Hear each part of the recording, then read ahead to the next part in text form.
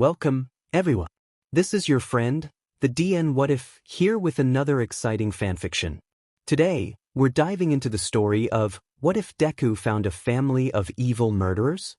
If you enjoyed this video, don't forget to hit that like button and subscribe for more fanfiction content just like this. Now, let's get started with the fanfic. It's late and cold. Logically, Midoriya Izuku knows he should be at home getting ready for bed, but he's not. His phone is on mute, but he already knows he doesn't have any notifications. No missed calls, no unanswered texts. Nobody will ever notice that he's missing. Stupid, quirkless Deku isn't someone worth worrying about. Take a swan dive off the roof and hope you have a quirk in your next life. Bakugo's words repeat over and over in his mind. Part of him wants to think that Bakugo didn't mean what he said, that the literally explosive boy was having a bad day, and he'll get an apology tomorrow. He imagines getting a pat on the shoulder, without a burst of pain and a new scar, and sitting next to Bakugo at lunch, talking about how their mothers are doing. He imagines talking about how they're both going to work together to get into UA and become heroes. He knows that's not how it's going to go, though. Ever since he got diagnosed as quirkless, the word is bitter on his lips and tongue as he forms it silently. Bakugo hasn't had an ounce of respect for him. A friendly rivalry has turned into an outright hatred of anything related to quirkless, worthless, pathetic Deku. You'll never be a hero, a sharp voice hisses in the back of his mind, not without a quirk. Midoriya's lips curl into a dull smile. He's dreamed about being a hero like All Might his entire life, smiling in the face of danger and helping people with ease. His shoulders slump as he realizes the people he dreams about saving would never give him more than a disgusted glance, all because of the extra joint in his toe. The extra joint that makes it impossible for him to have a cool, flashy superpower. He takes one last glance at his phone, hoping for one notification, it doesn't matter what kind. There's nothing. His last text is from his mother, the date is from early last week.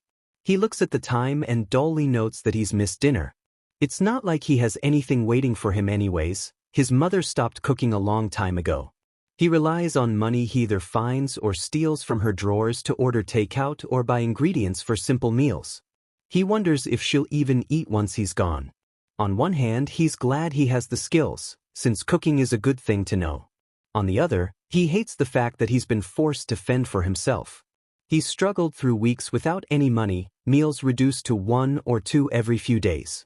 Living with his mother is like living by himself, only there's a person who sometimes stumbles out of the bedroom down the hall and wails about his father, or tells him that he needs to be more like Katsuki. Stop getting into fights, stop getting in trouble, work harder in school. He's trying his hardest, his teachers refuse to believe someone quirkless can be smart. The fights are caused when enhanced fists collide with his nose and he lashes out in panic, desperate to escape. Katsuki is the reason he's staring down at the unforgiving concrete sidewalk from the school roof. He's done some minor calculations. The roof isn't high enough to kill him unless he falls at the perfect angle, snapping his neck on impact. That won't happen unless he's really unlucky. He's probably going to break a few bones and maybe get a concussion if he hits his head hard enough. But other than that he'll be okay. He wants to know what it feels like first. If he likes it, he's going to find a taller building. He's going to climb so high up nobody will be able to save him, and then he'll fall.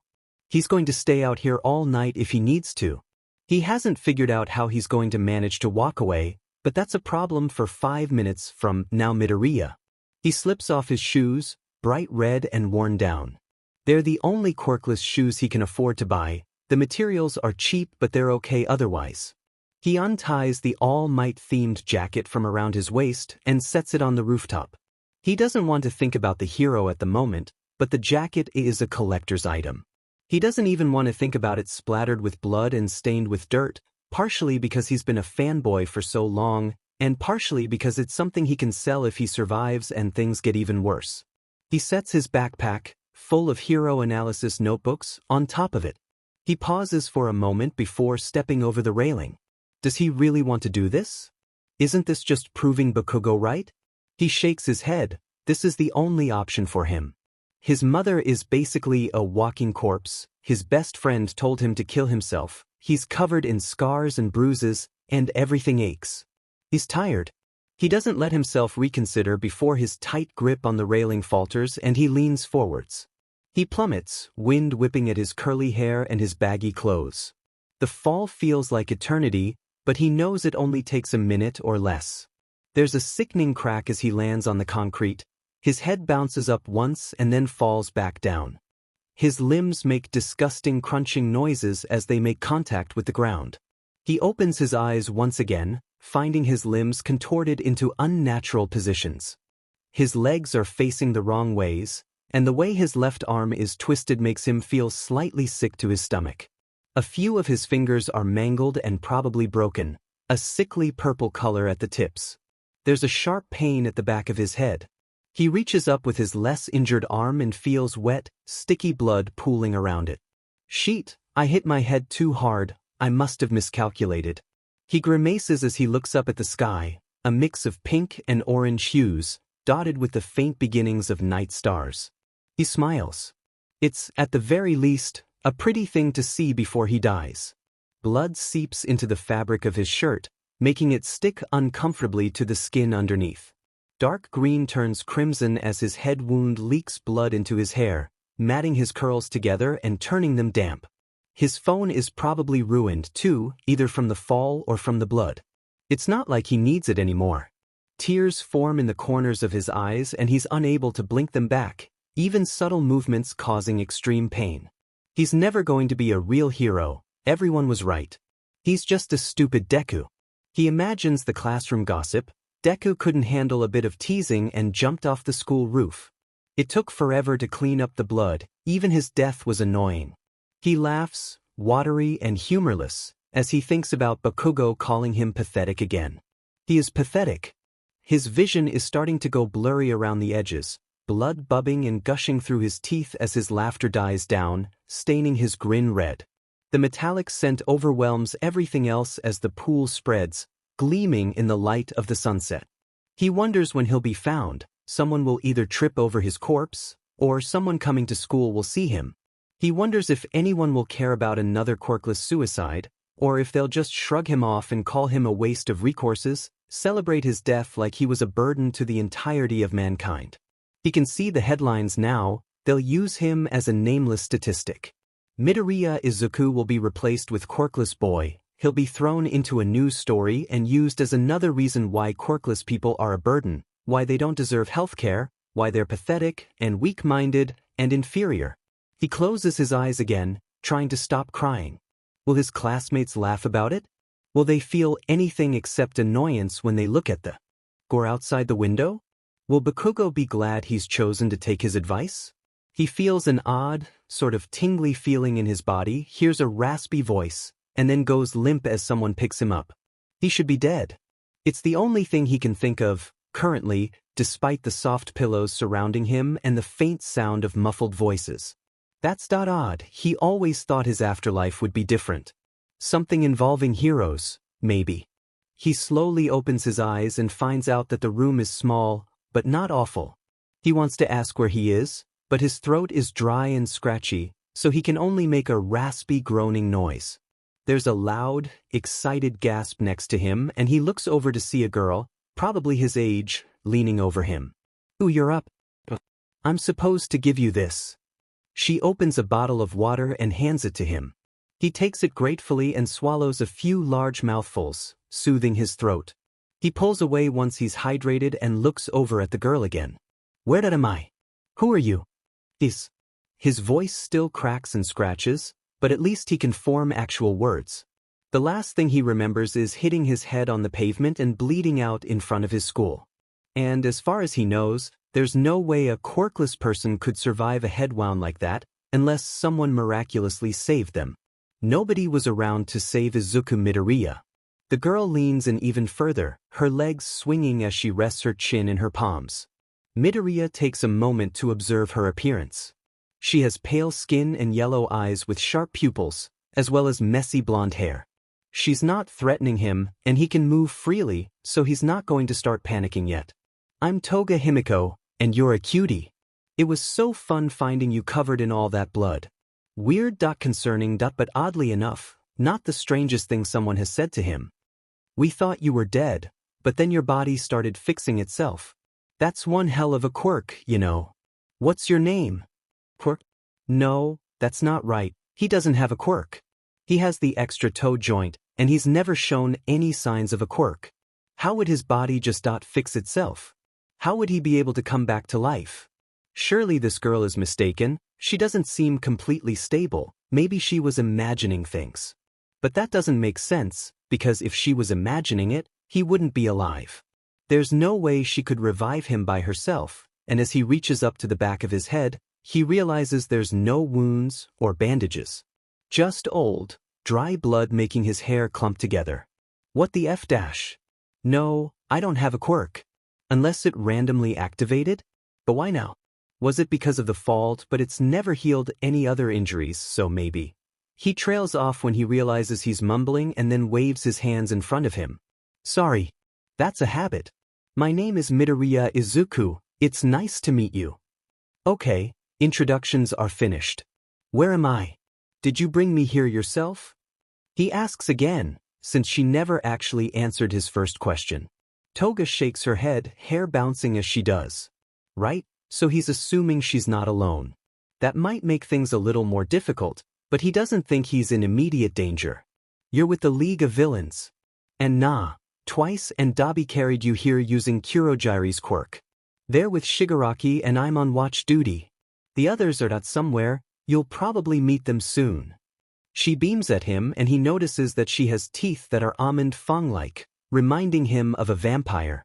If you feel like you can stand, I can probably introduce you now. She adds. Midoriya hesitates. Introducing himself to villains seems risky, but it can't be any worse than his life with Bakugo. He adjusts his position and stands slowly. His head still hurts and he stumbles at first, his legs protesting the sudden weight on them, but otherwise he feels okay. He thinks he can probably walk with only minimal discomfort, as long as it's a somewhat short distance. He adds that to his mental notes. Just because he's not dead doesn't mean that all the pain is gone. I think I'm okay, he replies. Toga squeals excitedly before opening the door to the room and rushing through. Midoriya follows her, slower and a bit more cautious. This could all be an act, he reminds himself. I can't defend myself, but I can probably survive using my quirk. Saying he has a quirk is still so strange, still completely illogical. He definitely needs to test it out later. Does it only activate when he dies? Does it affect large injuries? Can he die? Hands latch around his arm as he snaps out of his thoughts and looks up. Toga has led him to a room with a few other people in it, just like he thought she would. He fights the urge to turn and run as they look over at him. Midoriya said he's feeling better now. Toga announces proudly before guiding him to a chair. A man in a skin-tight, black and white suit leans in. His facial expression is hidden by a matching mask. You look great. You look like Sheet. Midoriya blinks at the sudden change in tone. Nobody blinks, so this must be normal. Then again, he probably does look like Sheet. He's covered in dry blood, coating his clothes, hair and skin. He hasn't slept in weeks and his last meal was half a bag of chips. He shrugs as a man with patchwork skins looks over at him. He raises an eyebrow slightly, but otherwise he remains mostly expressionless. Midoriya can't tell what he's thinking, and he's usually decent at figuring out things like that. Leave him alone, twice. Nobody's gonna look like a model after jumping off of a building. The man turns and looks over at the counter. Shigaraki, are you done yet? You've been looking at those books for like an hour. Shigaraki, Midoriya now knows, is the one with blue hair and a strange hand over his face. He doesn't reply, and Midoriya leans in slightly to try and see what he's looking at. A crude sketch of Endeavor catches his eye, and he blinks in surprise. Are those his analysis notebooks? Why has he been looking at them for so long? The page turns and Shigaraki looks up, face turned towards Midoriya even though it's mostly hidden by the hand. Your analysis is impressive, especially for your age. His voice is scratchy and sharp as he flips the page again. Midoriya's ear tips turn hot at the praise. He's never been complimented on his analysis. He's been told it's weird, creepy, and stalkerish, but never impressive. Somehow, The villain seems to be more interested in his quirk rambles than the people who were supposed to encourage him. Shigaraki seems to be looking at the 10th volume. It's not his favorite, but it has a few good tips. How many of these do you have? Midoriya pauses before mentally trying to figure out how many he's filled out. It's definitely a large number. Maybe 13 or 14. I've been writing them since I was like 0.6. He rubs the back of his neck, leaving out the fact that the first books were full of All Might fanboying and childish scribbles. Those pages mostly consist of praise and stickmen with poor attempts at All Might's signature hairstyle, not much actual information. He knows he's gotten a lot better at writing, but he always likes to improve, adding more detail and new sections. He has sections focused on how the heroes can improve their quirks and get past their weaknesses, but these guys don't seem very eager to help the heroes survive. I've been interested in quirks for a long time. He would be a valuable asset, Shigaraki Tamura, the man cleaning the counter. Speaks. He's seemingly made of some sort of smoke, two glowing yellow eyes in the purple mist that makes up the place where his head would be. Shigaraki mutters something and closes the book, tapping a few fingers against the side of his neck. With a sigh, he stands and walks towards Midoriya. Midoriya looks down at the hands that cover a lot more than his face, clinging to different parts of his body. He moves slowly, almost begrudgingly, before stopping in front of the boy. He sticks out a hand, one finger curled to his palm. Midoriya assumes his quirk activates when he touches something with all 5 of his fingers. I'd like to offer you a position, Midoriya Izuku. Midoriya's brow furrows as he sits up a bit straighter. A position? He asks after a moment. On one hand, these are villains. Ones who seem to take pride in it, making barely any effort to hide their true intentions, but it's better than lies and backhanded compliments. On the other, this is the nicest he's been treated in a long time. Avoid villains, Midoriya, his mother's bored voice echoes in his mind. They'll hurt you, you're too weak to defend yourself without a quirk. He internally scoffs at the first part.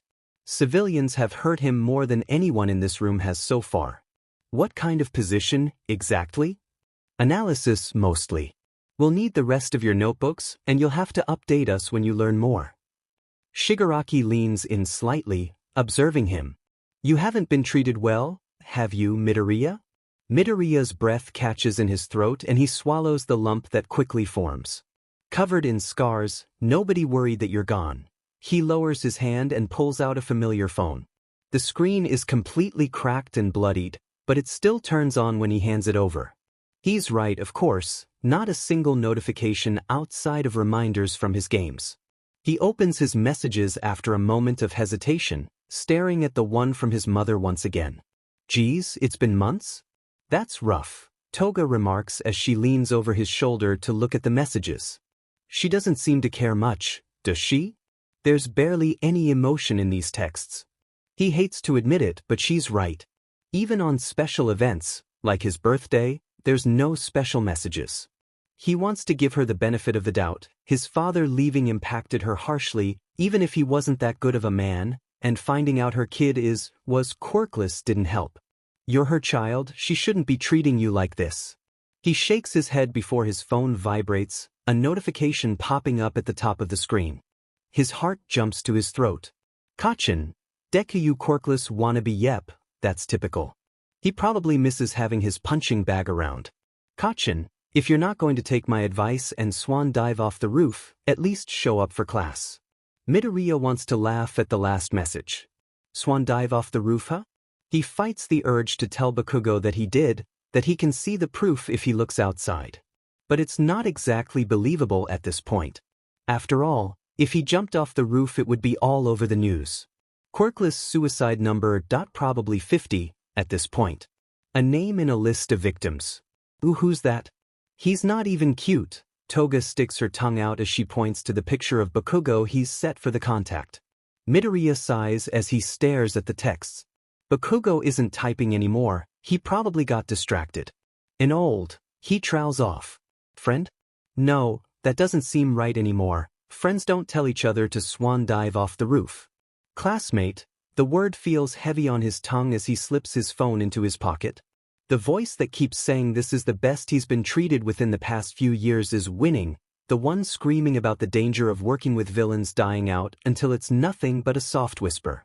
He's never going to be a hero. Nobody is going to want to be saved by a suicidal kid with a non-flashy quirk. So there's only one option. Showing Bakugo just what this Deku can do, what his actions have pushed him towards. I'll need to get my notebooks and clothes and stuff like that. I need to clear some stuff up too. I think I'm ready otherwise. All he has to do is sneak into his old room, grab his belongings, and then come back. Give me a few hours tomorrow and I'll be ready by evening, he adds. The man with patchwork skin seems to smirk, although the emotion is still unreadable to Midoriya. Toga, on the other hand, radiates excitement as she rushes towards the man in the skin-tight suit. Twice, he recalls. He seems just as excited. Well, half of him seems just as excited, the other half is complaining. I won't tell anyone about this. Not that I have anyone to tell, he adds, sensing Shigaraki's skepticism. So we have a deal? Midoriya nods, and he can almost feel that Shigaraki is grinning under that hand. Perfect. He turns to the man made of mist and waves his hand. Kurogyari, send him back. We'll retrieve him when he's ready. A dark, purple vortex forms in front of Midoriya and he pauses, hesitant. It's safe, we've all used it more than once. The green-haired boy steps through, coughing a few times and then looking Yuo. He's in front of the school, the sky still a bright and clear blue. He checks his phone, finding out it's around 3 p.m. He has plenty of time to get home, and it's not like anyone cares if he skips his classes. Hey, you son of a beach. He turns and sees Bakugo storming up to him, tiny explosions popping like fireworks in his hands. Where the have you been? You think you just get to ditch? God, to think a quirkless dumbass like you would even think of applying to UA. Midoriya rolls his eyes, mentally making a list of things he needs to grab before returning to the league. He has a lot of notebooks to get, so he needs space for those. He doesn't have a lot of cloths, but he does have some shirts he wants to bring, and some merch. Oh, and he really needs a shower, he's still sticky and gross from the blood. Don't ignore me, Deku. I'm done listening to you, Bakugo. The lack of a nickname seemingly catches the other boy off guard. You're right. I'm a quirkless wannabe. I'm never going to be a hero. He shrugs, ignoring the childish part of him that wants to gloat or show off his quirk. Bakugo will just insult it anyways, call it useless. I'm going to be something better. Bakugo's brow furrows slightly as Midoriya smirks at him, condescending and wicked, the words rolling off his tongue like drops of poison. I hope you don't think this is the last you're going to see of me, Bakugo. He turns and starts walking, ignoring the taunts and yells of his classmates. His house isn't far, but it'll probably take at least 15 minutes by foot and he doesn't want to waste any more time.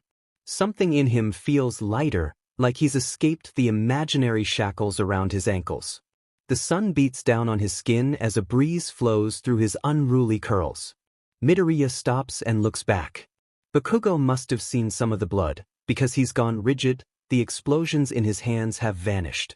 Figures, that's what he notices. Good luck, future pro. The words are laced with something threatening, hidden behind Midoriya's usual bright smile and a casual wave of his hand. The look melts into something dangerous, the corners of his lips tugging down as he lowers his hand to his side again.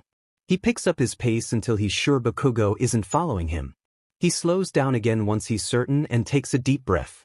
He reminds himself he has plenty of time to think things through. There's a cat in front of him, orange and basking in the pleasant sunlight, and he stops to pet it as it purrs. He casts one last look in the direction of the school. You're going to need it. He finds the spare key to his house in the same spot he remembers, unlocks the door, and pushes it open. The first thing he notices is that the place is disgusting. There are empty containers scattered everywhere, as well as bottles and shattered glass on the floor. The air reeks strongly of alcohol and smoke. His mom probably let some random people crash here and didn't bother to check in on them. He almost finds it funny, his mother used to be dedicated to keeping this place clean. That was before he was diagnosed quirkless, of course. Her spiral started shortly after his father left the two of them. He hasn't even been gone that long, a few days at most. He doesn't know how the hell she's gotten the place so gross, but it's not his problem anymore. It's not like he's going to be sticking around. He kicks aside an empty takeout container and makes his way to his room, slipping the door open. Thankfully, his room isn't trashed. His rare All Might collectibles are untouched, and nothing seems to be missing. He doesn't feel as much joy upon seeing them as he used to, but they don't make him sad or angry, so he leaves them as they are. If he's ever desperate for money, he can grab some of the ones he doesn't care for as much and sell them for some good money. He finds a bag in the corner of his room and unzips it, starting to pack. He grabs his clothes first, ignoring things that are blatantly hero-themed and choosing mostly simple hoodies, shirts, and briefs. He takes a moment to think before grabbing an Eraserhead-inspired scarf. It's simple enough to be mistaken for a plain scarf, so it should be fine. Once he's satisfied, he closes his closet and moves on to the rest of his room. He packs his notebook so he doesn't forget, putting the first few in a separate pocket of the bag.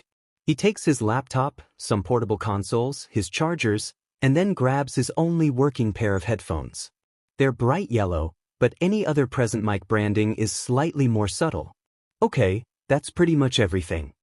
After he packs, he takes a bit of time to look through his old stuff and look up the value of his All Might figures. Once he's done, he sees that about 2 hours have passed. He still has plenty of time before he meets with the League. He rocks on his heels for a moment before he decides to check on his mom. He closes the door behind him before walking towards her bedroom, his heart pounding in his throat as he opens the door. Mom! Midoriya Inko is lying in her bed, clearly asleep. Midoriya looks at the cluttered mess of a room before spotting something on the floor. He picks it up and realizes, as shards of glass get lost in the carpet, that it's a family picture. His father is included. He feels a pang of sympathy as he approaches the bed and pulls the crumpled blanket over her shoulder, careful not to wake her. He considers taking a nap before his stomach growls, reminding him that he's barely eaten in the past few days. Also, he definitely needs a shower. He heads to the kitchen and opens the fridge, gagging at the smell. He throws out large amounts of rotten produce and questionable leftovers. After he gets rid of everything that would definitely give him food poisoning, he concludes there's nothing decent. He opens the freezer, glad that the smell isn't as bad. He digs through freezer before finding a microwave meal that isn't completely freezer burnt and a single ice cream bar. He opens the ice cream to eat while the food heats up, eating the thing quickly to try and satisfy some of his hunger. He tosses the wrapper in the trash and decides to take a shower while he waits. He grabs a shirt and a pair of jeans from his room and steps into the bathroom. He turns the water as hot as it goes, letting the water run for a moment as he strips out of his ruined clothes. He tests the water with his hand and hisses as it burns his skin, adjusting the temperature. Once he's satisfied, he enters, his muscles relaxing as he's pelted with warm water. He pours some body wash into his hand and starts scrubbing at the dry blood on his skin, watching it go down the drain. Once his body is clean, he starts on his hair, making sure to focus on the clumps matted together with blood. He lets himself relax for a few more minutes before it turns slightly cold and he steps out of the shower. His uniform is covered in blood and grime, no point bringing it with him. He's not going back to school anyways. He changes into the outfit he grabbed before his shower and then wipes at the mirror, foggy from the shower. He brushes his teeth and hair before leaving the bathroom, finally feeling clean. He opens the microwave and grabs a fork that looks clean, practically inhaling each bite. It's not good, but he's so hungry that he doesn't really care. He startles as he hears a loud knock at the front door. Only Bakugo knocks that violently. He unlocks the door and raises an eyebrow slightly as the blonde glares at him. Deku, what the F is going on with you? He shoves past Midoriya and storms into the house uninvited. He looks around, obviously disgusted. Why is this place such a dump? I thought you were taking care of it. Midoriya rolls his eyes and glances at the clock. It's almost time, he can deal with Bakugo for a little bit. He gestures for the boy to follow him to his room and sits on the edge of his bed. Bakugo looks at the All Might merch and packed bag with a skeptical, confused expression. I'm leaving, Bakugo. He speaks after a minute, not in the mood for small talk. I'm leaving and I'm probably not coming back. Not for a long time. Bakugo is silent for once. I'll be safe though. I'm going to be treated better than I am here. He shrugs and stares down at the floor. Bakugo is still silent, oddly enough. Then the blonde furrows his brow in irritation and bares white teeth as his lips pull back. Midoriya braces himself for a burning pain. Instead, Bakugo simply stands in front of him and crosses his arms. What the hell do you think you're doing, Deku? If you think you can run away and become a hero, you've got another thing coming. A series of popping sounds echoes in the room as his palms spark. Midoriya can't help but laugh, his eyes watering as he does. Bakugo falters as Midoriya's soft laugh raises into a cackle. There's nothing funny about the situation, but something about it makes Midoriya want to laugh anyways. He doesn't remember the last time he actually laughed. It feels good. The F is so funny, nerd. The vortex that forms in his room starts small, but quickly becomes impossible to ignore. Midoriya grabs his bag and stands. Oh, Bakugo. The portal opens wider as Bakugo continues to stare at it. I already told you you're right, I'll never be a hero. The words are laced with slight bitterness, but it fades quickly. But that doesn't mean I'm going to take your advice, you know. He already did, and it wasn't a great experience. The portal is wide enough for him to go through now. He turns back one more time before he steps through, a condescending smile on his face. I've got somewhere to be. It's been fun talking, we should do it again sometime. The warp closes before Bakugo can grab him. Midoriya shivers as he arrives in the League's base again, mostly due to the strange feeling of the portal.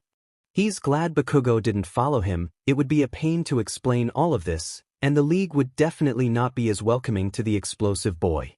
Sorry I grabbed so much stuff, I didn't want to risk leaving anything important behind, he says as he unzips his bag and pulls out the stack of notebooks.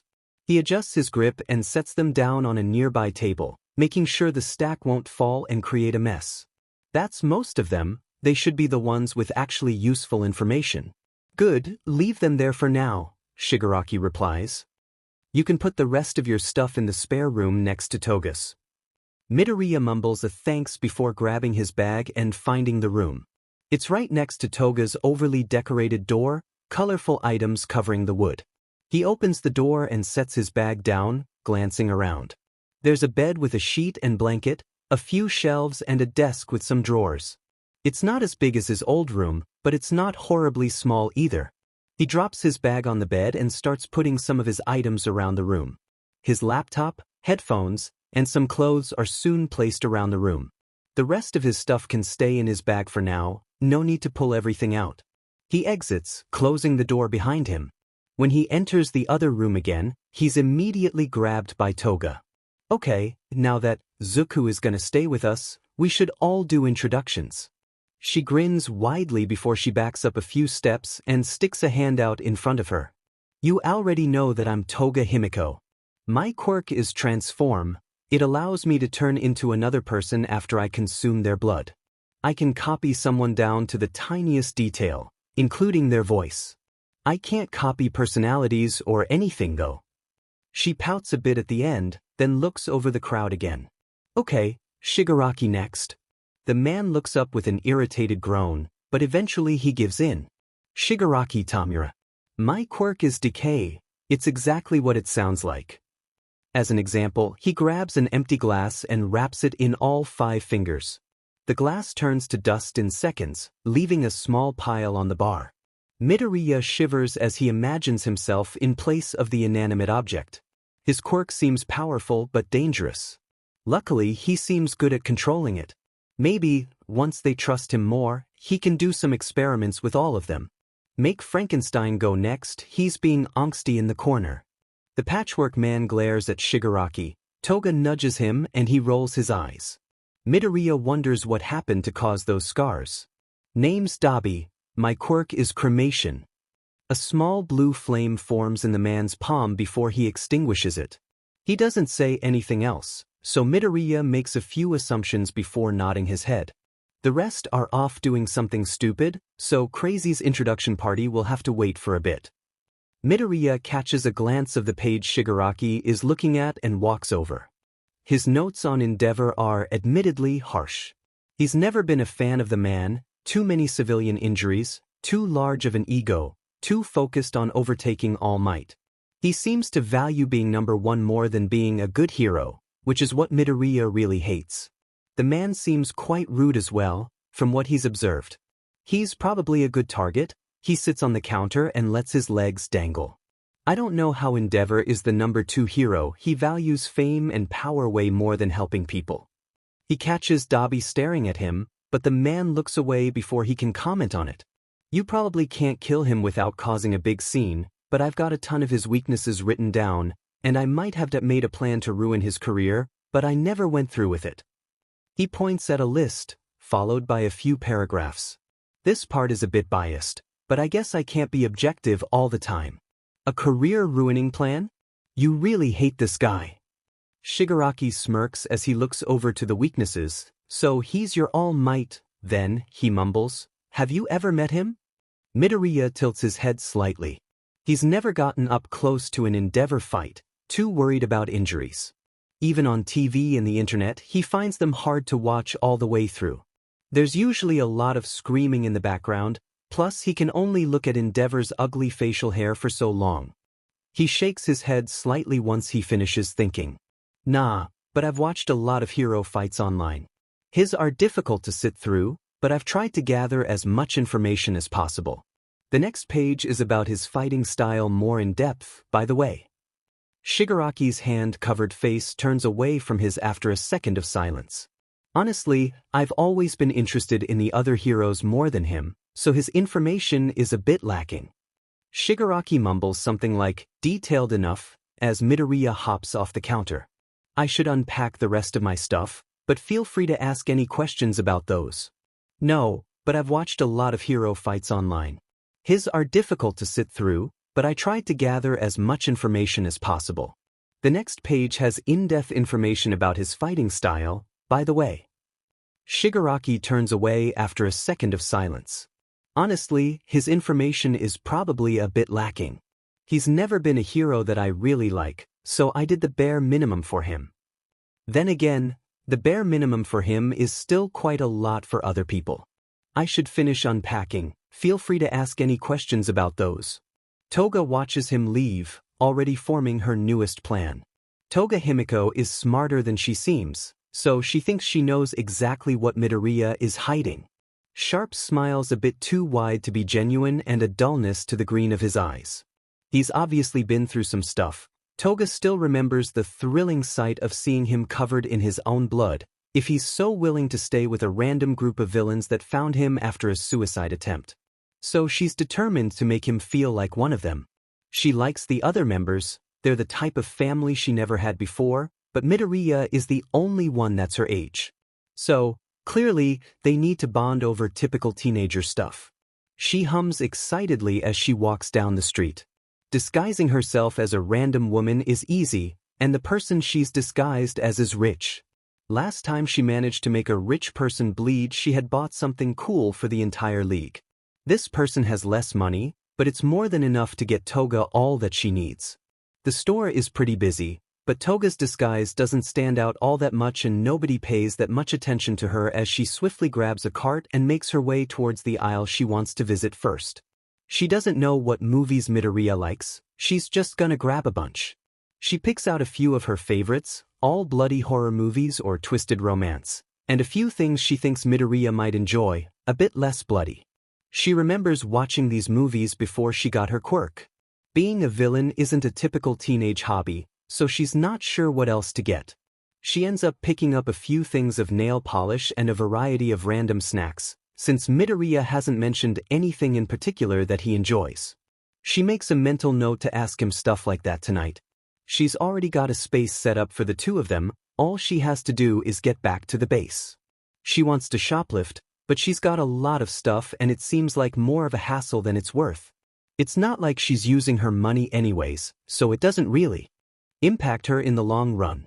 She pays and then leaves with 2 heavy bags hanging from her arms.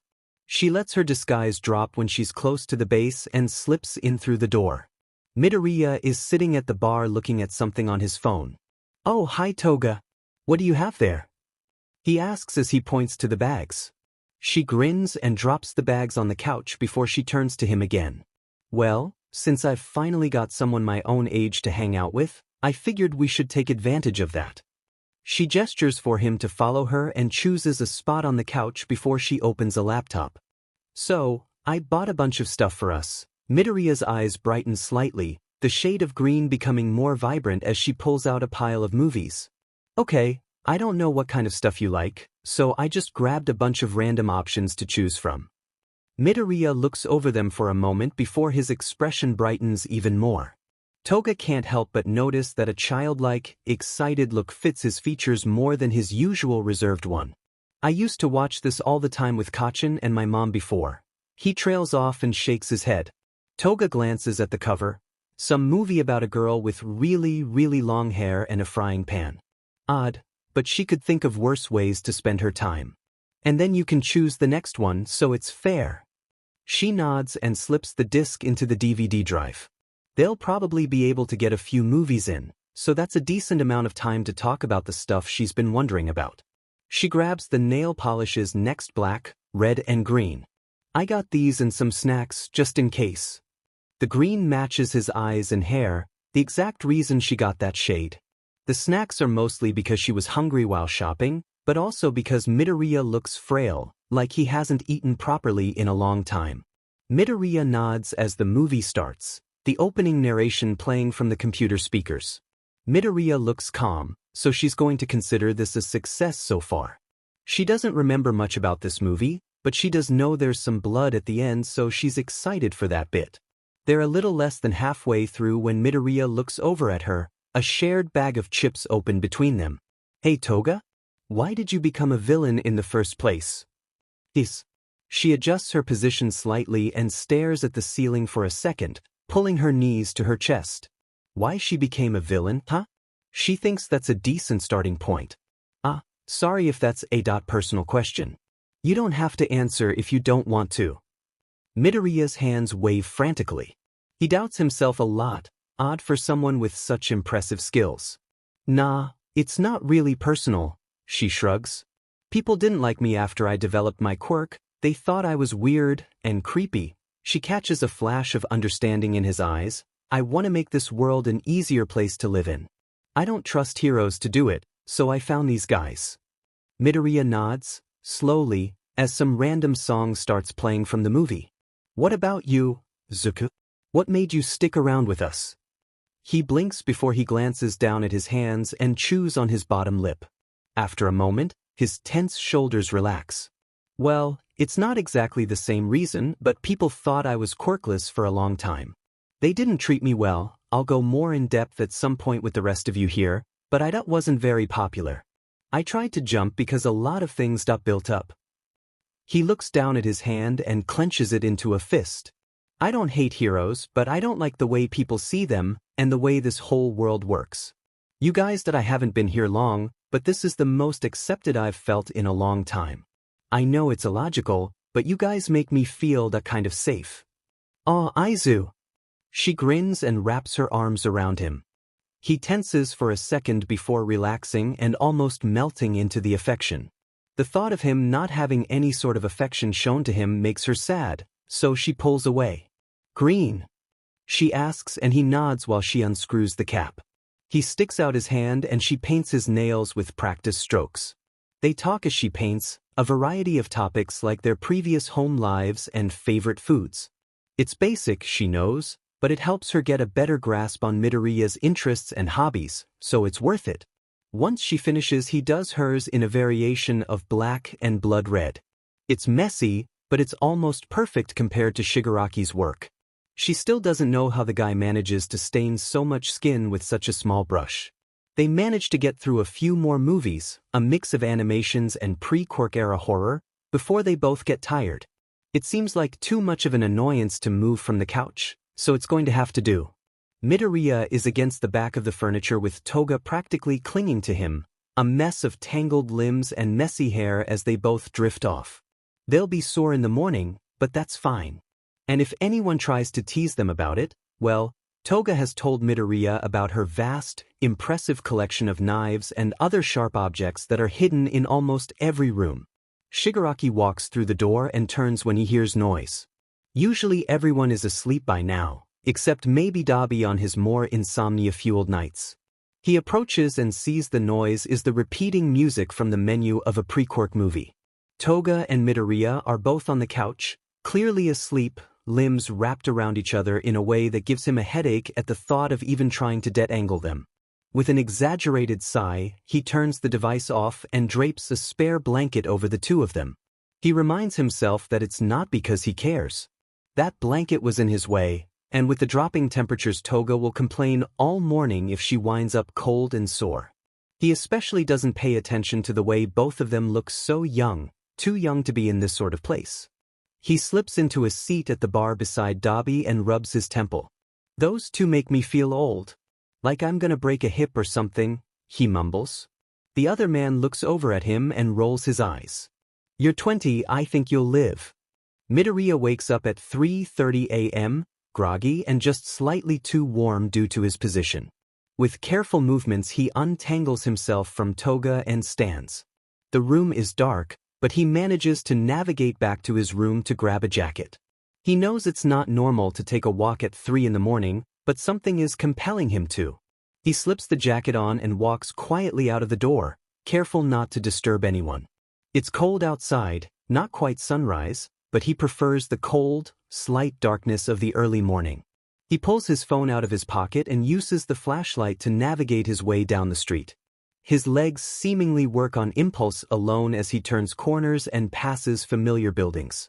He's not sure why he's doing this, but he does remind himself to remember his route and keep an eye on the time. The last thing he wants is to freak the others out when they wake up and find him missing. The streets are mostly empty except for a few people getting ready for early work shifts. He doesn't pay much attention to them and they seem to ignore him as well. Good, he doesn't want to stop to have meaningless small talk with a stranger. He's still tired, but his mind is starting to clear up. He wishes he brought some of his money. A few places are open and he could really go for something to drink. The familiar entrance of the school makes him pause. What if someone sees him? His mother probably hasn't reported him as missing, so the teachers will probably think he just ditched for a few days. But it is a Sunday, and it's early enough that nobody is out here yet. Besides, it feels anticlimactic to walk all the way here and then walk off because he's worried about being noticed. With a sharp inhale, he moves forwards and finds his way up to the roof again. A bit of climbing later, he sets foot on the roof and sighs. The rapid beating of his heart calms down a bit. Last time he didn't really appreciate the view until he was already on the ground, so he sits on the railing. The darkness makes it hard to make out details, but it feels nice. It's cold, but not that unpleasant cold that makes his nose run and his limbs shake. He tightens his grip on the rail and lets his legs swing. He has no intentions of falling this time, he just wants to not think about how he got into his current situation. Just a few minutes of fresh air, and then he's going to head back before he worries any of the others. The sound of footsteps makes him freeze and he glances behind him. "Any particular reason you're up here so early, kid?" Midoriya's brain is split into halves of "oh my god, Eraserhead" and "oh sheet, Eraserhead." It's not like he can tell a hero that he jumped off this building and joined a bunch of villains because his quirk doesn't let him die. Worst case scenario is the League being found and arrested, or something. And besides, he reasons, there's nothing wrong with stretching the truth to somebody he's never going to meet again. Eraserhead probably has better things to worry about than some kid on a school roof, especially because Midoriya has no intentions of jumping off this time. "Just thinking," he shrugs. "What are you doing up here, homeless dude?" Okay, so he knows who it is, but there's no harm in playing around with him a little bit. He's going to bring one of his notebooks if he ever does this again, maybe get an autograph on his page about Eraserhead. The man's expression is mostly hidden by his scarf and his yellow glasses, but he still seems slightly on edge. "Relax, I'm not going to jump this time, I'm just taking a moment to consider some stuff." He gestures to his tight grip on the railing. "If I was gonna jump I would have done it before you arrived." "What do you mean, again? Have you thought about it before?" He supposes he can't be upset that his death was never publicized if he got up and walked away from it. He stares back at the sky and lets the corners of his lips curl up as Eraserhead approaches, leaning on the rail. The man seems tired, but Midoriya supposes that comes with being the type of hero he is. He's always kind of admired him, but he's not gonna start gushing right away, that'd ruin the fun of it. Kid. Right? He's probably being worryingly silent, and he doesn't want to be taken somewhere where he's gonna be even further from the league space. A few times. When I attended here I wasn't very popular, everyone thought I was quirkless. Hell, I thought I was quirkless. He adds. He doesn't need to dive into his trauma, but he can give a few sparing details. Everyone told me that I was useless, and that I'd never be a hero, he huffs out a laugh. I guess they were right, my quirk isn't useful enough to be a hero. Having to die to activate his quirk makes it dangerous to use during battle, and it's not flashy like Bakugo's or All Might's. Then again, I guess I owe it to this place for helping me discover my quirk. What's your quirk? Eraserhead asks, and he hops off the rail so he can lean over and point down at the sidewalk. It's too dark to see it, but he knows it's still not fully faded away. It's kind of a piece of history to him now, the day he met the League and someone finally recognized his talent. Eraserhead is looking down, although it's clear that he doesn't really see anything. Not getting what you're saying, kid? Well, he's going to have to spell it out then. At least he can voice a few questions about it. He hasn't had a chance to test it out while with the League. You've seen that blood on the sidewalk, right? A nod. That's mine. He freezes, clearly confused. One of my classmates told me to take a swan dive off the roof and hope for a quirk in my next life, and I took his advice. He laughs, although it's not fully amused, a bit too sharp for that. I didn't have to be reincarnated, though. I woke up after a bit and I was, well, alive. Obviously. He stretches his arms out. My guess is that it heals my injuries, but only large or life-threatening ones. It hasn't healed any of the bruises I have, so it can't be a full healing quirk. You seem like a smart kid though. Even if you thought you were quirkless, didn't you have anyone on your side? Eraserhead asks. He's put his capture weapon away, so he probably believes Midoriya when he says he's not going to jump off again. I mean the teachers, or a friend, or your parents? Midoriya laughs again, bitter. He leans against the rail and stares up at the sky. It's starting to lighten, he probably has to leave after he finishes this conversation. Eraserhead doesn't know who his mother is, so there's no harm in telling him about some of his family life, he just won't give away his name. Nah, my dad left when I was diagnosed quirkless. I have an extra joint in my small toe, which usually means someone won't manifest a quirk. And then my mom kind of just got shut down. It was like living by myself with someone wandering around the house sometimes. My only friend was probably one of the worst ones when it came to harassing me about my quirklessness, and the teachers either ignored it, blamed me, or joined in. Eraserhead tenses at that. Although, I guess that's the only other thing I can thank this hellhole for. A group of people found me after I jumped, and they've treated me the best I've been treated in a long time. He smiles, and then pulls his phone out of his pocket to check the time. He swears and jolts upright. Sheet. Speaking of them, they're going to be waking up soon and I don't want to worry them. He walks over to his escape route and then pauses. With a sheet-eating grin, he turns. It was nice talking, Eraserhead. He snickers and leaps down before the hero can say anything else, disappearing into the darkness below. He reminds himself, again, to ask the man some questions about his quirk if they ever see each other again. Hopefully without the League. That would raise way too many questions and he'd be hesitant to give him any information if he was working with a group of dangerous villains. Aizawa stares at the spot where the kid with green hair stood just a moment before. The kid was clearly smart, with his analysis of his quirk and his knowledge of Eraserhead despite him being an underground hero. He sighs and rubs his temple. He's too tired to think about this right now. All he wants to do is get back home and persuade his husband to stay in bed for another hour or two. Maybe pet their cats for a bit before he has to get up and actually do things and get ready for the rest of the day. He really needs some coffee. Midoriya enters through the door and is almost immediately tackled by Toga. Zuku! She yells loud enough that he winces and clenches his teeth. When I woke up you were gone, and nobody could find you. A pang of guilt jolts through him. He didn't want to worry any of them but he did anyways. What happened? She looks him in the eyes. And he rubs the back of his head with a nervous smile. Toga's grip on him is tight, so he's probably not going to escape this unless he tells her. He's still a little excited from his encounter with Eraserhead, so it takes a second to collect his thoughts. Nothing happened. I just woke up and went for a walk earlier this morning to clear my thoughts. Sorry for worrying you. Seemingly satisfied, Toga releases him from the elongated hug. He's trying to regain a bit of feeling in his body when 4 fingers land on his head and ruffle his already messy hair. He looks up and sees Shigaraki, one of his brows raised and some sort of controller in his hand. He doesn't have anything hiding his face, and he looks more normal than Midoriya thought he would, besides really dry skin and a few scars. The blue-haired man pulls back and shoves his hand into his pocket before he speaks. Don't go running off on your own, brat. There's no real malice in the nickname, Midoriya quickly figures out, so he doesn't mind it. Now come on, I'm about to beat Toga's butt in Mario Kart. Toga yells out a protest about how she's going to beat him this time, and Midoriya smiles as he trails after the two of them. Dabi is already in the room, and he can spot Kurogyari at the bar, where he usually is. Besides them, he sees the man in the black and white suit he's met once or twice before and someone in a mask he doesn't quite recognize.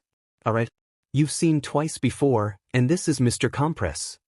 He gestures to each person respectively and Midoriya waves. The man Shigaraki introduced as Twice approaches first. It's great to meet you. No, it's not. He's sticking out a hand, so Midoriya shakes it with a bit of hesitation. Toga whispers something about getting used to it as the other person approaches him. He's tall and most of his features are hidden, but Midoriya surprisingly doesn't find himself very intimidated. The man has one of his hands clasped around something that Midoriya can't see, and the other positioned under his chin as he seems to observe the young teen. You must be our newest member. Kurogyari showed us some of your work. It is truly impressive. Midoriya's face goes from a somewhat pale color to a vibrant shade of red as he shrugs and stumbles on his words as he tries to downplay his talent. Don't be humble, your work is comparable to someone with a powerful analysis quirk. Midoriya grins wide at that. He's always been told his notes were weird, or creepy, not interesting. Here, hold out your hand. He does so and feels something smooth and cool land in his palm. He looks down and sees a marble, a pretty shade of blue and slightly shiny, resting on his hand. Consider it a gift. Whoa, thank you, sir. Shigaraki rolls his eyes and brushes past them before taking a seat on the couch, holding the controller in a practiced grip that doesn't decay it from his touch. Dabi is sitting beside him, with Compress and Toga on one side and Midoriya and Twice on the other. If you told a past Midoriya Izuku he was going to be sitting around with a bunch of villains, watching two of them argue over Mario Kart, then he'd probably call you crazy, but now it feels oddly normal. Sort of family-like. Shigaraki seems to be more practiced than Toga, but she seems determined to beat him. Alright, Toga, you remember the arrangement, right? Shigaraki asks before they start the first match. You win, you get to stab Dabi for a whole week. The dark-haired man glares at him but mostly gets ignored. I win, you can't stab any of us.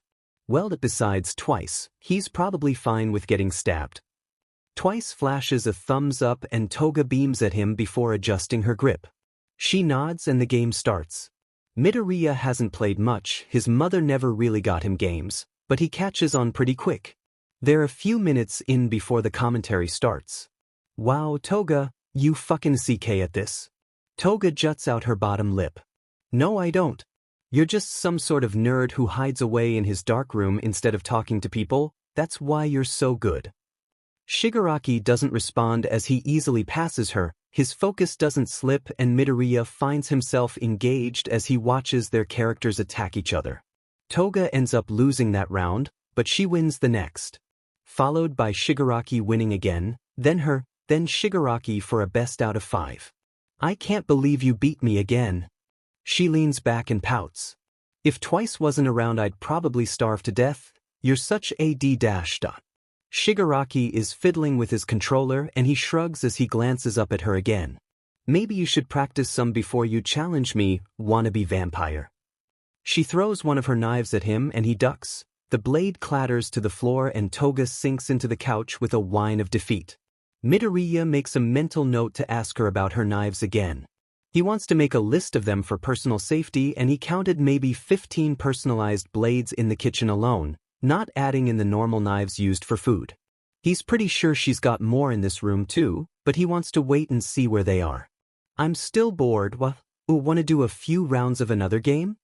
Toga considers it, tapping a finger to her chin, before she nods and selects a fighting game Midoriya hasn't heard of from the pile of cases in front of them. They're about 10 minutes into the new game, one that Toga is a bit better at, before Dabi turns to him. Hey, Midoriya? Midoriya looks over and tilts his head slightly. Why'd you jump? The room stills for a second, both Shigaraki and Toga's characters stopping on the screen. There's a moment of almost disturbing calm before Shigaraki reaches over to smack him on the back of the head with the controller. The man dodges before the hit can land and takes the controller before Shigaraki can decay it on accident. Midoriya watches silently, trying to collect his thoughts. What the F-, Frankenstein? You can't just randomly ask that sheet. Shigaraki's eyes narrow slightly as the game continues on in the back. Midoriya tries to focus on the unfamiliar but oddly catchy music that drones on instead of the weird feeling in his stomach. He should tell them, at least he thinks he should. If he's going to stay here, he can't just leave that open forever. Look, you F'd the kid up. Shigaraki gestures to him and Dabi gives him an unreadable expression. Midoriya clears his throat and sits up, letting the marble roll between his hands. No, it's fine. I guess I have to tell you guys about this stuff at some point if I'm gonna work with you. He swallows the lump in his throat. So, I was diagnosed quirkless when I was really young. There's this thing where if you have an extra joint in your small toe, it's pretty much evidence that you're not going to develop a quirk. I guess the reason that they never noticed mine was because of that, or the fact that I only recently discovered it myself, and it activated when I was pretty much dying. He shakes his head. He can analyze his quirk later. Anyways, I don't know how much you guys know about how our world treats the small amount of quirkless people, but I wasn't very popular. Understatement of the century, he scoffs internally. I had this friend way before I was diagnosed. We basically grew up together. I followed him everywhere. After I was told I'd never have a quirk, he started kind of hating me. He started calling me Deku instead of my real name. He got this really flashy, powerful quirk and, well, he liked to test it on me. He rolls up his sleeve to show the starburst scars on his shoulders and upper arms. And, he wasn't really the worst part. A lot of the other students were just as bad as him. His arms seem to ache even though he knows the scars he has are years old and basically completely healed. They left red spider lilies on my desk, sometimes. Not that often. Maybe every other week. He remembers collecting them in a pretty vase and setting them near his window, staring at them occasionally while doing his homework and wondering. And they carved stuff into my desk, usually just threats or insults. Some of them used their quirks to make them really stand out. Staring at the words that made the surface of his desk dip unevenly, taunting him and looping in his mind. Some of them used their quirks on me, to practice. One time someone with a quirk that gave them claws tested the sharpness on me. They drew a lot of blood, but my mom wouldn't take me to the hospital, so I dealt with them myself. He rolls up his breathed leg to show 4 deep gashes in the skin of his leg. Still don't know if they healed right. What about your mom? Why wouldn't she take you? Midoriya shrugs at Dabi's question. My dad left when he found out I was quirkless. He hated me for not being useful and he hated my mom for producing a weak child. She kind of shut down after that, I guess? It was like living with some sort of ghost. She barely spoke to me. The TV screen suddenly turns black and everyone glances over at Shigaraki. The man is scratching at his neck, the other hand gripping tightly onto the side of the controller as he stares down at it. His lips are pressed into a thin line and his brow is furrowed, eyes slightly darker than usual. I feel. He mumbles as he grabs the hand that usually covers his face and fidgets with it slightly, still scratching at the side of his neck, like burning down a certain middle school. Midoriya's heart seems to stop in his chest. He's not serious, right? That's gotta be an expression. That thought is soon crushed when he reminds himself that he is surrounded by actual villains, not ones that just call themselves that and then play video games all the time. Shigaraki secures the object over his face and sets the controller down with a bit more force than needed. Midoriya's desperate cry of, "No," is drowned out by chants of agreement. "You cannot burn down my middle school because I was bullied." It's not a normal sentence, but considering Midoriya's circumstances, it's not all that shocking to him. "Aizu, we're villains, we can do pretty much anything we want." Toga grins. "Besides, don't you want to see the pretty blood of those pathetic teachers stain the floors red?" Part of him wants to scream that nobody deserves that they can deal with this in a very rational way that involves. What does this usually involve? Lawyers? Do these guys even have lawyers? But a smaller, vocal part of him whispers that yes, he does want the people who stood by and watched as he was burned and suicide-baited and tormented to feel how he did. You can't just barge into this, you know. He settles by Shigaraki and pulls out an old sketch of the layout of the school. It's rather complex. He made it during his free time there when he wasn't being attacked. "I don't want any students to be hurt. Everyone who harassed me has already left that place except the teachers. The kids attending now don't have anything to do with this, but he knows only 1 or 2 of his previous teachers have settled down and retired due to social media updates from them and the school itself. The best time to go would be 6 or 7 at night. They hold tutoring sessions for basic subjects and quirk usage, but they end at 5:30. The teachers stay another hour or 2 to do paperwork and stuff. Most of his memorization comes from hiding in empty classrooms as the worst of his tormentors leave, and then dodging teachers who automatically saw the weird quirkless kid after hours and assumed he was up to no good. Where's the best place to enter? Compress asks, and Midoriya glances down at the drawing. The front entrance will be too obvious. There's a back door here, he points, and here. I'd say the first one is better because it's got less rooms around it, so it's less likely we'll be automatically spotted.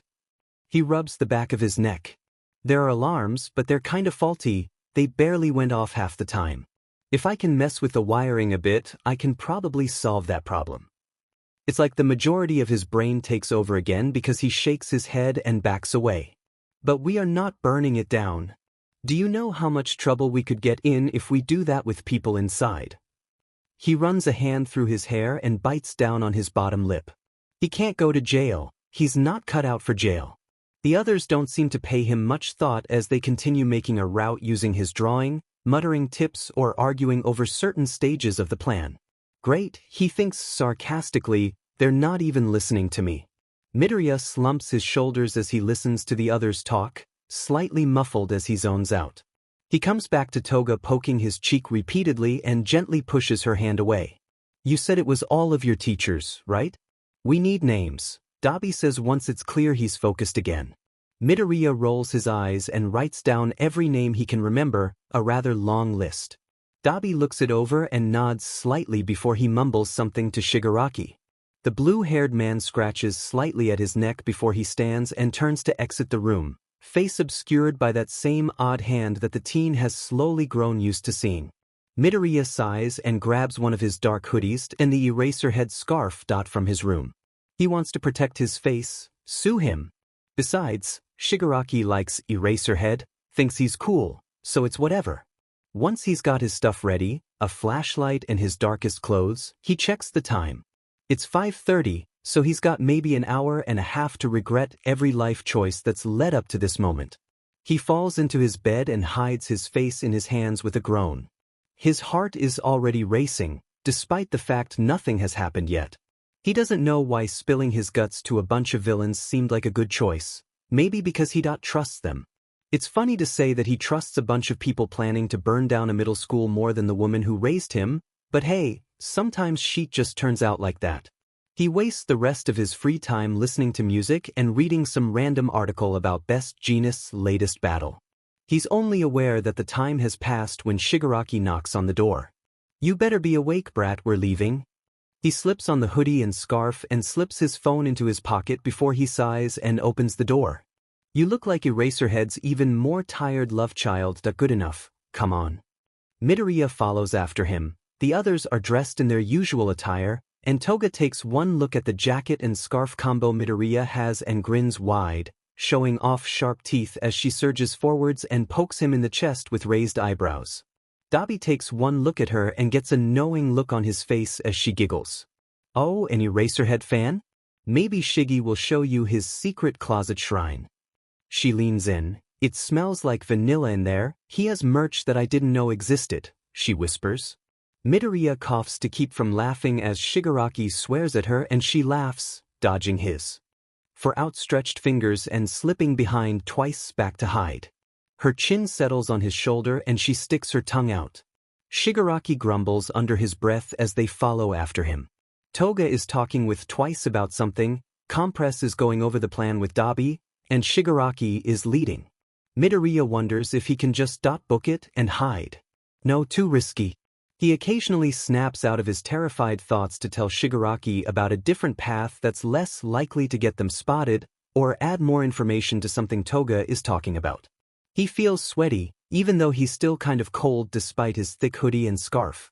He fidgets with the soft, smooth fabric of the merchandise as the group continues to walk.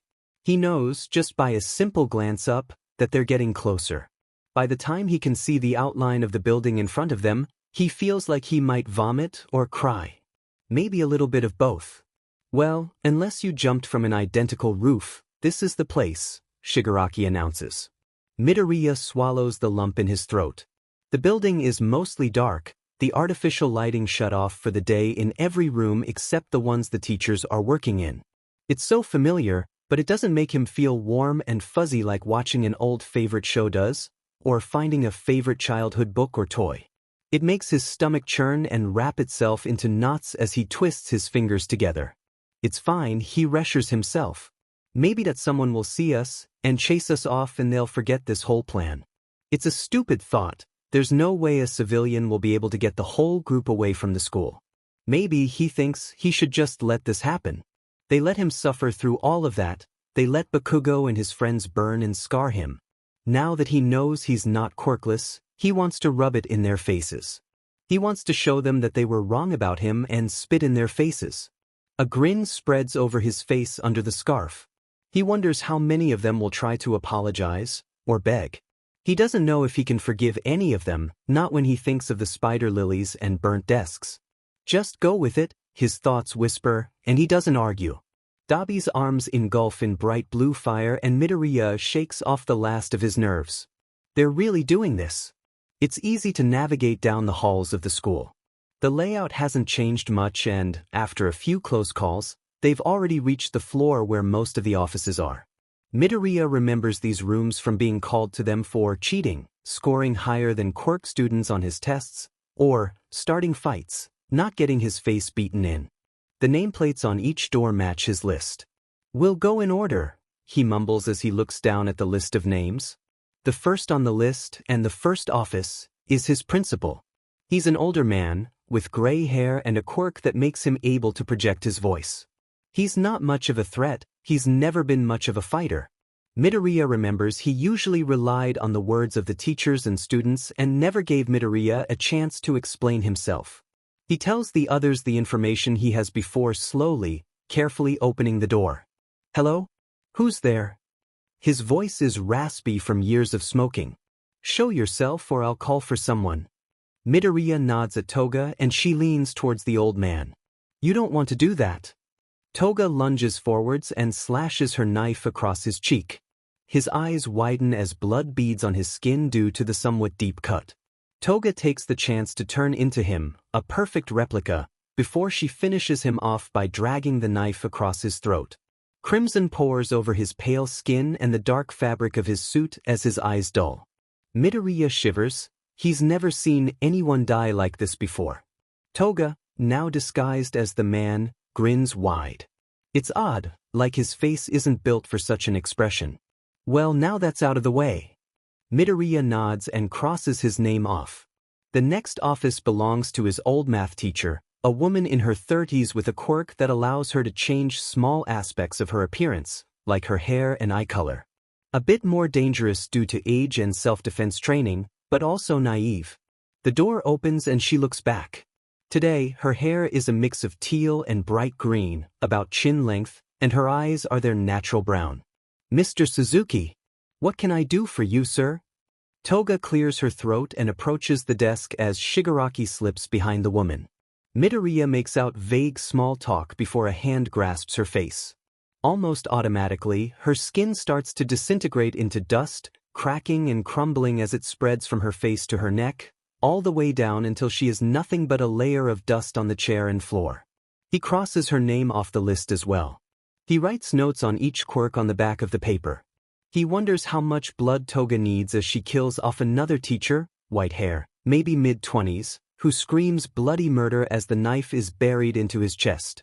He hits something before he dies, but Midoriya shrugs it off with an uneasy feeling and a bit more caution as they go down the hall. He wonders how Mr. Compress Marbles work when he traps a stray worker. He wonders if gloves would work for Shigaraki, and if Dabi can fully control the temperature of his fire as they burn and decay two people. It was a coincidence the teacher who joined in on the spider lily trend had a guest, but a welcome surprise. Although, he finds out that burning flesh smells so bad he can almost taste it. Isn't this amazing, Aizu? This is what it's like really being a villain. The air smells like dust, blood and smoke, but it barely bothers him anymore. He thinks this is what revenge smells like, bitter but exhilarating. He paces down the hall, scratching off another name off the list. They're almost halfway done already, and Dabi and Shigaraki are talking about how they're gonna celebrate when they finish. Twice is animatedly adding to the conversation, contradicting himself on occasion. Toga links her arm with his as they walk towards the other few offices. Next time I'm gonna take you out with me. Then you'll know why I like blood so much. She giggles with a pink tint to her cheeks, a seemingly natural blush instead of a flustered one. A hand wraps over his mouth before he can ask about her quirk in detail and they duck around a corner. This, I'm sure. I went to check on Mrs. Tanaka and there was just dust. And something is burning, and Mr. Suzuki's office smells like blood but I can't get all the way I dash. A marble cuts her off as she's essing into it. Mr. Compress sighs and looks to the others. We need to be quick. We can block off the exits besides our own and let Dabi's quirk do the rest of the work. Shigaraki nods. Toga, Twice and Midoriya will handle the ones that way, and we'll do these ones over here. Meet outside when you finish, try to make it as quick as possible. Twice nods and salutes as Toga grins and waves her knife, letting her disguise drop. We'll go super fast. We're gonna take hours. Toga drags the two of them off and they start gathering objects for barricades. Once they're gathered, Midoriya notes there's a workshop on this floor they can use.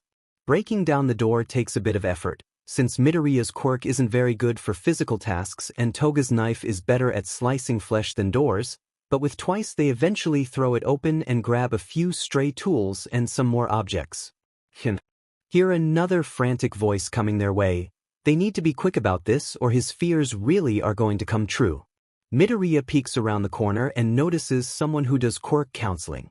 A man with red hair who laughed in his face when he asked for extra help catching up. He grits his teeth and waits for him to disappear downstairs before motioning for the others to follow him out of the room. By the time they're done, the other group is waiting. Shigaraki scratches at his neck as he glances at the dark streets. They're calling the pros and the cops. Let's finish this. Dabi. The man ignites his arms again and casts his fire at the school. It quickly catches, flames cracking and popping as he extinguishes the flames on his body. Despite it being arson, and the building being full of corpses, Midoriya kind of thinks it's pretty. The fire is a pretty blue color that complements the dark color of the sky, a mix of shades combined together as it eats away at the structure. Nobody has gotten out yet, and it's unlikely many people will. Once there's a significant amount of commotion, likely from pros and police, Shigaraki waves the group over. Alright, we had our fun. Let's leave before we get effed over. 4 fingers place themselves on his back as one of Kurogiri's portals opens. The group quickly starts to disappear through, Shigaraki and Midoriya in the back. Something about his thought of, wow, this must look really suspicious to a pro, must trigger his seemingly endless bad luck because something wraps around his arm. He looks down and his eyes widen. He knows that material. No, he must be imagining things. It's whatever, they're almost through anyways. If Eraserhead wants to lose his scarf, that's on him. Does he have extras? Midoriya internally shrugs. The answer is obvious, it'd be stupid to not have extras. As Shigaraki steps mostly through the scarf yanks and Midoriya loses his balance, he stumbles slightly and is immediately pulled away from the portal. His eyes widen as he struggles, his feet dragging uselessly on the ground as Shigaraki turns. He notices the one visible red eye widen as the leader reaches out to try and grab him, but he slips past 4 outstretched fingers. Midoriya's heart sinks as the cloth wound tightly around him pulls him further and further away, swearing internally as he tries to fight his way out of it. He's still got time. He can squeeze through. Shigaraki can. It closes. Midoriya is freaking the F out. He's surrounded by heroes, in front of a school burning with bright blue flames, blood splattered on his shirt and reaching out to where the portal was 5 seconds ago. Hey kid. He knows that voice, he definitely recognizes it even though he's panicking. He looks behind him and automatically recognizes Eraserhead, crouched down to his eye level. His hair isn't floating, so he realizes he's not using his quirk. His eyes are hidden by bright yellow goggles, but Midoriya can tell that he's concerned. He swallows the lump in his throat and opens his mouth to try and make up an excuse. Hey, it's all right. I know those villains tried to take you, but you're okay now. What? He thinks that he was being kidnapped? Well, he supposes that makes sense. A kid being led through a weird vortex by a group of villains. The League will be back for him at some point, all he has to do is stall for a little while. Yeah. Thanks for, grabbing me, Eraserhead. He grins at the hero. That was scary, I don't know where they were gonna take me. He thinks it should be worrying about how easy it is for him to lie to the hero, but he doesn't want to spiral into yet another crisis. The hero nods and stands before he says something to one of the police officers. Midoriya rocks on his heels as he feels for his phone. Good, he still has it. You got anywhere to go, kid? Sheet, does he? He can't just stay here and wait for the League to come back, and he doesn't want to go back to his own house, not when Bakugo is still probably lurking around. He can find a random alley to settle in, but it's going to be difficult for the League to track his location that way. He shrugs and stares down at his shoes, his shoulders hunched slightly. No, huh? He bites the inside of his cheek as the man glances at the school. Well, my husband told me to stop bringing home strays, but that probably just applies to cats. Midoriya fights the urge to laugh. He's definitely telling Shigaraki that Eraserhead is a cat person and married once this entire situation is over. You're married? He asks instead. Eraserhead nods and gestures for him to follow him away. Midoriya trails after the hero, only starting to ask questions when they're a decent distance away. Is your husband a hero, too? What's he like? How many cats did you bring back before he told you to stop? Eraserhead raises his goggles and looks at him for a second, and Midoriya starts to wonder if he's being annoying again before the corners of his lips upturn slightly and he turns his head again to focus on where they're going. Midoriya jumps slightly when he speaks. Trust me, if you know a lot about heroes then you'll know him when you see him. Or hear him rather. I brought back maybe 10, but most of them were given to our friends. We've got 2 right now. Midoriya doesn't realize he's muttering until Eraserhead's hand lands on his shoulder. So, what about that group of people you met? You can't stay with them? Midoriya blinks before he remembers that he told Eraserhead the bare minimum about his current situation. He clears his throat and shrugs before smiling slightly. Oh yeah, they had to leave for business reasons, but they'll be back at some point. He replies with a wave of his hand. Eraserhead nods and then approaches a normal-looking building. He unlocks the door and Midoriya follows him in. Immediately, a small, brown cat runs up to him. It looks young and it screams at Midoriya, reaching up to paw at his breathes. Midoriya reaches down to pet it on the head and it starts purring, rather loud for its size. Eraserhead sighs and scoops it up, holding it gently in his arms as he turns back to Midoriya. This is Missy, short for missile launcher, because my husband found that joke on the internet and decided it was his turn to name one. The man rolls his eyes as he sets her back on the floor. And Noodles is around here somewhere, he's probably sleeping in the closet again. The man locks the door and Midoriya takes the chance to slip his shoes off and walk further into the house. It's nice, but nothing fancy. He doesn't really know what he expected, but it's fitting for someone as low-key as Eraserhead. Hisashi, I have something to tell you. Midoriya is trying to figure out if he's ever heard that name before when a man with long, blonde hair steps out. His eyes widen. You're present, Mike, he squeaks out. Whoa, you're married to Eraserhead? I have so many questions. Like, how loud can you scream?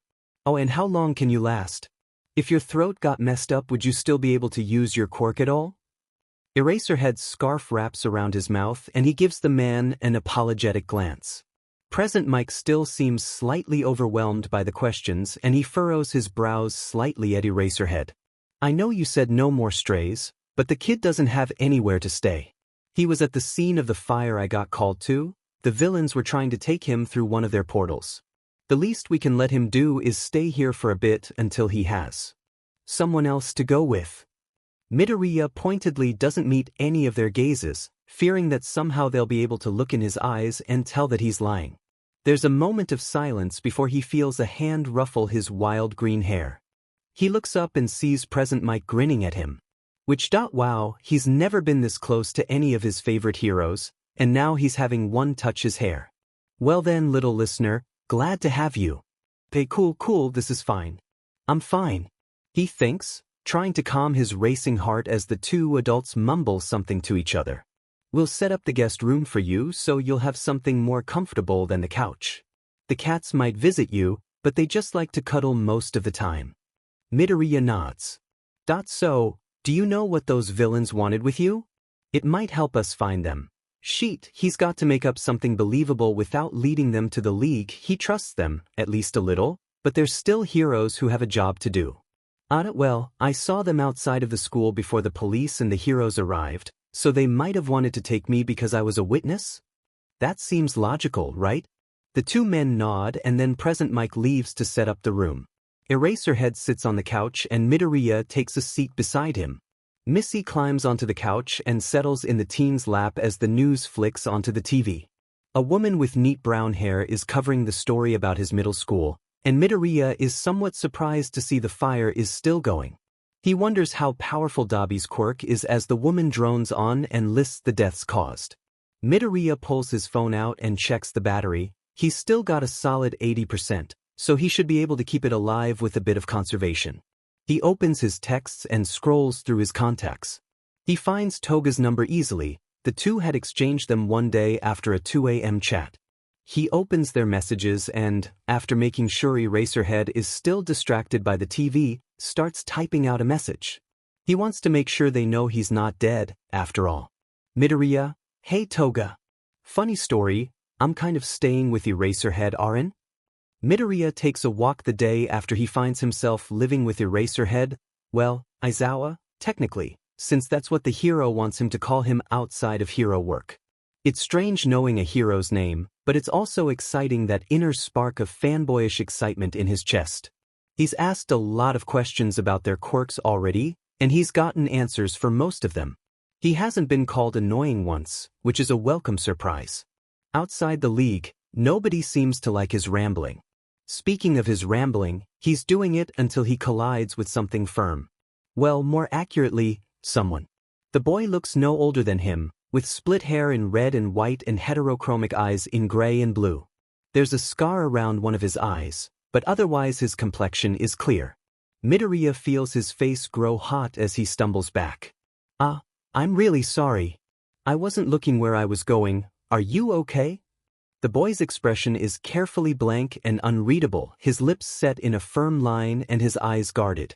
He rocks on his heels as he waits for an answer. He should probably just go, really, he's got places he wants to be and he's promised Eraserhead he's going to be back before it get dark outside. I'm fine. The boy replies after a moment. Midoriya nods and starts walking again, only to find the boy is going in the same direction. No, please no, not one of these situations, he silently begs the universe. The universe, in response, decides to spit on him.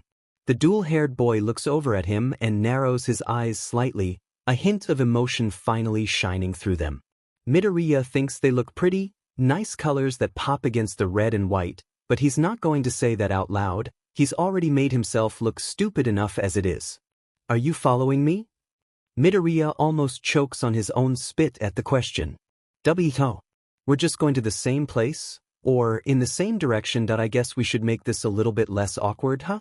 I'm Midoriya Izuku, it's nice to meet you. He wonders how rude it would be to just run. Probably really rude. He's not going to make a move to escape until the other boy does. He gets another silent, icy stare that makes him want to phase into the ground and die before the boy turns back to watch the path, his brows furrowed slightly. Not much of a talker, Midoriya silently remarks to himself.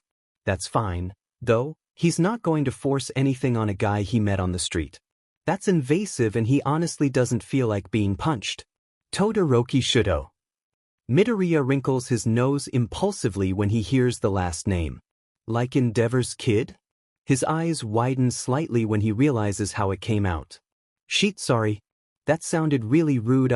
My bad. He hides his face behind a hand, fingers splayed out just enough so he doesn't trip and bust his face open. Although he probably deserves it for insulting Todoroki's dad right to his face. The longing to sink into the ground increases and he wonders if he can burn a hole into the concrete by staring hard enough at it. He pulls his hand away when he's sure his face isn't bright red and sends a glance to the other boy. His face hasn't changed much, surprisingly. Not a fan then? Midoriya hesitantly shakes his head. That makes two of us. Midoriya blinks. The phrase is muttered, but it's just loud enough for him to make out the words. He doesn't like his own dad?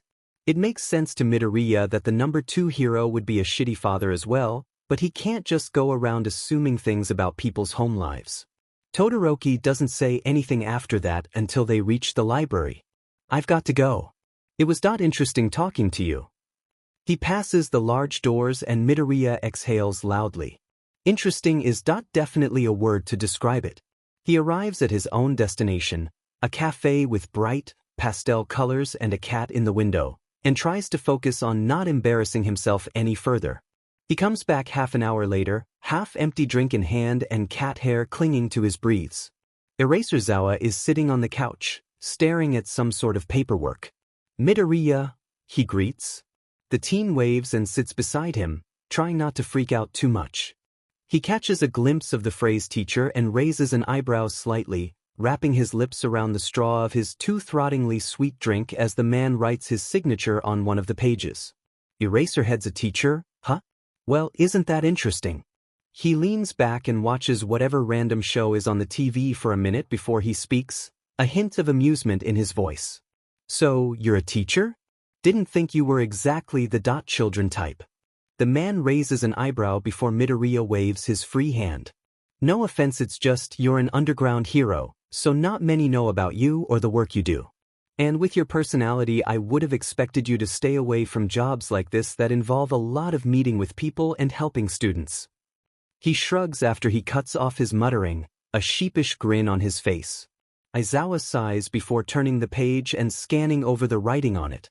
Midoriya can't make out half of the legal terms, he's never been good at stuff like that, but he can figure out a few phrases. I'm usually not, but I've been teaching at UA for a while and it's been a decent job. I've expelled a lot of students. Hopefully this next group will actually have the potential needed to become heroes. Midoriya tilts his head slightly. If Aizawa has expelled that many students, then surely he's only choosing the ones that can be real heroes, right? Not corruptible, arrogant ones who think they can get by with flashy quirks.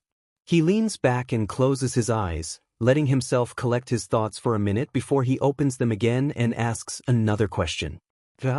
I've always wondered what it was like there. My quirk isn't cut out for heroics and before recently didn't know I had one, so I've never applied for a spot. He shrugs. He was going to, eventually, maybe after Bakugo got in so he could avoid him, but things happened. He's not upset about it, though. He got something more personal than a spot in a fancy hero school. Even if it's a fancy hero school he really, really wants to see. Another quick scribble of pen before the corner of Aizawa's lips upturn, just enough to be visible. You want to see it yourself? Midoriya eagerly nods. He's not interested in joining himself, but the school could provide information for the league, and he can figure out who's in the class Aizawa is teaching. He won't be surprised if Bakugo is there, maybe Todoroki too, Endeavor would probably enroll his son in the best hero school in Japan, after all. He's not sure who else to expect. All Might doesn't have any children and he's not familiar enough with any other hero children. Well, Hisashi and I are both working there, so unless you want to stay here then you'll probably be coming with us. Midoriya blinks at him, surprised. Really, are you sure you want me to come? He asks, his heart beats rapidly in his chest as he fidgets with his shirt sleeves.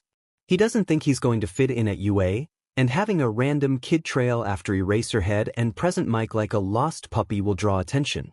Besides, once the league has a plan to get him back it might happen at UA, and won't that be an awkward conversation to have? He's looking forward to seeing the others again, just not actually having to explain to the heroes that surprise, the kid you've been taking care of is working with the villains. We already talked to Nizu, he said it's fine to bring you. Besides, it'll be a learning experience for you. Children your age need socialization, right? That's what Hisashi keeps saying. He shrugs and leans back to make room for the cat that jumps onto his lap and settles there for another nap, and Midoriya takes the chance to slip off to his temporary room. He closes the door behind him and sighs, settling at his desk and pulling his phone out to open his texts. He has a few people to update. He's not freaking out, he's irritated. Irritated that such a simple plan went so wrong, and that heroes can't mind their own business, and irritated that he can't run right back and grab the kid before they corrupt him with their idiotic ideals and heroics. He ended up with Eraserhead instead of some moron like All Might or Endeavor, but it doesn't make him feel much better. He likes Eraserhead, sure. He's a cool hero who fights basically quirkless and sticks to the underground scene, but he doesn't trust him, not with the current hero society he's fighting against, not when he works with people that he despises with his entire heart. Shigaraki tosses his head back to down the rest of the liquid in his glass. The burn of it sliding down his throat mixes with the fresh, red scratches on the pale skin of his neck. Once he finishes, he secures the hand back over his face. He's gotten used to not having it on around the league, at least not when they're alone, but it brings him a sense of comfort that he desperately needs right now. He spares a glance at the couch and finds Toga still leaning around twice, who's trying to comfort her while she refreshes her texts every minute or so. Compress is fidgeting with one of his marbles. His face is hidden by his mask, but his shoulders are slumped slightly in defeat. Even Dabi seems upset, although it's harder to tell with him. With a sudden burst of anger, he picks up the glass and throws it against the wall with gritted teeth. It shatters on impact and, after the initial moment of satisfaction, he groans at the mess of shards and the lack of real closure it gives him. Those stupid heroes have to ruin everything. He was just starting to get attached to the kid and now he's gone and they have to wait to get him back unless they want to risk being injured or arrested, with their luck maybe both. And as much as he wants to just rush in and start decaying things, decaying people, he has to admit that it would be a stupid plan and Midoriya would end up staying with those heroes even longer, maybe permanently, which he really doesn't want. Shiggy, you okay? He huffs and twists his fingers, his jaw clenched tight although it's hidden from the others. He remembers how it happened, which isn't very surprising, since it only happened a few days ago. He should have pushed the kid into the front, or grabbed the kid when he saw him pull back. He should have decayed that stupid scarf the second he caught the smallest glance of it, his respect for Eraserhead be damned. His fingers twitch slightly as Toga stares at him, her own version of concern visible on her face. She might stab them a lot, but Shigaraki knows she views the League as the family she never really got to have after her quirk was discovered. This is so unfair, he grits out, trying to keep his voice level. It doesn't really work, odd cracks and noises bordering on annoyed screams seeping into his tone. They don't have any right to get involved when they don't have any idea what the whole story is. That familiar itch bubbles under his neck and he untangles his hands from each other before he reaches up and claws at his throat, his nails leaving scratches that bead with dark red blood. It smears with each pass of his fingers and stains his flesh until a hand wraps around his wrists and tugs them away, texture tough and scarred and unnaturally warm as they gently pull them. You won't be able to tell them that if you F up your throat anymore, HNDJB. Compress is already passing him the bandages and disinfectant they usually use on their injuries. Cheap stuff, but effective. Shigaraki sighs and lifts his head begrudgingly to expose the column of his throat, his pained grimace hidden behind the hand. The only way anyone can tell what he's thinking is from the tenseness of his shoulders and the way he's clutching the stool he's sitting on with his index finger raised stiffly. Once his neck is hidden behind white bandages, he lowers his head again. "Any news, Toga?" Dabi asks once he slips the materials back to compress. "No," she pouts, looking close to tears. "Zuko usually texts me more than this. All he said was the Eraserhead thing and it's been like a day." Twice's hand runs through her hair reassuringly as she refreshes yet again. What if the heroes found out about us and they're interrogating him? What if he gets thrown in jail where I'll never be able to see his cute little face ever again? There's a beat of silence after her dramatic rant, because they're confident in Midoriya's abilities, but there's always a chance of them figuring out his connection to them, or tracking them down as well, either by a slip of the tongue or connecting loose ends in whatever story he's decided to go with. "I'm sure he's okay. They'll probably torture him." The conflicting, slightly worrying statement from Twice seems to bring Toga a bit of comfort anyways. Or maybe it's the fact that the 3 dots that show Midoriya is typing show up at the bottom of the screen in a small gray bubble. Everyone leans in just slightly as they wait for the message. Shigaraki removes the hand and sets it on the counter so he can get a better view of Toga's screen. The message sends and Twice shakes Toga's shoulder. "Read it. Ignore it." She clears her throat and adjusts the phone so that everyone can look at the message. Zuzu 3, "Hey guys. I'm assuming a few of you are reading this, not just Toga. Sorry it took a bit to update, I was busy for a bit. I'm still staying with Eraserhead, he has cats, and he's also married to present Mike Sorry Shigaraki, which is nice. He's bringing me to UA tomorrow, like the hero school. IDK what's gonna happen there, but I'll try to update you later tomorrow. Miss you guys, I'm gonna be looking out for the best chance for you guys to come get me back. P.S. I think I bonded with Endeavor's kid because we both hate him." Shigaraki is about to speak when Dabi beats him to it, the staples around his mouth pulling a bit as he speaks. "Ask what the kid looked like." Not bothering to question him, Toga adds that to the reply she's writing, which also includes statements about how they also miss him and they're going to work to get him back as soon as possible. The kid replies after a minute. "Zukuk 3, kind of tall and a bit muscular. His hair is half red and half white, and he's got one gray eye and one blue one. About my age, face not very expressive. He didn't talk much tbh. I'm glad to hear that you guys miss me. I've GTG shower though." With that, the kid stops texting. Dabi turns and leaves the room, mumbling under his breath. Shigaraki watches him go, but decides to focus on another point of information the kid gave him instead of that. UA is powerful, well-guarded, and full of information. If he can get Midoriya to send them information he learns about events, or the teachers, or even the students, then the league will be at an advantage. He doesn't want to involve any of the students, but he will if he really needs to. If Midoriya can gain their trust, he can gain what he needs. The kid will be a natural at it. He has a cute face and an excited, welcoming personality, and a free entrance given by Eraserhead himself. "What are you thinking about, Shigaraki Tamura?" Kurogyari asks. Shigaraki didn't realize he was at the bar until a minute ago, but he doesn't jump at the sudden voice. He's grown used to it, truthfully, people appearing suddenly. Toga and Dabi can be surprisingly quiet when they want to F with him. "I think," he mutters as he sits on the stool again, "we might have a little UA spy, Kurogyari. UA is big and impressive, and honestly a little bit terrifying." Sitting in Eraserhead's desk while the man naps in an obnoxious yellow sleeping bag is a strange way to start the day, but he can think of worse options. He kicks his legs slightly as he opens a fresh notebook. If he wants to gather information for Shigaraki, like the man requested earlier that day, then he should start simple and gather information on their quirks. The first person to arrive is a tall boy with glasses and blue hair who immediately sticks out an arm in a robotic fashion. "You look quite young to be a teacher." His voice is loud and Midoriya finds himself sheepishly rubbing the back of his neck. He should probably find a different spot, but it's probably too late now. I'm not actually the teacher. He'll be here to explain pretty soon though." The rest of the students file in while chatting with each other. A boy with a bird head, a girl who's entirely pink with black and gold eyes, a guy with strange arms and a mask, Todoroki, and Bakugo catch Midoriya's eye. Once every seat is filled, he clears his throat and notices Eraserhead's eyes are still closed. I guess this must be kind of confusing, but I'm not your teacher. He's just not.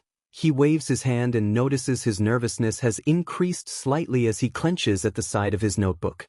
Hushed whispers of confusion spread through the classroom and Midoriya swallows around the lump in his throat. That's enough. You'll confuse them. The sleeping back moves with the man into a semi-sitting position. This is Midoriya Izuku. He's going to be staying with our class until his caretakers return. Don't bother him. I'm Aizawa Shoyuda. I'll be your teacher. Other than that, do whatever you want for introductions. With that, the man sinks back down and falls asleep within seconds. Midoriya stares at him, before realizing that everyone seems to be looking to him. They probably want an idea of what to start with. He bites his lip before he looks back up at them and tries to make himself remain cool and confident, which falls when he catches Bakugo's glare. The boy looks even more sad than usual, which is honestly impressive. Let's start with the basics. Names, quirks, and if we're comfortable, pronouns. That seems fine, nothing too bad about that. He adjusts his notebook to be hidden from view and writes down a list with 19 spots, one for each student excluding himself. Like Mr. Aizawa said, my name is Midoriya Izuku, I go by he/him. My quirk that I'd prefer not to say for now, sorry. He gives them a shrug and after a few glances, nobody seems to push it. The boy with glasses stands up next and does that same robotic gesture with his arm, so Midoriya decides to make his name the first on the list, pen leaving a dot of ink as he waits for the boy to speak. I am Tenya Ida. I also go by he/him. My quirk is engine. He gestures to his leg, where Izuku sees unusual protrusions. It allows me to move at extremely fast speeds and travel long distances in a short amount of time. Midoriya hastily writes down a short version of the description. If this boy really is related to the hero Ingenium, then he's going to be a good student to focus on gathering information from.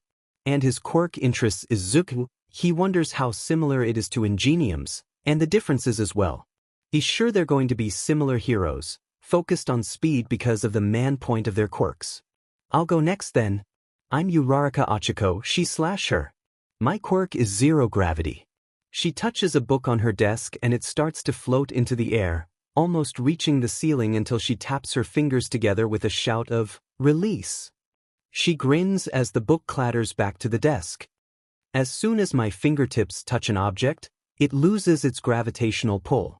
Using it too much makes me nauseous though, she adds, and Midoriya makes a mental note to not push her quirk too far. That stuff has always made his stomach turn, and he's going to avoid it if he can. I'll go as well. I'm Yaoyorozu Momo, she/her. My quirk is creation. It allows me to materialize objects from different parts of my body, like weapons and tools, but I can't make living things. I need to understand the atomic configuration in order to make something. As an example, she produces a small doll of some sort that Midoriya can't remember the name of. The number of things I can create depends on how many lipids are in my body. Midoriya writes that one down next, making a note that it could be useful in creating some gear for the league. It passes surprisingly quickly and Midoriya finds himself liking everyone except the short purple-haired boy who says I'm a dude and normal when asked about himself. Midoriya stares down at his quirk in the list. He's not particularly smart, his quirk isn't very useful, and he keeps staring at Yaoyorozu's chest like he even has the slightest chance. He's tempted to just scratch it out and forget about the whole thing, but it's good to have information on him if they ever encounter him in a fight. Not that he's very threatening, twice could probably kick him into the sun with ease. Midoriya sighs as he hears the angry popping of tiny explosions. The boy's mouth is wrapped before he can say anything else, and to Midoriya's relief Eraserhead seems awake now, his brow is furrowed and he seems apathetic at best, but Kacchin isn't attacking him, so it's a decent outcome. That's enough of that. Grab your PE clothes and follow me out to the field. There's a look of confusion from a few of the students and he sighs, Because you were unable to use your quirks in middle school, we'll be doing a quirk apprehension test. Midoriya bites back a quip about Bakugo not catching the memo of not being able to use quirks in middle school, because he's sure if he does his face will resemble raw meat more than a face.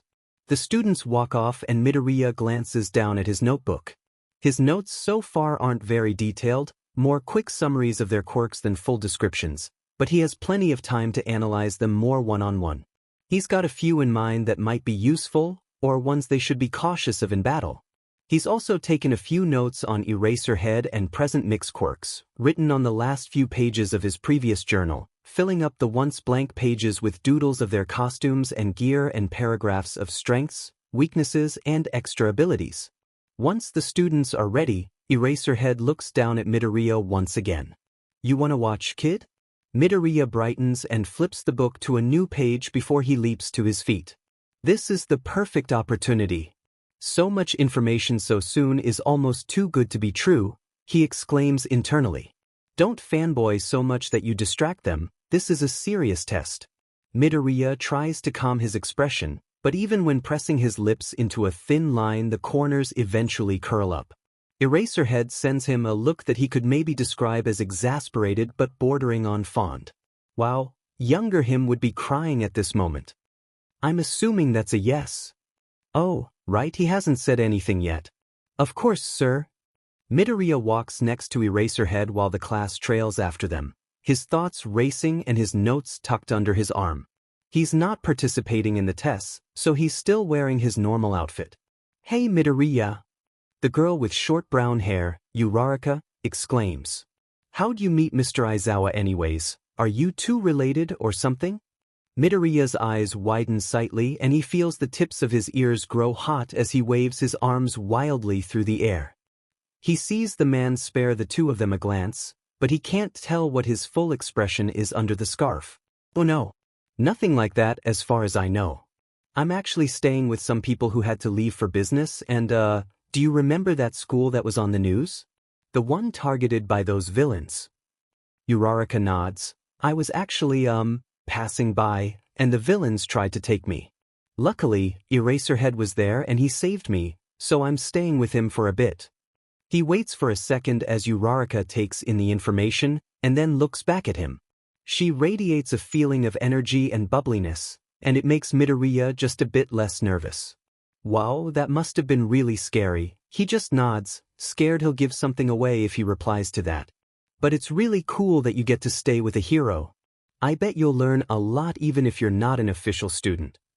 She's right, but he doesn't think the way he's going to use the information is the way she's thinking of. He smiles at her and nods, fidgeting slightly with the book under his arm. Oh hey, what's that for? She points at it and he goes to reply when Eraserhead cuts him off. Midoriya looks up and notices that this must be the location. He doesn't know if there's anything special about it, but it sure looks like it's fit for a test like this. Stop talking, we're here. Midoriya glances at the field, and then swallows down the nervous lump in his throat.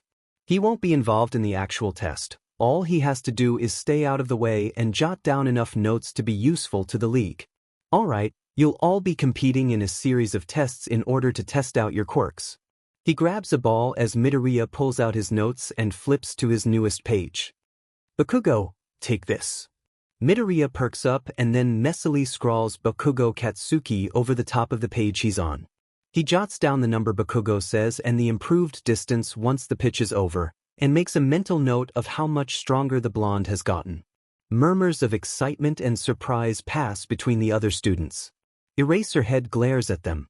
There is one rule I should mention before we start. The person who comes in last place will be deemed hopeless and expelled immediately. There's a beat of silence before everyone starts yelling and panicking, and Midoriya stares at the man with wide eyes. That seems a bit harsh, it's the first test he thinks. Then again, he has no idea how to teach, so he's not going to argue about an assignment he doesn't even have to do. After that, the man turns again. Let's start then, I want to get this over with as soon as possible. A few students follow quickly, while a few hang in the back to talk about the test among themselves. This is going to be terrifying. The student who comes in last place is going to be kicked out and all my quirk does is make me invisible. One of the girls cries out, the fear in her voice displaying what her unseen expression doesn't. The boy with a tail places a comforting hand on her shoulder as they pass by. It will be harder for some of the students. I can see a few that don't have quirks that enhance their physical strength. I'm sure there will be tests that focus on other things, though, or else it would be unfair for people with less flashy quirks.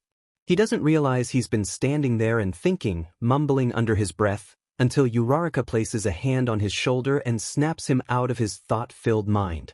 Come on, Midoriya, you can wish me luck. He nods and rushes forwards with her until they catch up with the rest of the group. He flips to the next page and writes down the name Uraraka Achiko, then focuses back on the tests. He writes down notes for each of the students as they come up, noticing strengths and weaknesses. A few stand out. The electric kid fries his brain with overuse, the bird boy struggles with containing the odd shadow-like quirk inside him, and Uraraka seems to have a weak stomach when using her quirk too much. He doesn't know when or if they'll ever encounter each other in combat, but better safe than sorry. Todoroki seems to rely on his ice more than his fire. In fact, now that he thinks about it, he hasn't once seen Todoroki use his other side. He wonders if it's resentment towards Endeavor, or if it's just a pain to use. Either way, he hastily adds it to the notes on his page. Bakugo is still as explosion-happy as usual, tiny sparks in his palms even when he doesn't really need to have them going, a sharp grin on his features and a wild look in his eyes that makes Midoriya shiver and rubs the large starburst scar where his neck meets his shoulder before he fidgets with his pen to distract himself. Uraraka gives him a glance, but he just throws her a confident thumbs up. Once all the tests have passed, Eraserhead sighs and gestures for them to leave him alone while he looks at the results. Hey Midoriya. The guy with bright red hair, Kirishima, he's pretty sure. I saw you were writing about something while we were doing the test. What's up with the notebook? He mumbles something shyly under his breath before he closes it and smiles at him, cheeks dusted a slightly red color as he twirls the pen between his fingers. More people gather around, Kaminari, Ida and Uraraka specifically. He takes a deep breath to steady his voice. Oh, these are just analysis notes, nothing really special yet, but it's been a hobby I've been passionate about for years. I've only got a few things written so far, but maybe I can ask you guys some questions later? My quirk isn't that special, so I can't give much advice, but I'm good at figuring out strengths and weaknesses and stuff like that. Kirishima grins and smashes his fists together in front of him, a wide, sharp-toothed grin on his face. Despite his somewhat intimidating appearance, Midoriya thinks he's actually pretty nice, from his limited interactions anyways. Super manly, bro. I'm always looking for ways to improve my quirk. A chorus of agreements follows and Midoriya feels a warm, fuzzy feeling in his chest. This is almost the same feeling he has with the League, the feeling of sharing his hobbies and not being mocked for them. But they don't know you were quirkless, a traitorous voice whispers in the back of his mind. If they knew they wouldn't be treating you the same, they'd think you were creepy. He bites the inside of his cheek before Kirishima speaks up again. You must have some sort of really cool analysis quirk, right? Something you can activate by looking at someone. Not exactly? Oh, I guess I kind of assumed, huh? Kirishima rubs the back of his neck. But if you don't have an analysis quirk, then you're super smart, which is even more manly. He doesn't know why he's so obsessed with the concept of manliness, but it's phrased in such a positive, complimenting way that Midoriya just nods to go along with it. I know you said you didn't want to share back in class, but I'm really curious. Is it something physical? Or maybe something to do with someone's thoughts? Ooh, mind reading? Mind reading, in Midoriya's opinion, would be a cool but invasive quirk, depending on the way it functioned. Always hearing someone's thoughts sounds like a pain. Don't pester the guy. If he doesn't want to tell us, then he doesn't have to. The girl with jacks hanging from her earlobes pipes up, her voice still slightly amused from laughing at Kaminari's antics from quirk overuse. The boy is flashing a set of thumbs up, eyes crossed and a wide grin on his face, definitely not completely there. Although, I have to admit I'm a little curious. Nobody's gonna judge it, it'd be stupid to. She shrugs before another round of laughter is muffled into her palm when she turns back to Kaminari. Midoriya hides his own small laugh behind a cough. It won't be so bad to show them, right? No, it's definitely going to be traumatizing. He's going to die if he shows it off. Permanent or not, that's gonna leave a mark. What the hell are you extras talking about? A loud voice cuts through the mild chatter of the crowd, gaining the attention it demands from volume alone. Bakugo shoves past Jairu and Kirishima as Midoriya backs up to put a space in between them. Bakugo's eyes seem to glow with rage as he advances on the boy. Tell these extras the truth, Deku. You're quirkless, you're a pathetic nobody. Midoriya swallows and goes to open his mouth when Bakugo lights his palms. Don't try and pretend you belong here. I don't even know why a pro would take somebody like you in. By now they've gathered the attention of most of the class. Bakugo!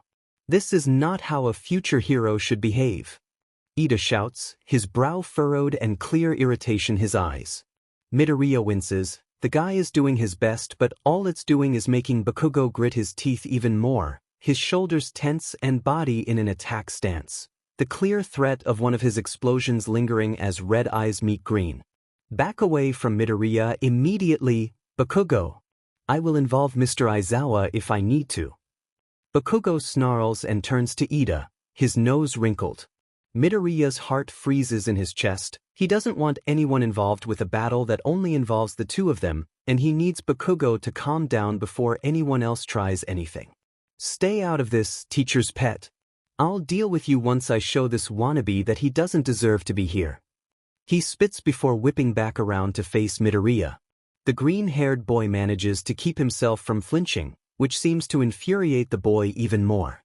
Okay, Deku, if you really do have some mystery quirk, use it against me before I blow you apart. He sees Eraserhead's capture weapon lash out seconds too late as Bakugo lunges forwards and fires an explosion from his hand. He clearly expects Midoriya to either showcase his quirk or dodge the blast and prove his quirkless status to the rest of his classmates. Midoriya doesn't do either. With a quick sidestep, he's directly in front of the blast.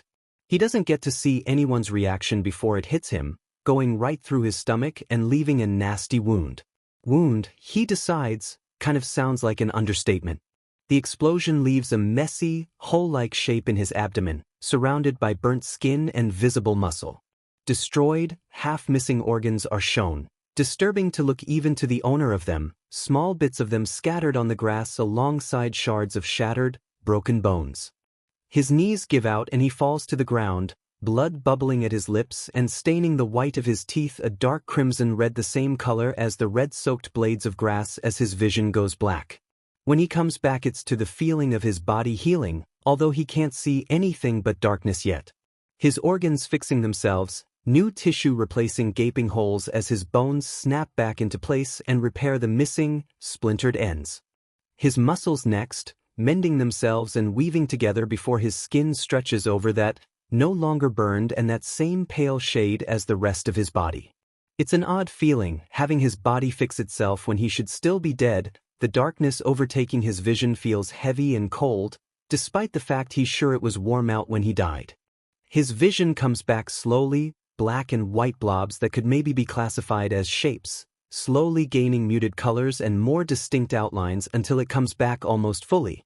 Fuzzy, but not enough for him to keep thinking about it. He has a pounding headache that's only getting worse by the addition of loud, terrified screams. Everything feels overwhelming. The grass is itchy and his clothes are uncomfortably sticking to his sweaty skin. He can vaguely make out statements along the lines of "you killed him" and "holy shit, his body healed from that," but he can't tell who the voices are coming from. They kind of sound like they're underwater or far in the distance. Midoriya. Midoriya. There's a hand on his shoulder, broad and roughly textured, as he groans and lets himself be put into a sitting position. He looks down, his shirt is ruined, bloody and torn to sheet, and his breathes are more red than he remembers them. Everything smells like metal. Bakugo is staring at him with wide eyes. And pale skin, Eraserhead's weapon is wrapped around him, but as soon as he sees Midoriya isn't dead, he starts struggling against the scarf. "That I lived, beach." He grins, his teeth still feel gross, and when he runs a tongue over them, he can feel the way they're still coated with his blood. The blood stain, he thinks, is the second most obnoxious part. He's almost sure it replaces itself during the process, But whatever he loses during his death doesn't seem to render his body, since this isn't just odd staining. His clothes being effed up, well, that's probably the first most obnoxious. Eraserhead sighs, runs a hand down his face, and then turns to the crowd of terrified students. Todoroki, Shoji, take Midoriya to Recovery Girl so he can be looked over. We're not sure how reliable his quirk is yet. He's lifted carefully by Todoroki onto Shoji's back, secured by the multiple arms the boy's quirk gives him. Ida, Yaoyorozu, escort the others back to class. Make sure nobody is injured. You two are in charge while I'm busy. He tugs on his capture weapon, pulling a struggling Bakugo along with it. Bakugo, you're coming with me. The two disappear and Yaoyorozu helps Ida guide the others back towards the classroom. Midoriya waits in silence for a few minutes as they make their way towards the nurse's office before he speaks again. So, can I ask you guys some questions after this? It truly is a remarkable quirk. Recovery Girl comments as she looks over Midoriya one more time. Being hit by an explosion that close-up should have left burns at least, but it's like nothing ever happened. Well, if you ignore the blood and the clothes, at least. He nods as she finishes and sighs. Go wash up, dear. I'll find a uniform your size so you don't have to walk around like that all day. He thanks her and she turns to Todoroki and Shoji. You two get back to class now. Midoriya is all right. They both hesitate, because he just died and now he's smiling at them like nothing even happened and giving them a friendly wave. I'll be okay, guys. Tell the others I'll explain once I'm not all bloody. That seems to convince them and they both leave the office. Midoriya sighs and gladly takes the directions to the showers, relief flooding him when he enters the room. He adjusts the shower handle and steps in with a sigh.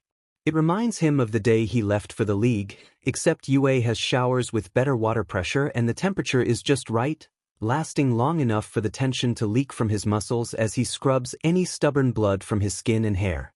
When he gets out, he sees a uniform sitting outside the showers and dries off before slipping it on. It's the standard boys' uniform, clean grays and blues that make him think, for just a second, that he looks like an actual UA student. He thinks it's funny that if someone who isn't part of Class 1A walks by right now, they won't have any idea he was dead maybe an hour ago. The idea that he just gave the class trauma is less funny to him, but he tries not to dwell on that. After all, being a hero is a traumatic career. He walks down the hall and stops in front of the door to 1A, trying to make out the chatter he can hear from outside. Unfortunately, it's muffled and every word seems to run together. Better to just go in and get it over with. Maybe I can get more notes if I share my quirk info first. He pushes it open and steps in, automatically feeling several pairs of eyes on him. Good news, he starts. I'm not dead anymore. He smiles, though it probably comes out more awkward than he intends. They're staring at him like he's about to explode into a million gory bits, so he glances over at Eraserhead, who nods. I'm just gonna say that I only discovered my quirk recently, so I'm not that completely sure about the way it works, but I do have a lot of theories that might give some closure. He rubs the back of his neck. Okay, my quirk allows me to heal from large or fatal injuries as far as I can tell. That's the only part I'm almost completely sure about, at least. When Bakugo used his quirk on me earlier, hey, where is Bakugo? He glances around the classroom and doesn't see a sign of the hot-headed blonde. It should have been a giveaway when I wasn't called Deku in the first 5 seconds, he thinks as he looks back at Eraserhead. The man sighs and runs a hand through his dark hair. Principal's office, currently. Continue. It's weird hearing he's actually being reprimanded, but Midoriya doesn't dwell on it. Right? Anyways, like I was saying, when Bakugo used his quirk on me earlier I died temporarily, but my quirk healed the injury and brought me back, as a basic explanation. He taps his chin. Although, I've been thinking of any potential limits it might have. I think it needs something to work from. When Bakugo used his quirk it left a big wound in my abdomen, but I still had skin and muscle and stuff like that, so it was able to heal itself. He's aware he's rambling, but he's not muttering it, so it should be alright. But if, like, I had a vital organ removed, I don't think my body could just grow an entirely new one, same with body parts like arms and legs. So if my head got cut off, I wouldn't be able to just grow an entirely new head, I would actually die. He blinks and clears his throat. None of that is confirmed, though, just some ideas I had. What about small wounds? Do those get healed too? Azui asks, her tongue poking slightly out of her mouth as she asks. Midoriya makes a mental note to ask if those mannerisms are fully related to her quirk as he shakes his head and rolls up his sleeve, showing off a variety of old scars, dark against his pale skin and interrupting a pattern of small freckles. He knows they must look bad, because he hears a few sharp intakes of breath once he gestures to them. He remembers the story of almost all of them, but he doesn't think they have time to unpack all of that childhood trauma while he's explaining his quirk to them. Nah, smaller wounds like some of the ones that cause these scars don't get fully healed like something from earlier did. I don't think they're dangerous enough to trigger my quirk into action. But if I got a small wound somewhere serious and started bleeding out, I think it would activate because something like that would be potentially life-threatening. I still have a lot of my scars because I didn't have a life-threatening injury until, he pauses, there was an accident that should have killed me, which is when I discovered my quirk.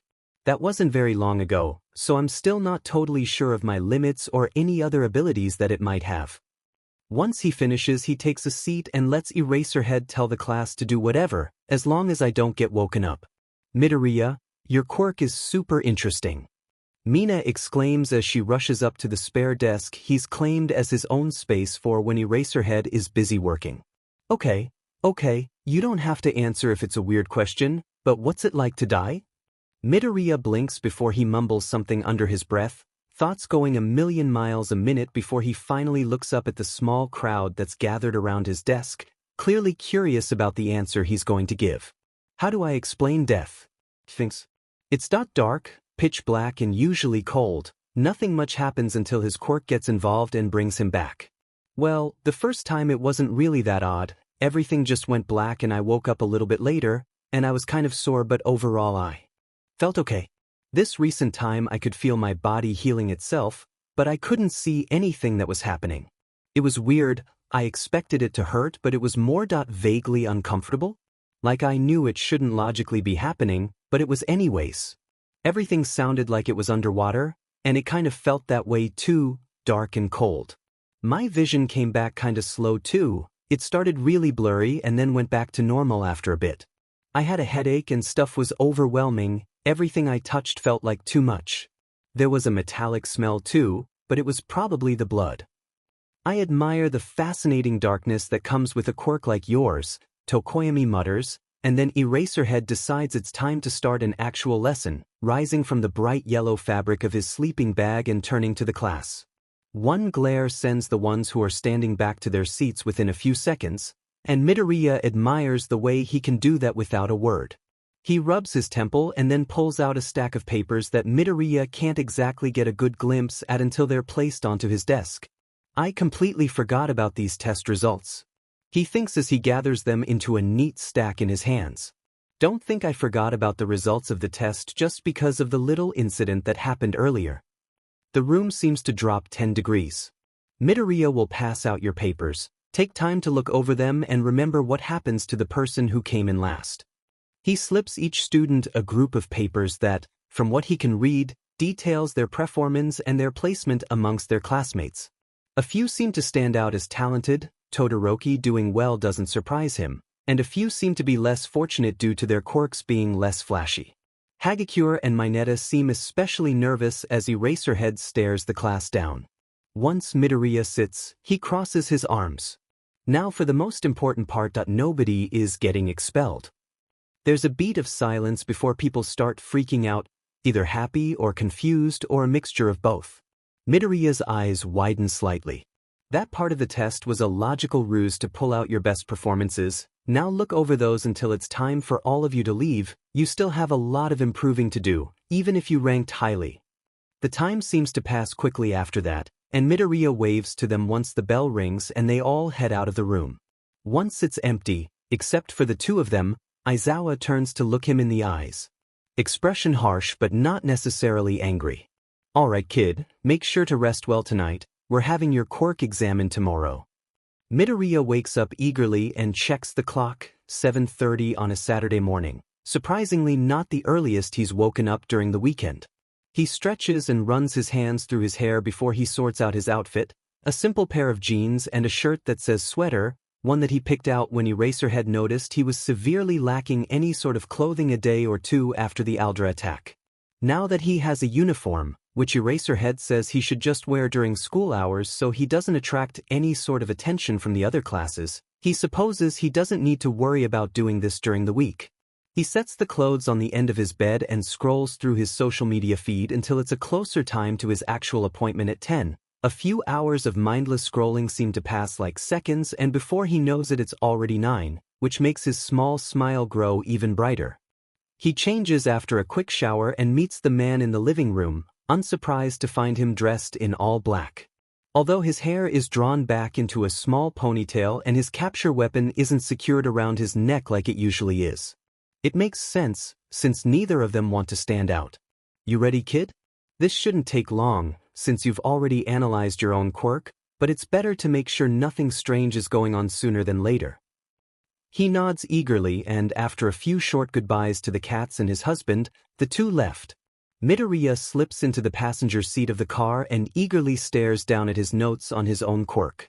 He's got a few name ideas jotted down, all scratched out as too long or not cool enough, and the word revitalize is circled in dark ink, as well as a few tests he wants to perform if he figures out how to get away with them. You seem eager, though I'm not surprised with how much interest you show in quirks. Yeah, it's just, being quirkless for 15 years made me really want to study them. I always wanted to be a hero even back then, so I thought maybe if I studied fighting styles I could be just like the ones I saw on TV, quirk or not.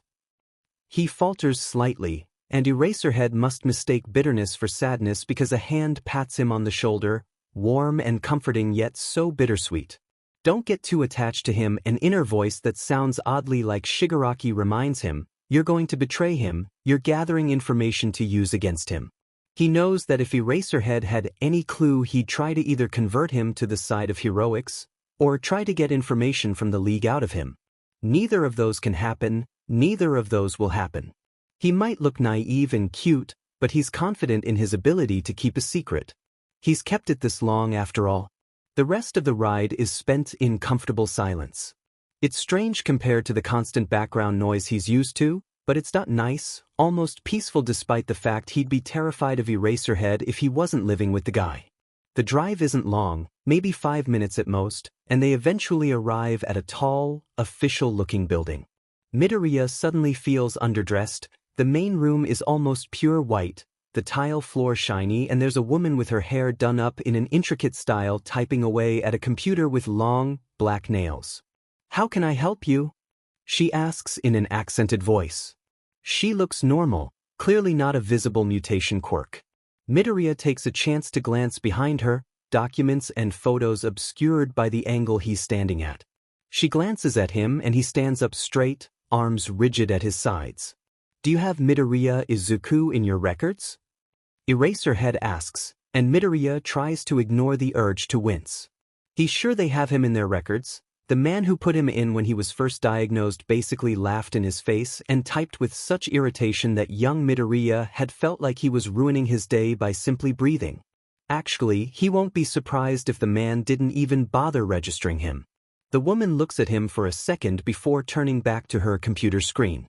She clicks her mouse a few times, and the way her expression sours lets Midoriya know that she's probably found his name, plastered next to a bolded quirkless in the middle of a sea of people with amazing, flashy powers.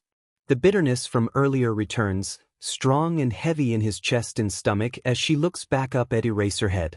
"Yes, quirkless, right?" The word escapes her lips with such contempt that Midoriya either wants to sink into the ground and die or smash her stupid face into her obnoxiously loud keyboard, maybe both, but not in that order. Diagnosed at 4 years old, no updates since then. Most late bloomers show their quirk at ages 7 to 8, so unless there's been a miracle, I'm quite surprised you're asking about him. Yeah, unless their quirk keeps them from dying. Midoriya bites his tongue. Eraserhead gives her a deadpan, slightly irritated look before digging through his pocket and pulling out a small card that makes the woman pale at the sight of it. Midoriya can't see what's written on it, but it must be important. Turns out there's been a change. Now can I get his quirk assessed here or not? he asks, and she clears her throat before making a quick call on the phone position beside her. A muffled voice comes through it as she mumbles something, her eyes repeatedly darting back to Eraserhead, who raises an eyebrow slightly.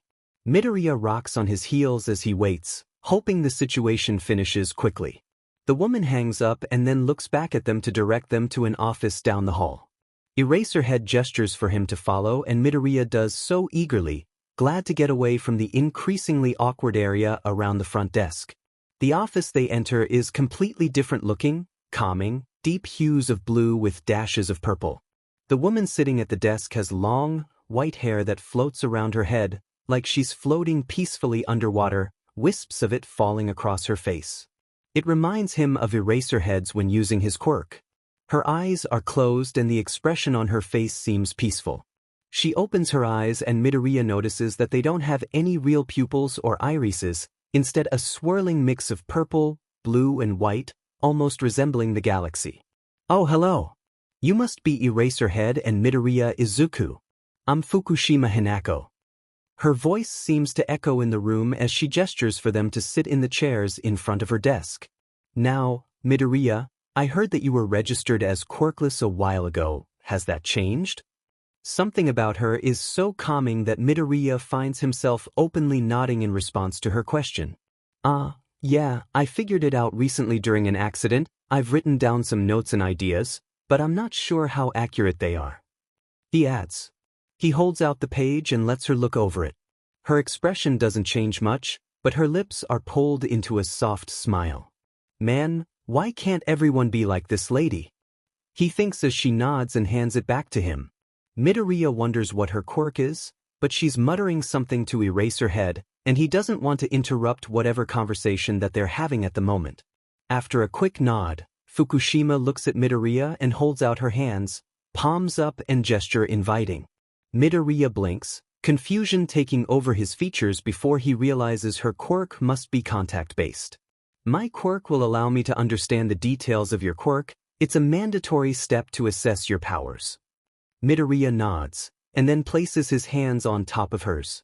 A numb, almost floating feeling starts at his fingertips and then spreads throughout his entire body, his shoulders going slack.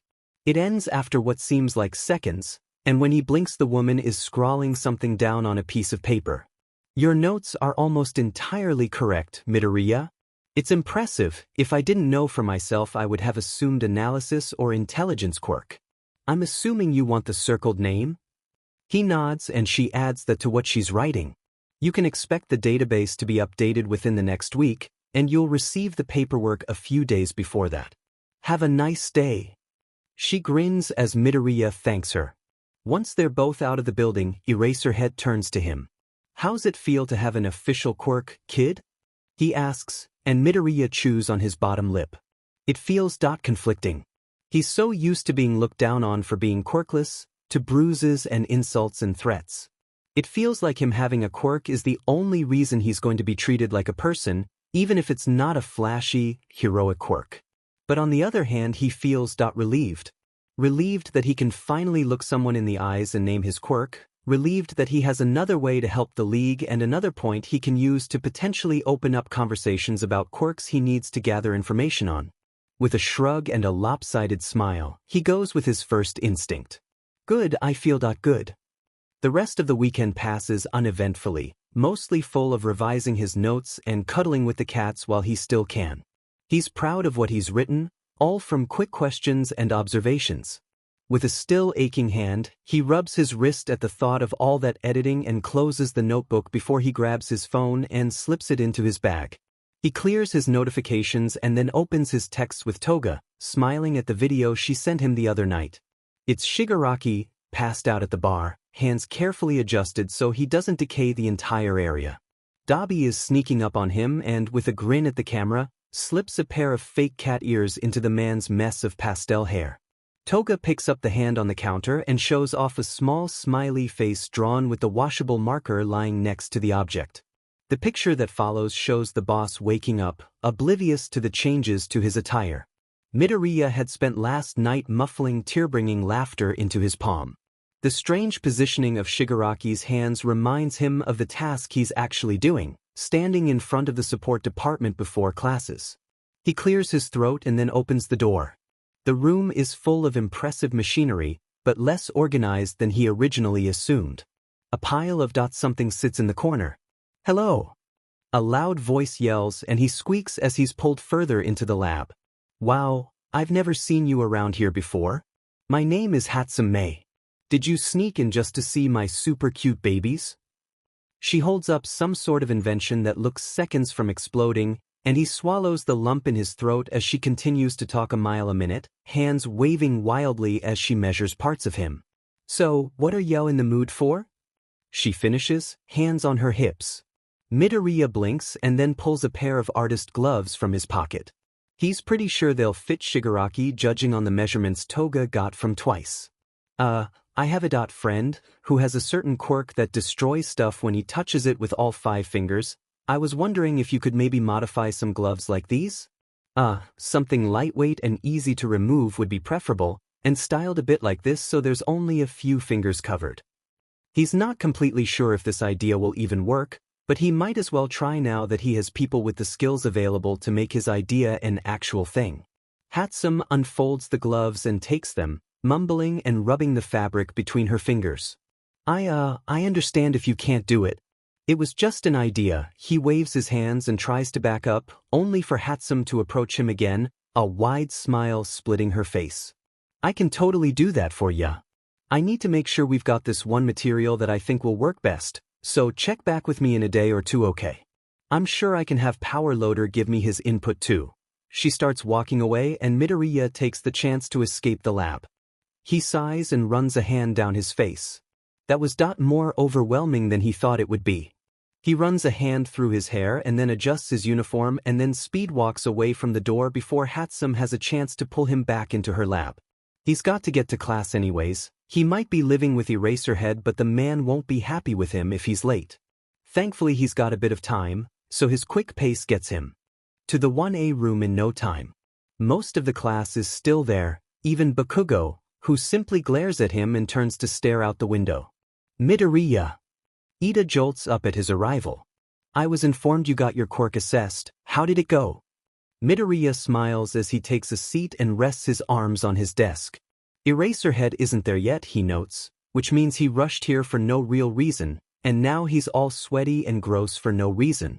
He admires Eraserhead, but the man is a strange combination of exhausted, apathetic, strict, and secretly soft. He thinks that if he told the small and naively hopeful version of himself that Eraserhead is married to Present Mike and wears shirts with cartoon cats on them, young him would burst into tears.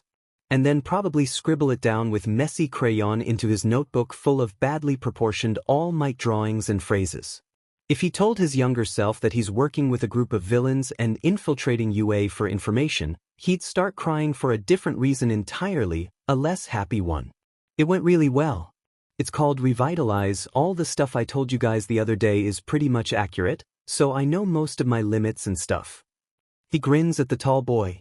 He's still not sure what side effects his quirk comes with, or if coming back to life will have any physical effects, but he doesn't get the chance to voice that before Eraserhead enters the room, already heading straight for his sleeping bag. How someone who wears consistently black can relax in something that makes Midoriya's eyes burn is still a mystery to him. The man stops in front of his desk and eyes the class, making sure everyone is paying attention, before he sighs and rubs his temple. Whatever he's about to say must be irritating him, because his bloodshot eyes seem even worse than usual. Midoriya leans forward slightly to wait for him to speak. "All right, all of you change into your hero costumes. We're going to have battle training at Ground B with." He pauses and inhales, as if willing himself to continue, "All Might." A few people start yelling, a few talking excitedly in their own groups. "Enough. Get changed and don't be late, or I'll leave you here. Midoriya, since you aren't technically a full hero student, you can wait outside for everyone to get ready." Midoriya blinks, snaps himself out of an internal monologue, and bows before slipping through the classroom door.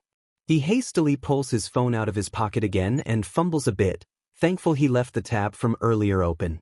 "Zuku love. Toga, make a chat with the others. I have big news to share." Vampire Kinney has started. No Dad's Club. Handyman. WTF is this?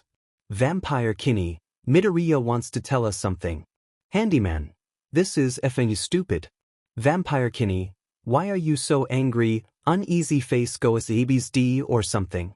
Burnt bitch. Yeah mophead come SEK my D or something. Handyman. Die. Handyman.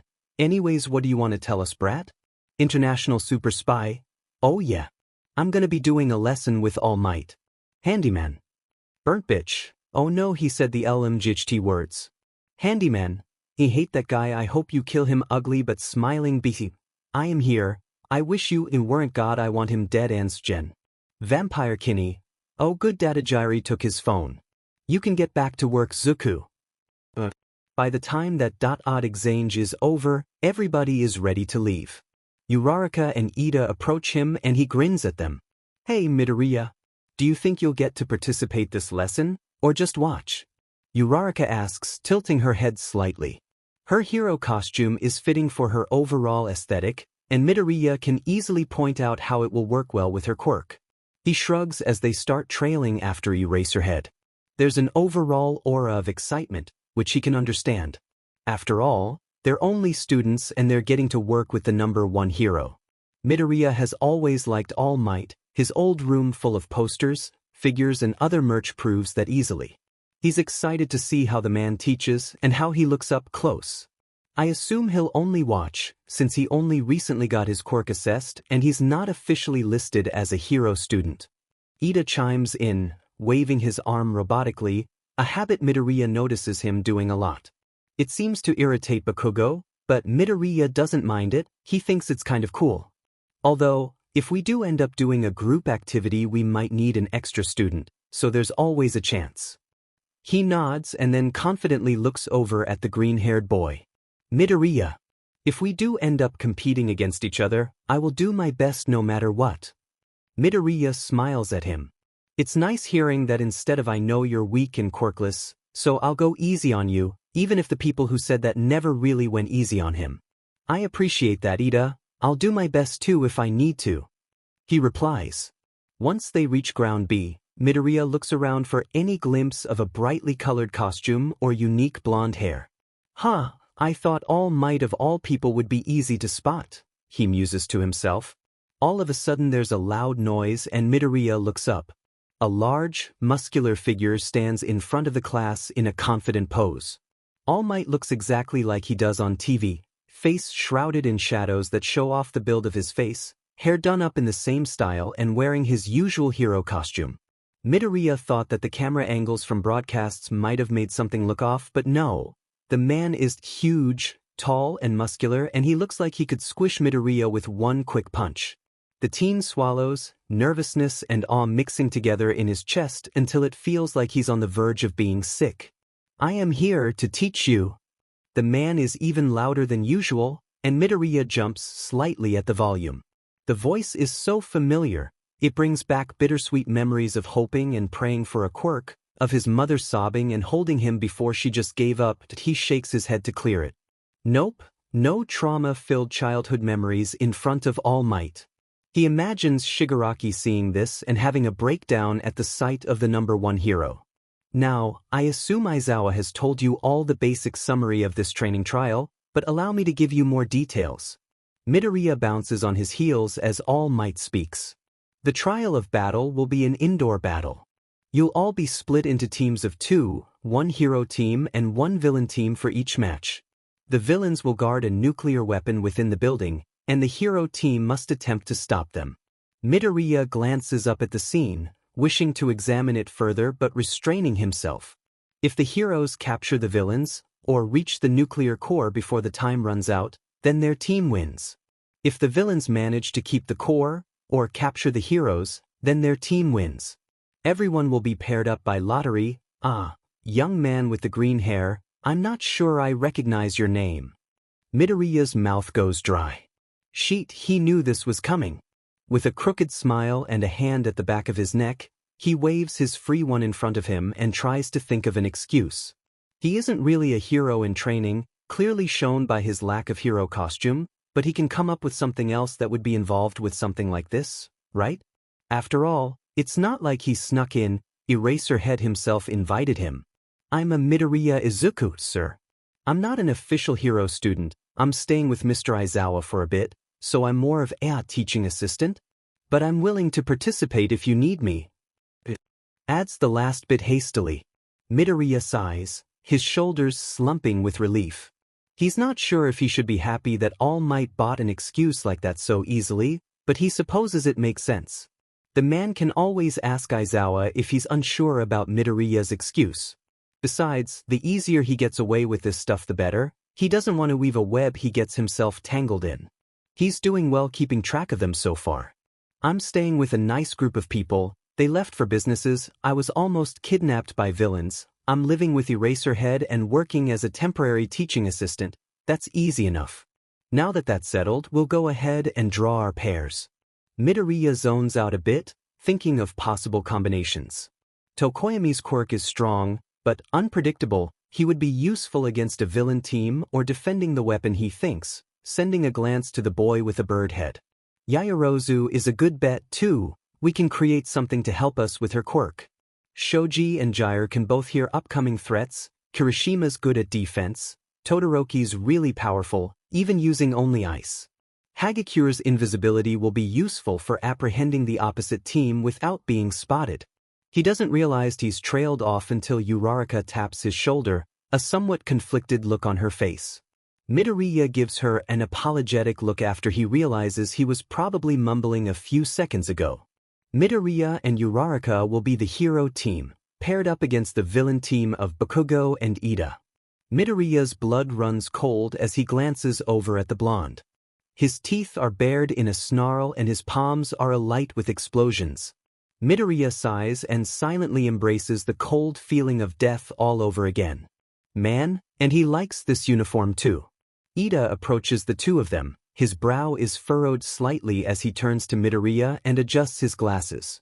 Midoriya takes a deep breath as Bakugo turns his heated gaze to the taller boy, and Midoriya almost envies Ida. As rude as Bakugo might be, he won't fight his teammate and risk losing a match to Uraraka and him. Are you alright, Midoriya? We can always see if All Might will adjust some of the pairings. Midoriya shakes his head, not bothering to appear excited about his current situation.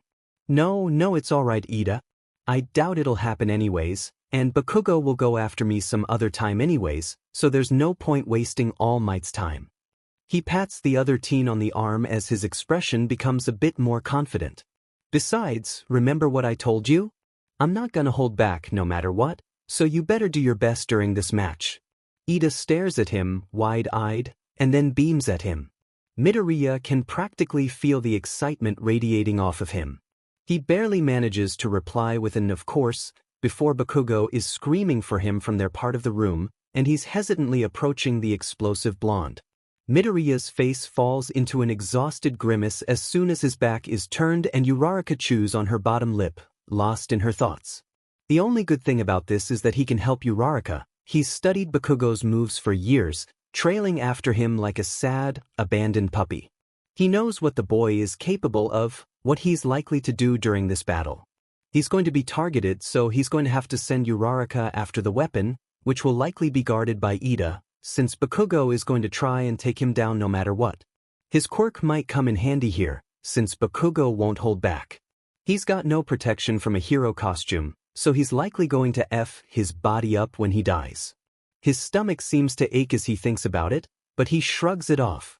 He needs to focus on drawing all of the attention from Uraraka so she can focus on Ida, and he needs to try and not permanently die from some freak accident with Bakugo's quirk at the same time. In summary, his life is a living hell, and he wants to ask Shigaraki to decay the whole place. Izuku gnaws on his nails as he watches Ida and Bakugo enter the building. Uraraka is rocking on her heels as they disappear from view. This is bad, but it could be worse. Ida doesn't hate me. But Ida will be guarding the weapon, so that doesn't really matter. Hey Midoriya? What's our plan? He turns to her and then taps his chin, trying to figure out the best way to word it within the maybe 3 minutes they still have to prepare. He's glad for the villain team's head start. It gives him time to clear his head a bit.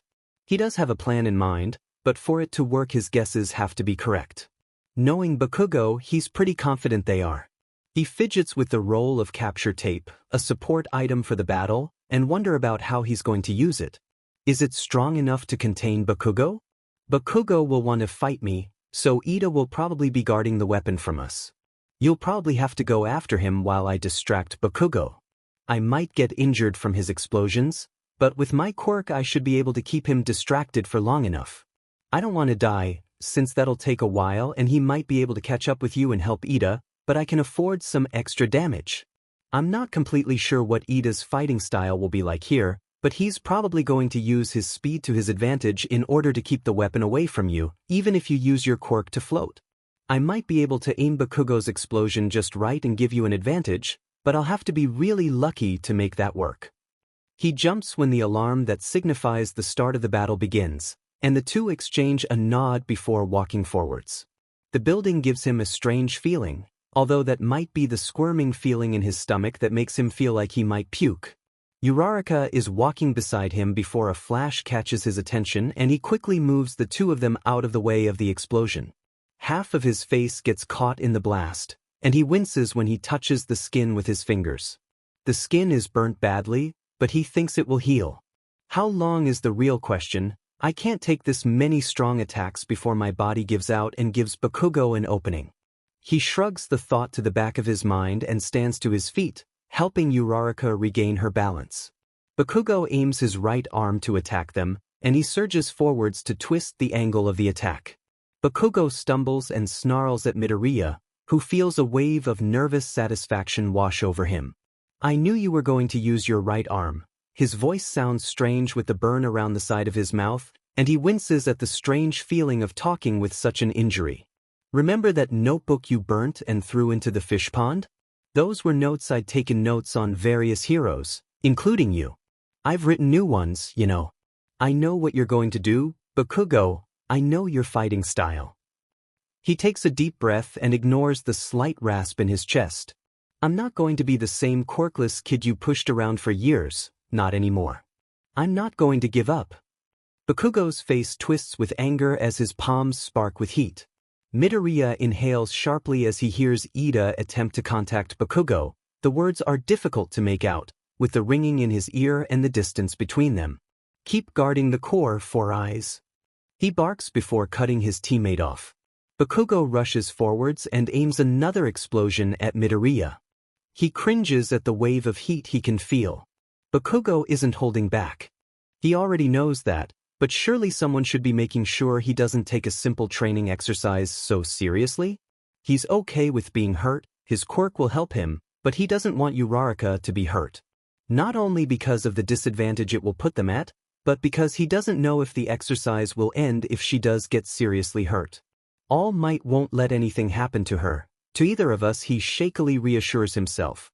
The lingering, childish fixation on the hero helps guide him forwards as he swallows thickly and looks over at Uraraka, determination shining in his eyes. Uraraka, go on without me. You need to reach Ida if we have a chance of winning this. She nods and runs off, disappearing around the corner. Midoriya's relief doesn't last long and reaches for the support item, wrapping the tape around Bakugo's leg. He holds his breath as the explosive teen looks down at it and then breaks out and swings his right arm forward with another explosive attack. Midoriya manages to dodge, thanks his analysis, and then takes a moment to reevaluate. I can't dodge forever, he reminds himself. I'll wear myself out, and Bakugo will eventually catch on. I need a strategy. He stands and, managing another boost of strength, he runs, darting past identical hallways and around sharp corners. He stops when his legs ache and slumps against a wall. He can still hear Bakugo yelling at him, so he can't be that far. That or he's been followed, both are pretty bad. Stop hiding, you pathetic Deku. Bakugo shouts, and Midoriya cringes at the nickname. It's always sounded so bitter and angry coming out of Bakugo's mouth. I'm superior to you, and you know it. You've always been a quirkless loser. You think you can run off with a bunch of weirdos and come back with a quirk that isn't even useful? I'll show you your place, Deku, and you'll never be able to show your face around these people ever again. His voice has been steadily rising, and a shiver runs down Midoriya's back. He already knows all of that, he's known it for years. You're not quirkless anymore, he reminds himself. Remember what you said earlier, you're not going to be the crybaby that he pushes around anymore. You got rid of Aldra, you can face Bakugo and his stupid superiority complex. He touches his face again. The burn from earlier is almost completely healed. It must have been severe enough for his quirk to start working on healing the skin. I guess I've been too distracted to notice it during the battle, he notes as he carefully slips around another few corners, Bakugo's voice growing fainter. If he can find a good hiding spot, he can make a good strategy. Bakugo, from what he's noticed, relies on his power a lot. If he can avoid that, he can distract him long enough for Uraraka to deal with Ida. Sheet, I hope she's okay. I completely forgot to ask her where she was after Bakugo attacked me again. He cringes at the oversight and then shakes his head. He can still figure it out, it's fine. If he gets too caught up on small mistakes, then Bakugo will be able to take him down easily. I hope you're having better luck than I am, Uraraka. He knows he can't hide forever, but it's his best option at the moment. Rushing at Bakugo without a plan would basically be suicide, and he really doesn't feel like having his abdomen blown to bits again. He can still hear the loud, angry yelling from his opponent, and he swallows the lump in his throat as he tries to judge the distance. Taking a chance, he ducks around another few corners to get further away from him. He's going to find me eventually, I need to check on Uraraka before he attacks. He takes a deep breath and ignores the icy cold fear seeping into his bones. Bakugo can't kill him unless he gets a really lucky hit, and All Might will stop him before anything like that happens. It's only training, that's all it is, a test. Uraraka? Are you okay? Where are you at? He asks, keeping his voice soft but audible. Yeah, I'm alright, she replies after a second, and he sighs in relief. I'm on the 5th floor, middle room. I can see Ida and the weapon, I'm waiting for the best chance to go for it. He's about to reply when another explosion flies past, and he barely manages to dodge the blast, falling to the floor with a grunt. He quickly twists around to face Bakugo, who's sneering at him. His arm is extended, likely to prepare for another attack, and Midoriya scrambles to his feet before he can get backed into a corner on the ground. He rolls his shoulders as Bakugo's lips curl back further, white teeth on display and eyes blazing with unhidden anger. At least I know Uraraka is alright, now I can just focus on stopping Bakugo. Don't try to run, Deku. Even if I kill you, your stupid quirk will bring you back. He barks, and Midoriya tries to hide the way he flinches. He gestures to his outstretched arm and grins, wide and bordering on unhinged. My hero costume has bracers that can store the sweat that lets me create my explosions. Now that it's stored up enough, he reaches up to the bracer and pulls, and Midoriya can barely blink before a huge explosion is heading towards him. He manages to roll away slightly, but it catches a good portion of his right side as it destroys a portion of the building. A searing pain jolts through him, and he bites down on his tongue to keep from crying. He looks down and the urge to cry is replaced to the urge to vomit. There's a large gaping wound in his side, muscle twitching against the cold air, the skin charred and burnt and bones he can identify as his ribs sticking out jaggedly. Not quite as bad as the quirk apprehension test, but still pretty gruesome to look at. His face is burnt again and he can't feel his right leg. He barely manages to stand, supporting himself on the rubble of the building. He's not dead, at least not yet, but his vision is hazy like TV static and he can't hear anything through the ringing in his ears. I need to stay alive, until we win this. I can do that, right? I'll heal, I've gotta heal, my quirk will do the work. Are you effing insane? He manages to spit out, alongside bloodied saliva. His voice slurs and cracks, and his mouth tastes like metal, heat, and ash. Bakugo narrows his eyes. Just rely on your sudden quirk, Deku. After that, All Might is talking to Bakugo, so he risks another glance down. His quirk has realized the issue and he can see his flesh moving and slowly, carefully winding itself together, cords of muscle twisting together and filling in the spot where it was blown away with the wall of the building. It's disgusting, but oddly he can't stop watching it. It's slower than usual, maybe death speeds up the process? He can't think about that right now, because Bakugo lunges forwards to punch him. All Might must have warned him about using so much force, he decides.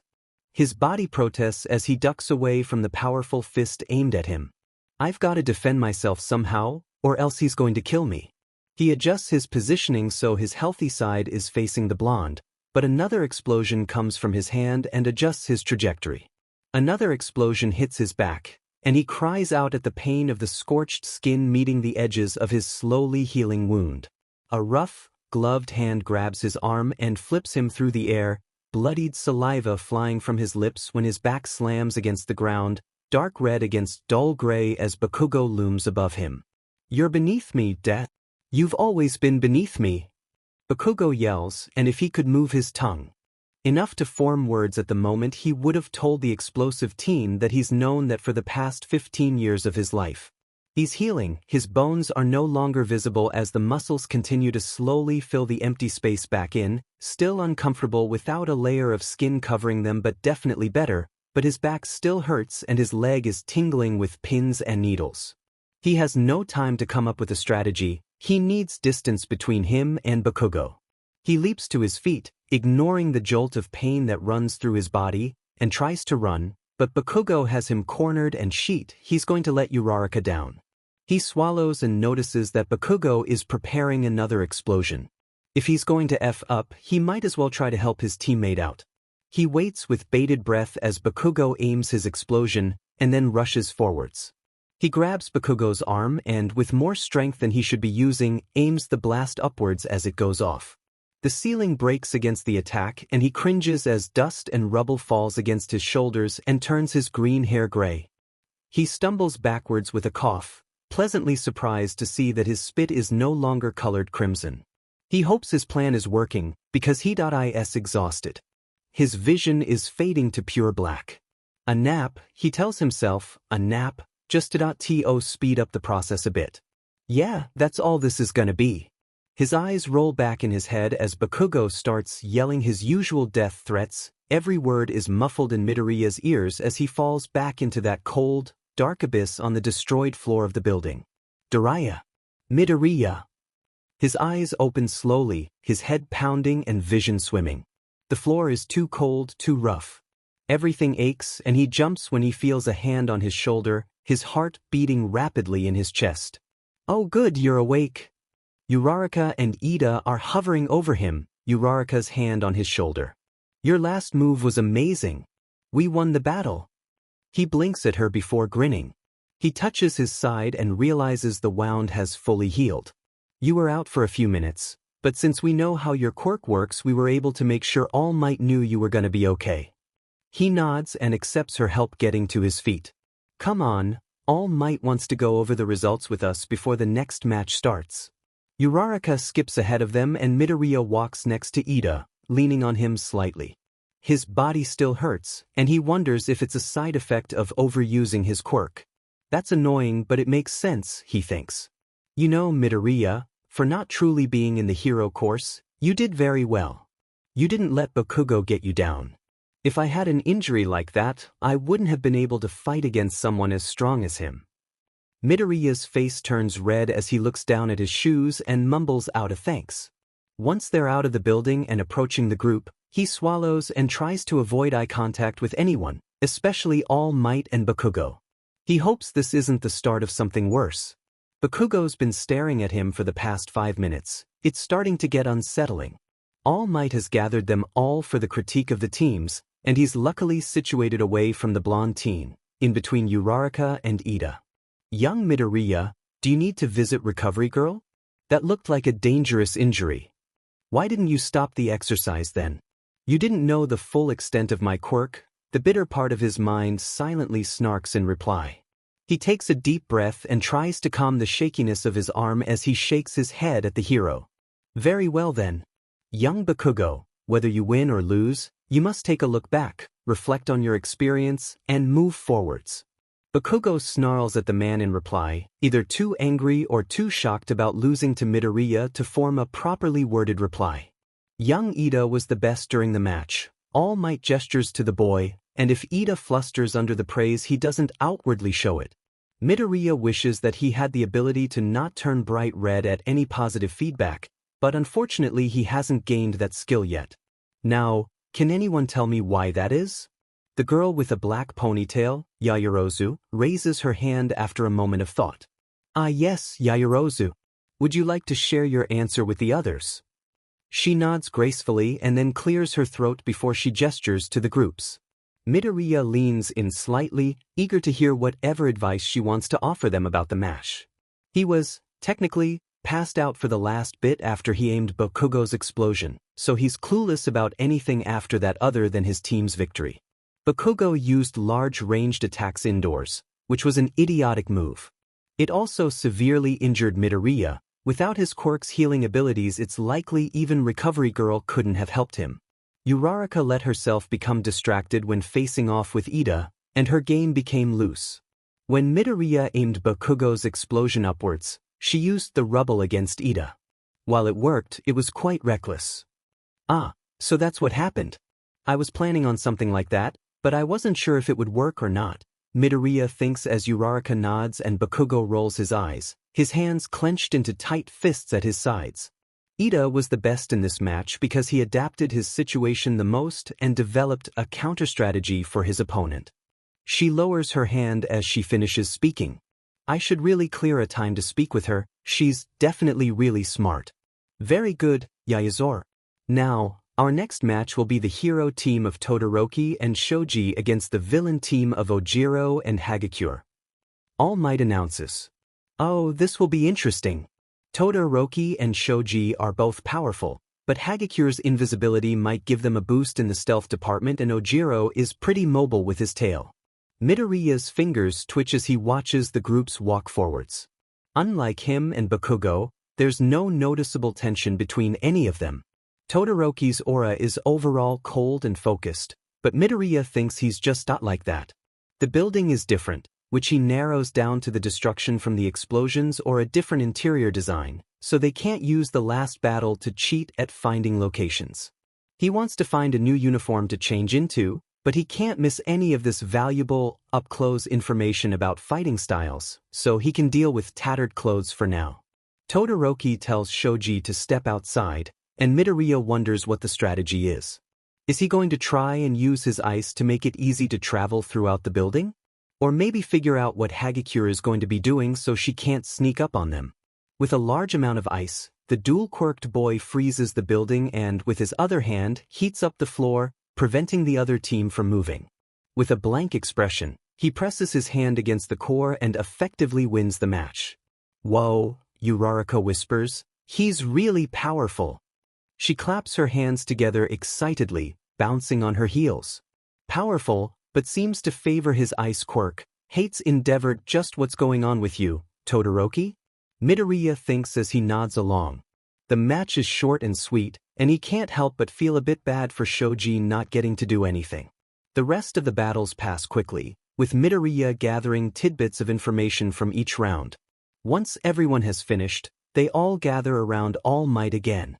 Well done, everyone. For your first team training exercise, you all performed wonderfully. You can all change clothes and return to your classroom. Ah, young Midoriya, you might want to stop by Recovery Girls for a spare uniform, seeing as you don't have a hero costume. Really? Not because I gave you a sneak peek of my insides? He nods and follows the rest of the students out, and then falls back before his detour to walk next to Todoroki.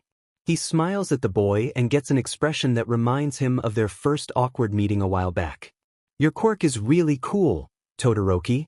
It was impressive how you were able to freeze the building with that much ice and reach the core so quickly. He comments, deciding a friendly remark about his abilities can't be taken wrong. Todoroki looks over at him, eyes darting from his messy hair to his ruined uniform to the way he still seems to be favoring one leg as he walks. Midoriya winces at the reminder, it must be a slight quirk side effect. Recovery Girl will fix it easy. Quirk overuse, already? Well, I guess my last death wasn't very long ago. I've got to be careful about spacing them out. Or maybe they add up. I've died 0.3 times so far, and I didn't discover my quirk until recently, so I might need to take it slow. He shakes himself out of his thoughts when Todoroki finally looks ready to talk. Thanks, but it was nothing. A pause. You did well against Bakugo despite not having any training with your quirk, with injuries as severe as that I was expecting a worse outcome. It almost sounds like a compliment, disguised under layers of indifference. If you attended the entrance exam, I'm sure you would have found your way into a UA course. He's not sure about that. The Hero Course entrance exam is notoriously aimed at people with flashy quirks like Bakugo's, not so much ones like his.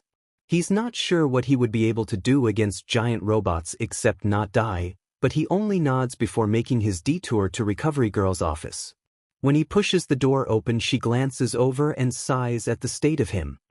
He gives her a lopsided smile and she gestures for him to sit, which he does. He wants to get this over with as soon as possible. He tells her his theory and, after a few moments of looking over his new paperwork, she nods. It seems that way, yes. You need to be careful about using your quirk, young man. The physical effects will be bad enough, but I can't imagine constant death being good for your mental health either. She sends him off with a handful of gummies and a new outfit, which he's happy with. He takes his time getting back to the classroom, letting the new information blossom into varieties of theories, each spiraling off in a different direction from a general idea. Once he reaches the door, he pops the last gummy into his mouth and slides through the door, taking in the scene.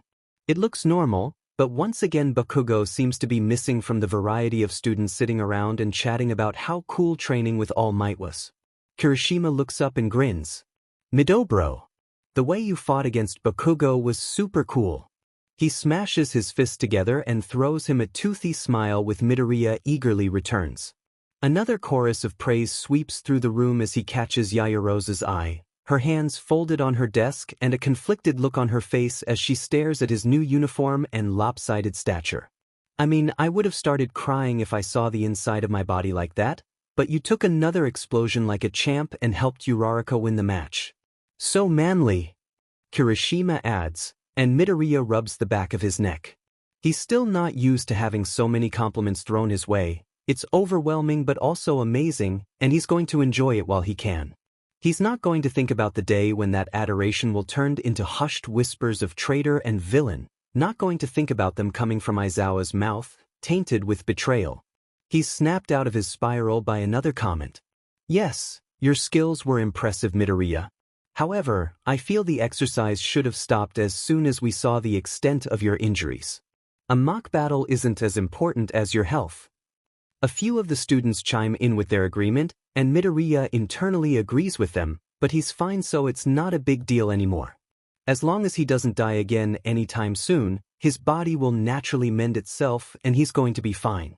He shrugs and waves his free hand through the air, hoping he comes across less awkward and more relaxed, like he hasn't been fazed by the situation.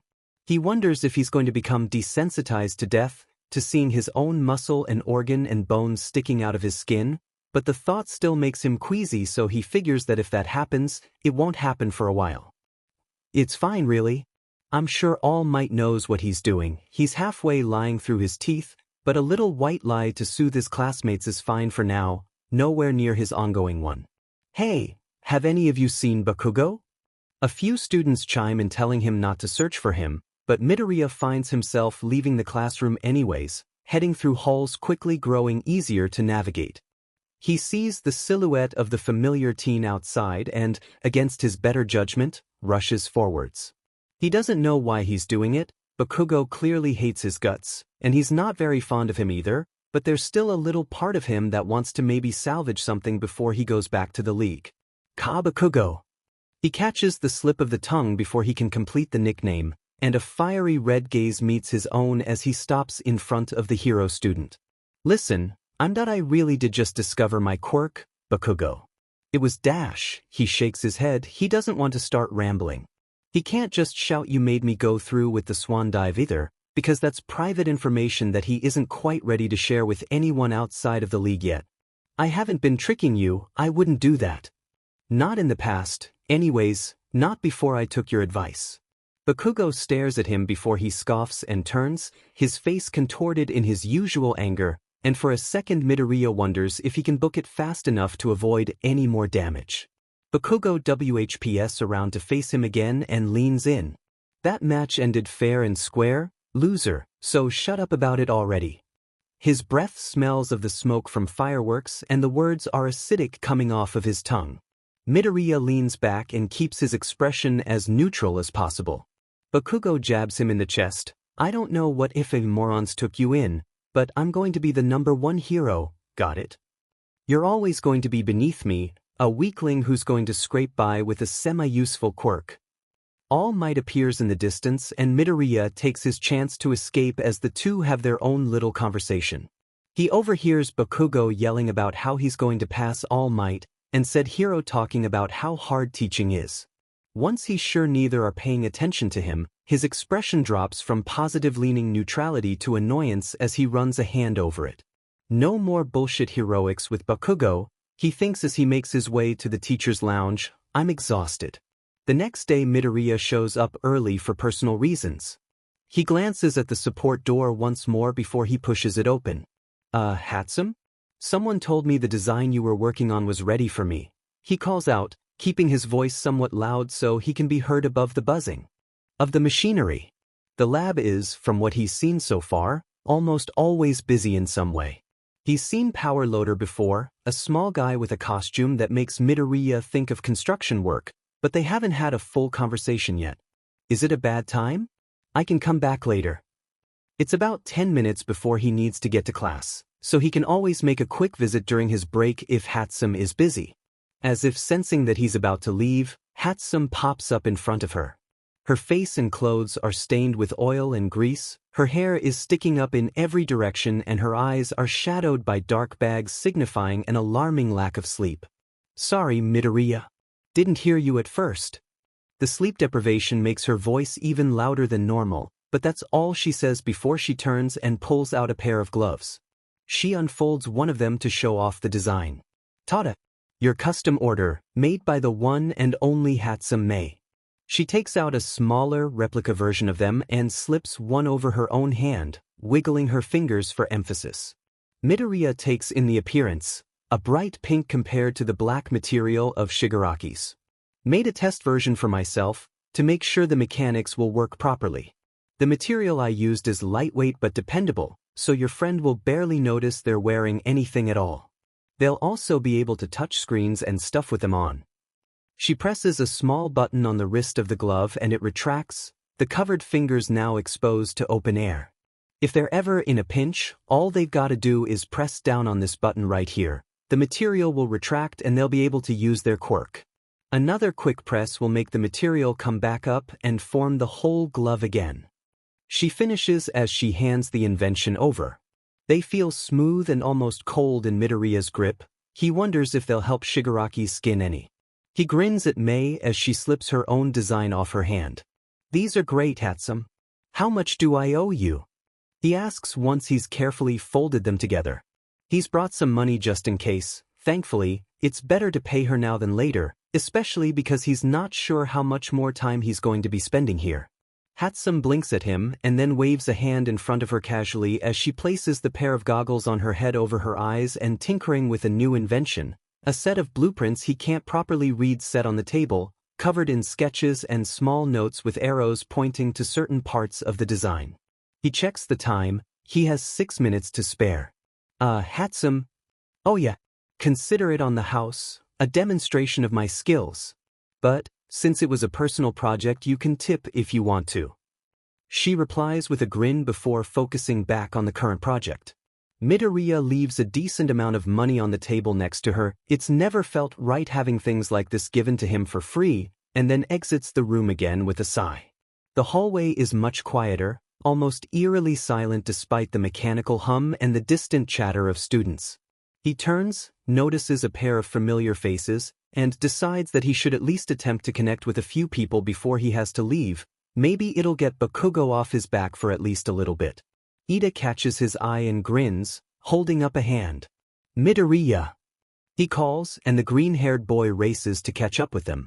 You did well against Bakugo during the training dash. He adjusts his glasses and sticks out an arm robotically. However, I must speak to him about his reckless disregard for others' safety. He cannot be a good hero if he is constantly risking the lives of other people for his own benefit. Midoriya nods as Ida continues to talk about how Bakugo's actions were idiotic and unsafe, and he wishes he had someone like him when he was younger, a little quirkless boy surrounded by people that flocked to Bakugo because of his incredible strength. He stops speaking and looks down. "Ah, you visited the support department. Did you need some sort of equipment?" "Oh, these are actually for a friend. He has a destructive quirk, so I had these made in case they can help him out. Hatsune did most of the work. She's really impressive. Loud and a bit much, but dedicated nonetheless. She'll be a useful ally if he can convince her to keep working with him, although he doubts that's likely. If he can find someone to commission work for him, he can probably get more gear for the league, but that's also going to be difficult. Nobody's going to want to help a villain unless they're totally down for betraying UA." He shakes his head slightly as they enter the 1A classroom and take their seats. Bakugo glares at him but then returns his attention to Kirishima, who's talking excitedly about something. "What do you think we'll do today? Another battle?" Mina asks from her spot, which starts a wave of hushed whispers from the more extroverted students. Midoriya taps his pen to his chin. "It won't be another class like All Might's. UA probably wants them to experience a variety of things. He wonders if it'll be normal classwork. He's always been decent at written tests, especially about heroics, but the others might not be very excited about that." The door opens and they fall silent as Aizawa glares at him, looking for anyone who's still causing a disruptance. Once he's satisfied that they're all paying attention, he curls up on the floor in his sleeping bag. "You all need to pick a class president. Do whatever you want but don't bother me." "Class president, huh? That's strangely normal, but I suppose this is still a school." Midoriya watches as Ida takes charge, writing names on the board so they can vote. He's zoned out a bit throughout, but the premise is simple enough. He watches as the class turns in their votes, and then Ida looks through them, scanning each slip of paper. It seems we need one more vote to decide who's going to be the representative," Ida mumbles. He sticks out his arm, perfectly straight and aimed right at Midoriya. "Midoriya, it seems your input is needed to settle this once and for all." A bit dramatic for such a simple vote, but he can play along. Ida and Yaoyorozu are both good candidates, but he knows more about Ida personally, and the guy's entire demeanor just screams class president. "Oh, I think you'd make a good candidate, Ida. You're really passionate about this type of stuff. You'll be good at having everyone organized."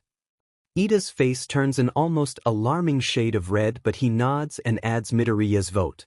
Midoriya glances over the board. If he's reading it right, that's going to make Ida the president and Yaoyorozu the vice president.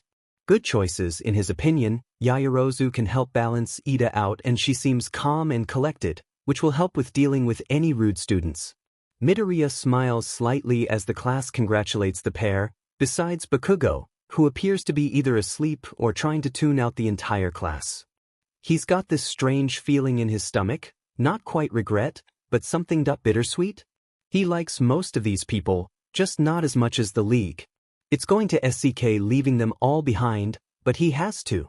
Later that day he sits with Uraraka and Ida during lunch. They're the closest to him and they're both friendly to him. It definitely beats sitting alone like he did all throughout middle school. "You know, Ida," Uraraka chimes in, "you do kind of radiate class president vibes. You're really formal." Midoriya hasn't said that out loud, but he nods as he shoves a bite of katsudon into his mouth.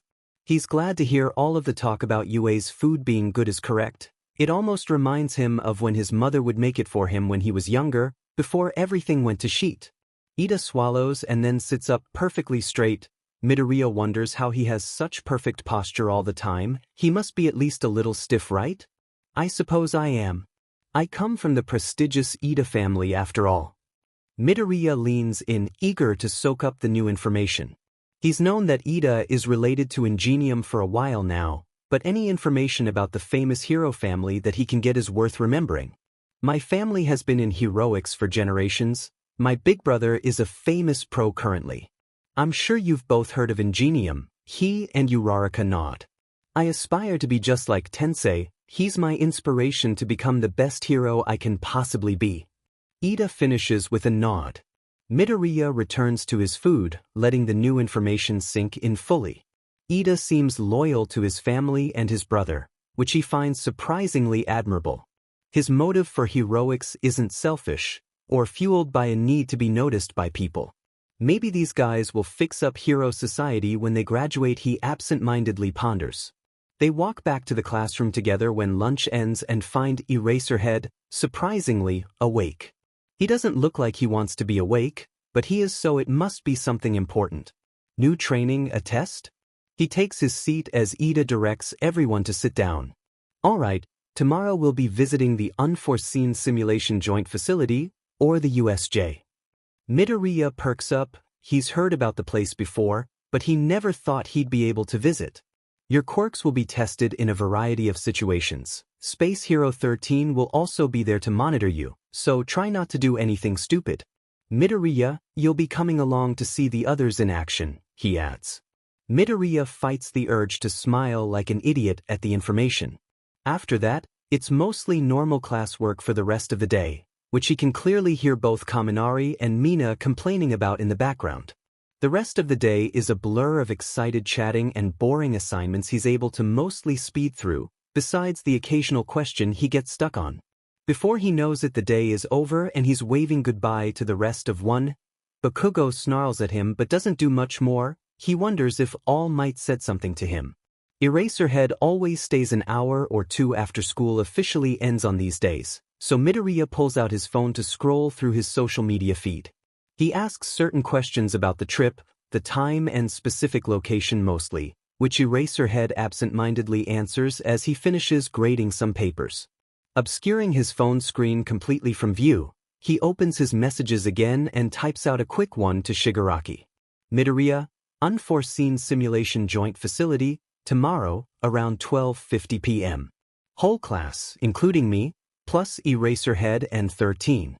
You ready to head out, kid? He nods and slips his phone into his pocket as they make their way out of the school, the obnoxious sleeping bag tucked under Eraserhead's arm. He hopes that thing actually gets washed, but he doesn't linger on that thought long because the thought of it not getting washed is enough to make him GG a little bit. He slides into the passenger seat of the car and clicks the seatbelt.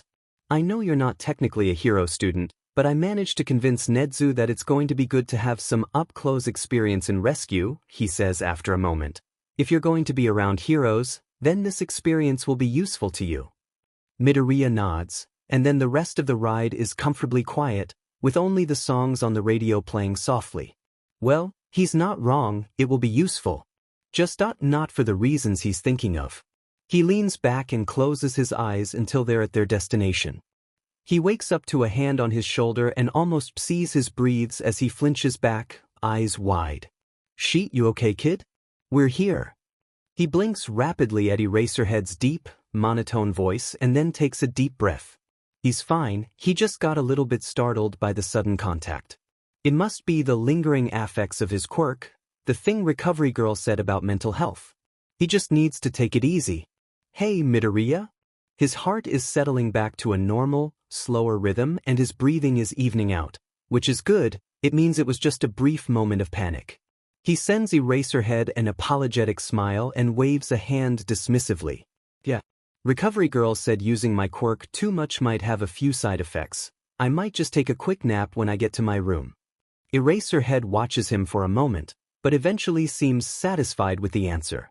Midoriya quickly greets both Cats and Mike as the door opens and then makes a detour for his temporary room. Man, he's gonna need some way to move this stuff, isn't he? He can grab the things he needs the most and maybe leave a few little things, so it isn't too obvious that he plans on leaving? Whatever, it's a problem for post-nap Midoriya. He turns the lights off and settles in under the covers, pulling out his phone to charge it. It buzzes with a notification and he checks the screen. Shigaraki will be there. The USJ isn't going to be an easy target.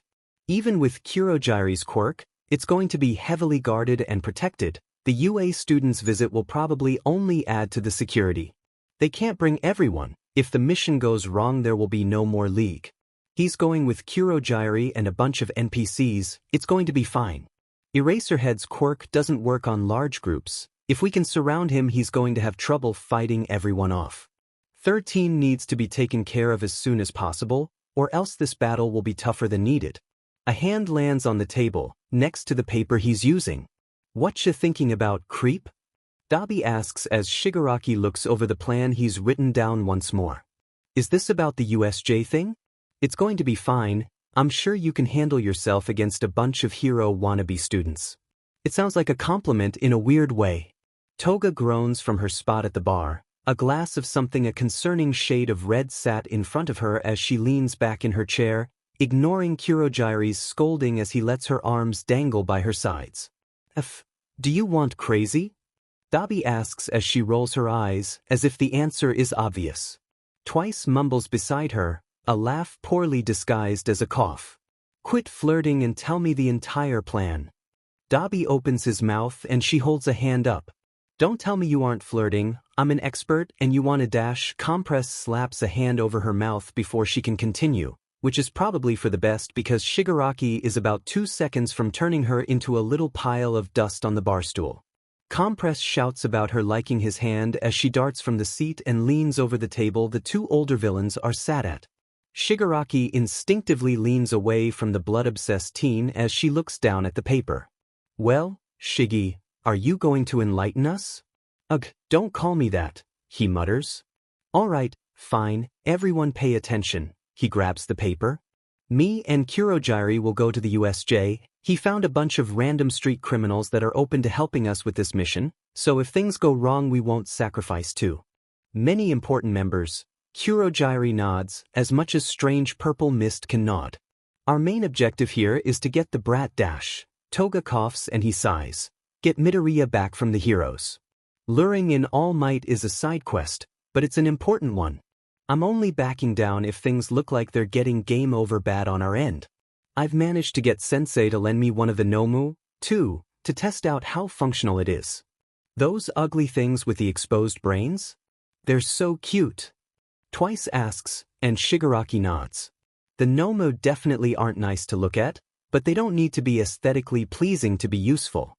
Judging by what Sensei has told him, even All Might won't be able to put a dent on the creature. "Are you sure it's safe for only you and Kurogiri to go though?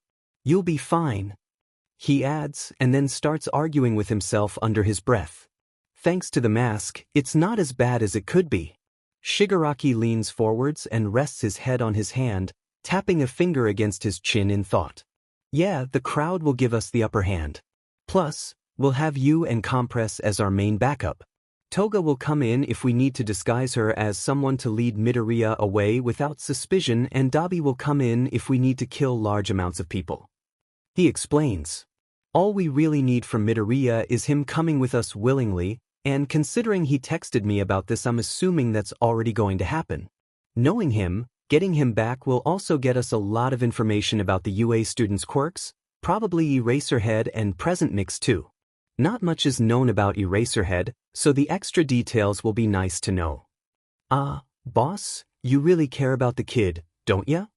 Toga whines out another stop flirting comment as Shigaraki flips him off. It's a barely there dismissal of the comment, because he's confident in saying he'd rather die than say those words out loud, especially in a room full of people. "Anyways, if the plan seems fine to you guys it'll probably work. Kurogiri's pretty smart." He stretches, joints popping, and then points a finger at Shigaraki. "Don't get shot, mophead." It's a teasing remark laced with the smallest hint of actual concern, and yet it still makes Shigaraki's stomach twist into confused knots as he scoffs. "Ah, young love, reminds me of when I was your age." Compress remarks wistfully, and Shigaraki bites back the remark that he's only in his early 30s, around the same age as Twice, but he's already exhausted and he needs to get up early to make preparations tomorrow, so he stands and mumbles a half-hearted goodnight to the rest of the members at the bar. He closes his door behind him and curls up under the blankets. It's not that late yet, so he pulls a random game from his pile. A few Splatoon matches can't hurt, he thinks as he boots up his SW. The walls of their hideout are, unfortunately, thin, so he keeps the volume down. No need to alert anyone to the fact that he's still awake and have them barge in. The concerning sound of Toga's half-laugh, half-scream comes through at almost full volume, followed by Twice somewhat frightened laughter and Kurogiri's voice telling both of them to calm down. He sighs and leans into the pillow, thankful he's never been sensitive to noises like that. They're obviously not going to actually kill each other, otherwise Kurogiri would be a lot more concerned. He chooses to play a random online match, thoughts occasionally drifting back to the plan as he covers the map in bright colors. He's still got to deal with a bunch of NPCs, throwaway characters that he won't bother to revive, in order to complete the next main task. All Might, he thinks, swearing as his character is shot from another player hiding in a puddle of bright green. All Might is a teacher, huh? What could that idiot teach, except for a stupid mentality of always smiling? God, I want to watch his face be bashed in by the Nomu. I want to turn him into nothing but dust. His hands move on autopilot as his thoughts delve into the dark, villainous things he wants to do to the so-called symbol of peace. His team ends up winning, and he closes the game after he gets his points and levels up once again. Setting the device aside, he adjusts the blankets and lets himself relax, staring at the ceiling, the star stickers on his ceiling letting of a faint glow as he watches them. I'm ready for the boss battle. Midoriya rocks anxiously on his heels as Eraserhead and 13 stand in front of the class. This lesson will be the trial of rescue, the teacher states, and a few students seem eager to hear that. Ah, rescue training. It makes sense, being a rescue hero is a valuable job. The USJ is a practical training arena designed to simulate any type of disaster or accident. Midoriya glances at each of the zones. He's not totally concerned about this, he's waiting for something a bit different. Eraserhead finishes speaking and then 13 chimes in, drawing his attention once again as he adjusts the bag swung over his shoulder. Eraserhead has bought the note-taking excuse so far, thankfully. This lesson will be about wielding your quirks for the sake of human life. Being a hero isn't just about showing off a flashy quirk and beating up villains, it's also about protecting people. The USJ has a wide variety of areas for you to practice using your skills in a multitude of different situations. Midoriya glances behind him again, doing a double take when he notices an unmistakable vortex of dark purple slowly forming behind them. He hides his beaming smile under a hand as he calms his expression. To his surprise, a large crowd of villains he doesn't know starts moving through the portal. He realizes if they have more people, they're more likely to win, and this way less valuable members get hurt. Shigaraki and Kurogiri look to be the only ones actually in the USJ. Is this part of the training? Are we starting early? Kirishima asks, scratching the side of his head in confusion. The rest of the class soon erupts into questions, asking both 13 and Aizawa where they found so many actors. The pros have, like he suspected, already caught on. Aizawa pushes Mina behind him and readies his scarf, eyes glowing an ominous red. Midoriya cracks his knuckles and gives Shigaraki a look that he hopes reads as "I'm gonna do my best to help you." The swarm of villains stands around, clearly ready to fight once Shigaraki says the word.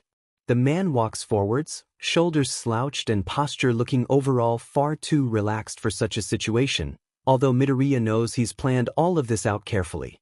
Eraserhead calls out to them to warn them that these are real villains, and he watches the panic set in. Well, it seems All Might isn't here. He reaches up to scratch at his neck. What a shame. Oh well, we can still focus on the main mission for now. Eraserhead lowers himself and slips his goggles on, and Shigaraki holds his hands up in a mock gesture of defeat.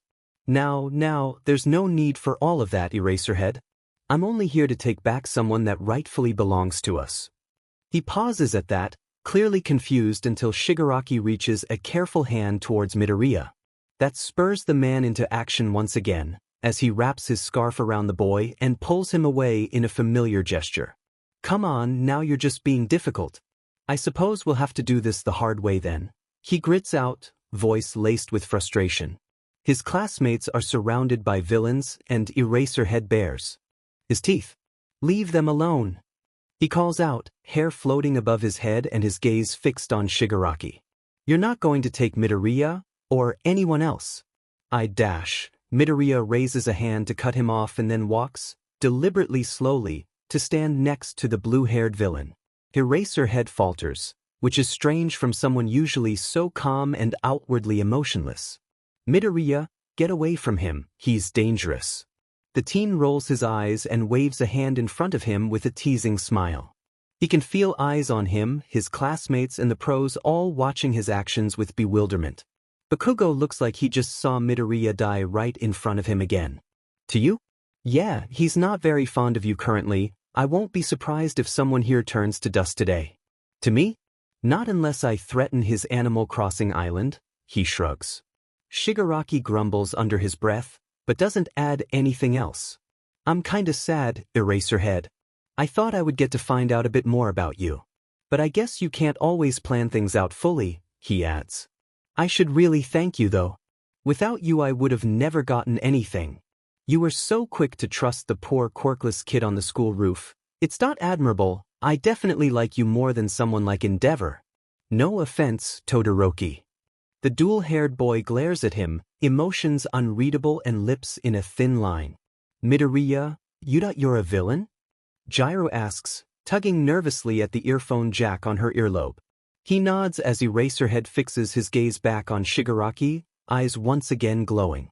I guess it makes sense, but if anyone else uses their quirk he's going to have to look all over the place, Midoriya notes. Shigaraki glares from behind the hand on his face, his one bright red eye narrowed in annoyance as it stares into Eraserhead's. Midoriya is about to ask if they can just leave when he hears booming explosions and a sneering face meets his. Bakugo's eyes are wild with rage, a familiar sight. Midoriya waits to see what he's going to do next, if he's going to scream or charge or try to blow his guts onto the ground again. What the F-, you shitty nerd? He exclaims, and Midoriya sighs as he waits for the rest of his rant. You went off and became a villain? Are you serious? His hands outstretch, palms alight with orange and red.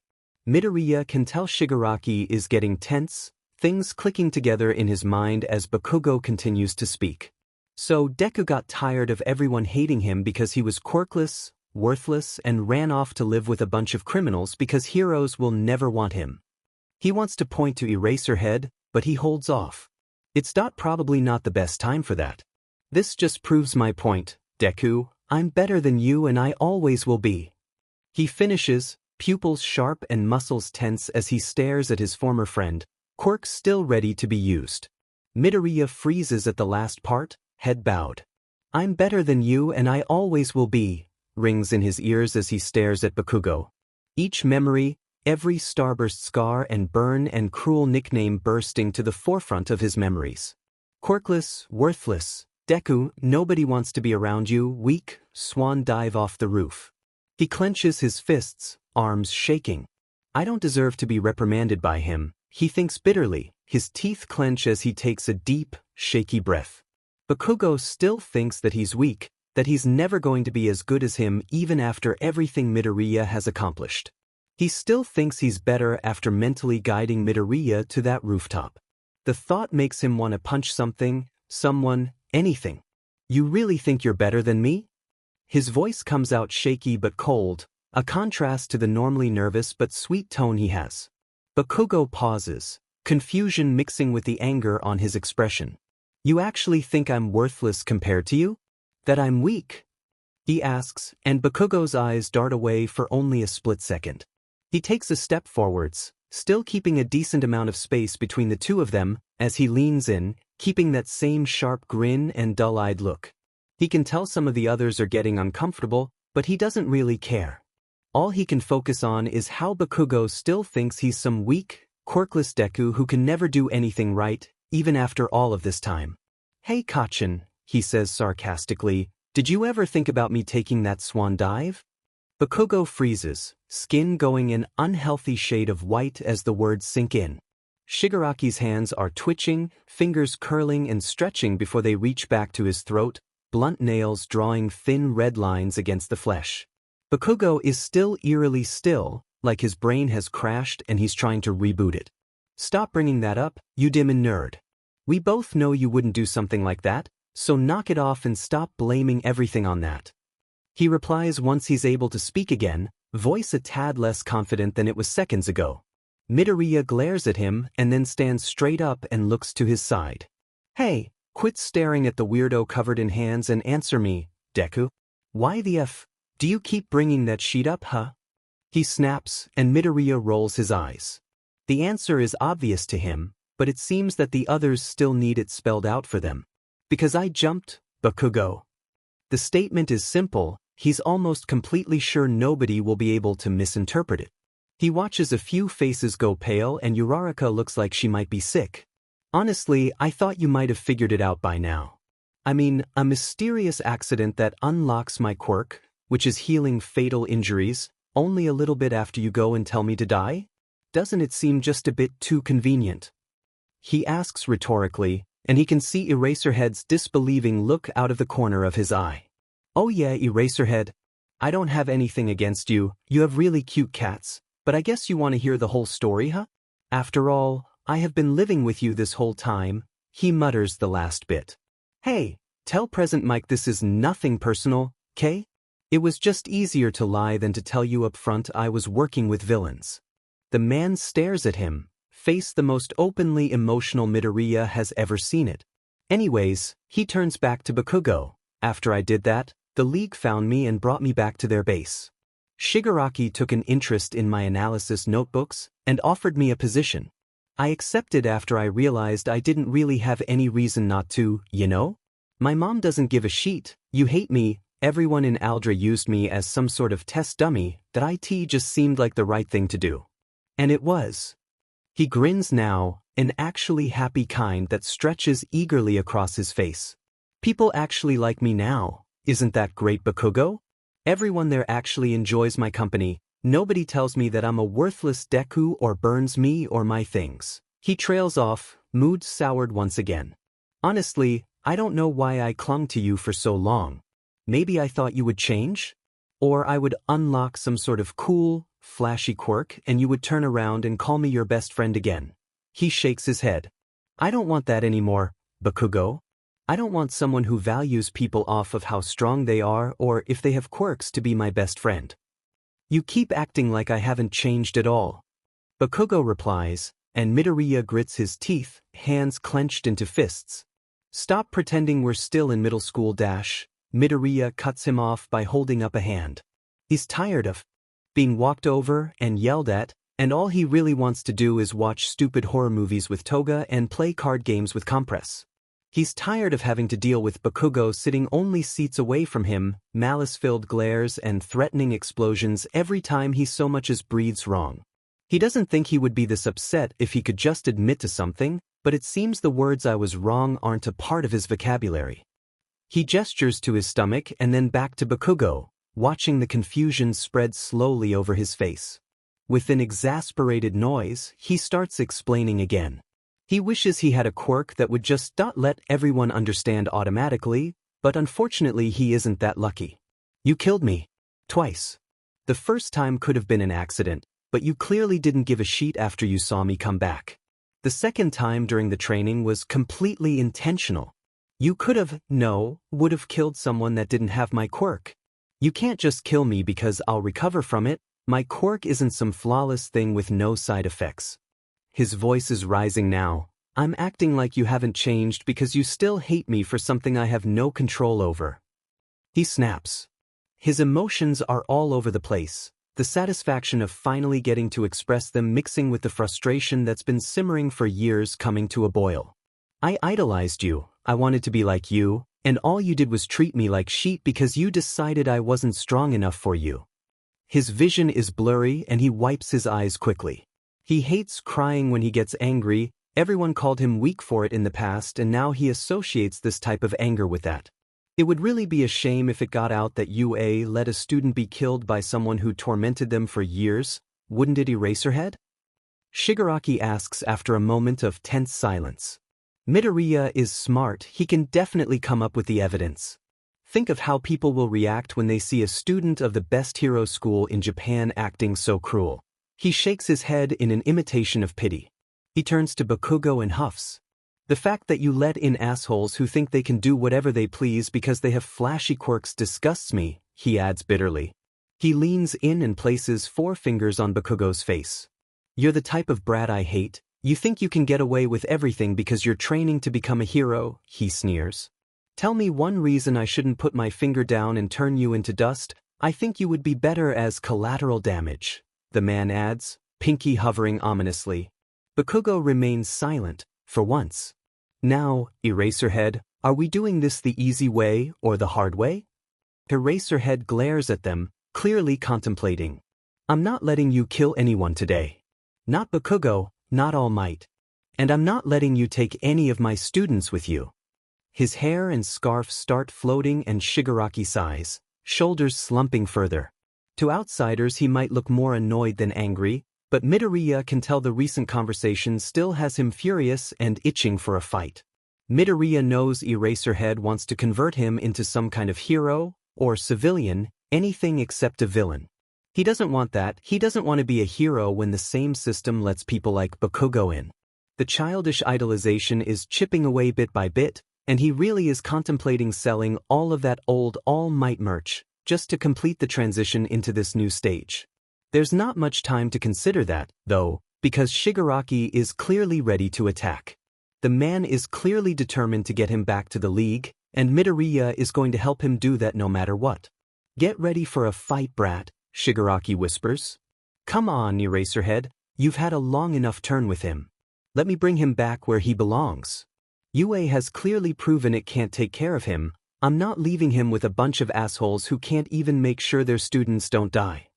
He's purposely riling both of them up, leading up to some sort of grand fight. But if you won't let us finish the main mission, I suppose we'll have to dive into the side quest a bit early.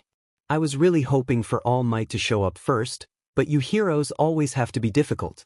Now, let's finish off the mini-boss so we can prepare for the main battle. He snaps his fingers and a good chunk of the villains surge forwards, quirks activating at his command. Eraserhead activates his own and tugs down his goggles, rushing towards the crowd before turning to 13, who's standing near the rest of the 1A students. 13, try to evacuate the students and contact the rest of the school. He calls before he runs into the crowd and starts fighting. His quirk might be better suited to one-on-one situations, but it's clear that he still has impressive experience fighting against groups of people. The class is already running, following after 13. He doesn't know if any of them have looked back, but he doesn't blame them if they haven't. There's no use wasting their time trying to convince someone who clearly doesn't agree with them to run off with their group. He feels just a bit bad. They're mostly good people, only his age. He turns back to the fight to see how Eraserhead is doing. He's got a surprising amount of villains down, and he's still going strong despite the multitude of quirks. Midoriya is impressed, but it's probably a bad time to say that out loud. He reaches into his bag and clenches his fist around a small object, pulling out a shiny blue marble. With a new sense of determination, he takes a deep breath and slips it back into his bag. I'm going to get out of here. I'm going to see the league again, and I'm going to be just fine. The crowd is slowly dwindling, which means Eraserhead will probably make his way to Shigaraki soon. Midoriya knows enough about him to help if he needs to. I hope you're ready for your first actual fight against a pro, kid, because you'll have a lot of them if you stick with us. The thought of battling someone like Endeavor is terrifying, but he still can't find it in him to regret his choices. With a firm nod, he replies with as much confidence as he can muster. I'm ready. This entire trip is a mistake. It's supposed to be a normal training exercise for his students, and here he is fighting off groups of villains with no idea where they are, or if they're safe. They have 13 with them, but he doesn't know if that will be enough. His mind is still reeling with all of the new information. Bakugo and Midoriya being a traitor, the fact that he can't find it in himself to hate the kid for this, it's all too much for him to think about at a time like this. He throws his scarf at another of the villains, watching them fall to the ground in defeat. The man, Shigaraki, is in clear sight and he rushes forwards. If he can get rid of him, he can help stop the whole attack. He seems to be some sort of leader to them. He doesn't know the full extent of his quirk, only that he threatened to use all 5 fingers to turn Bakugo to dust. He rushes forwards, aiming for the man, and manages to get a solid hit in.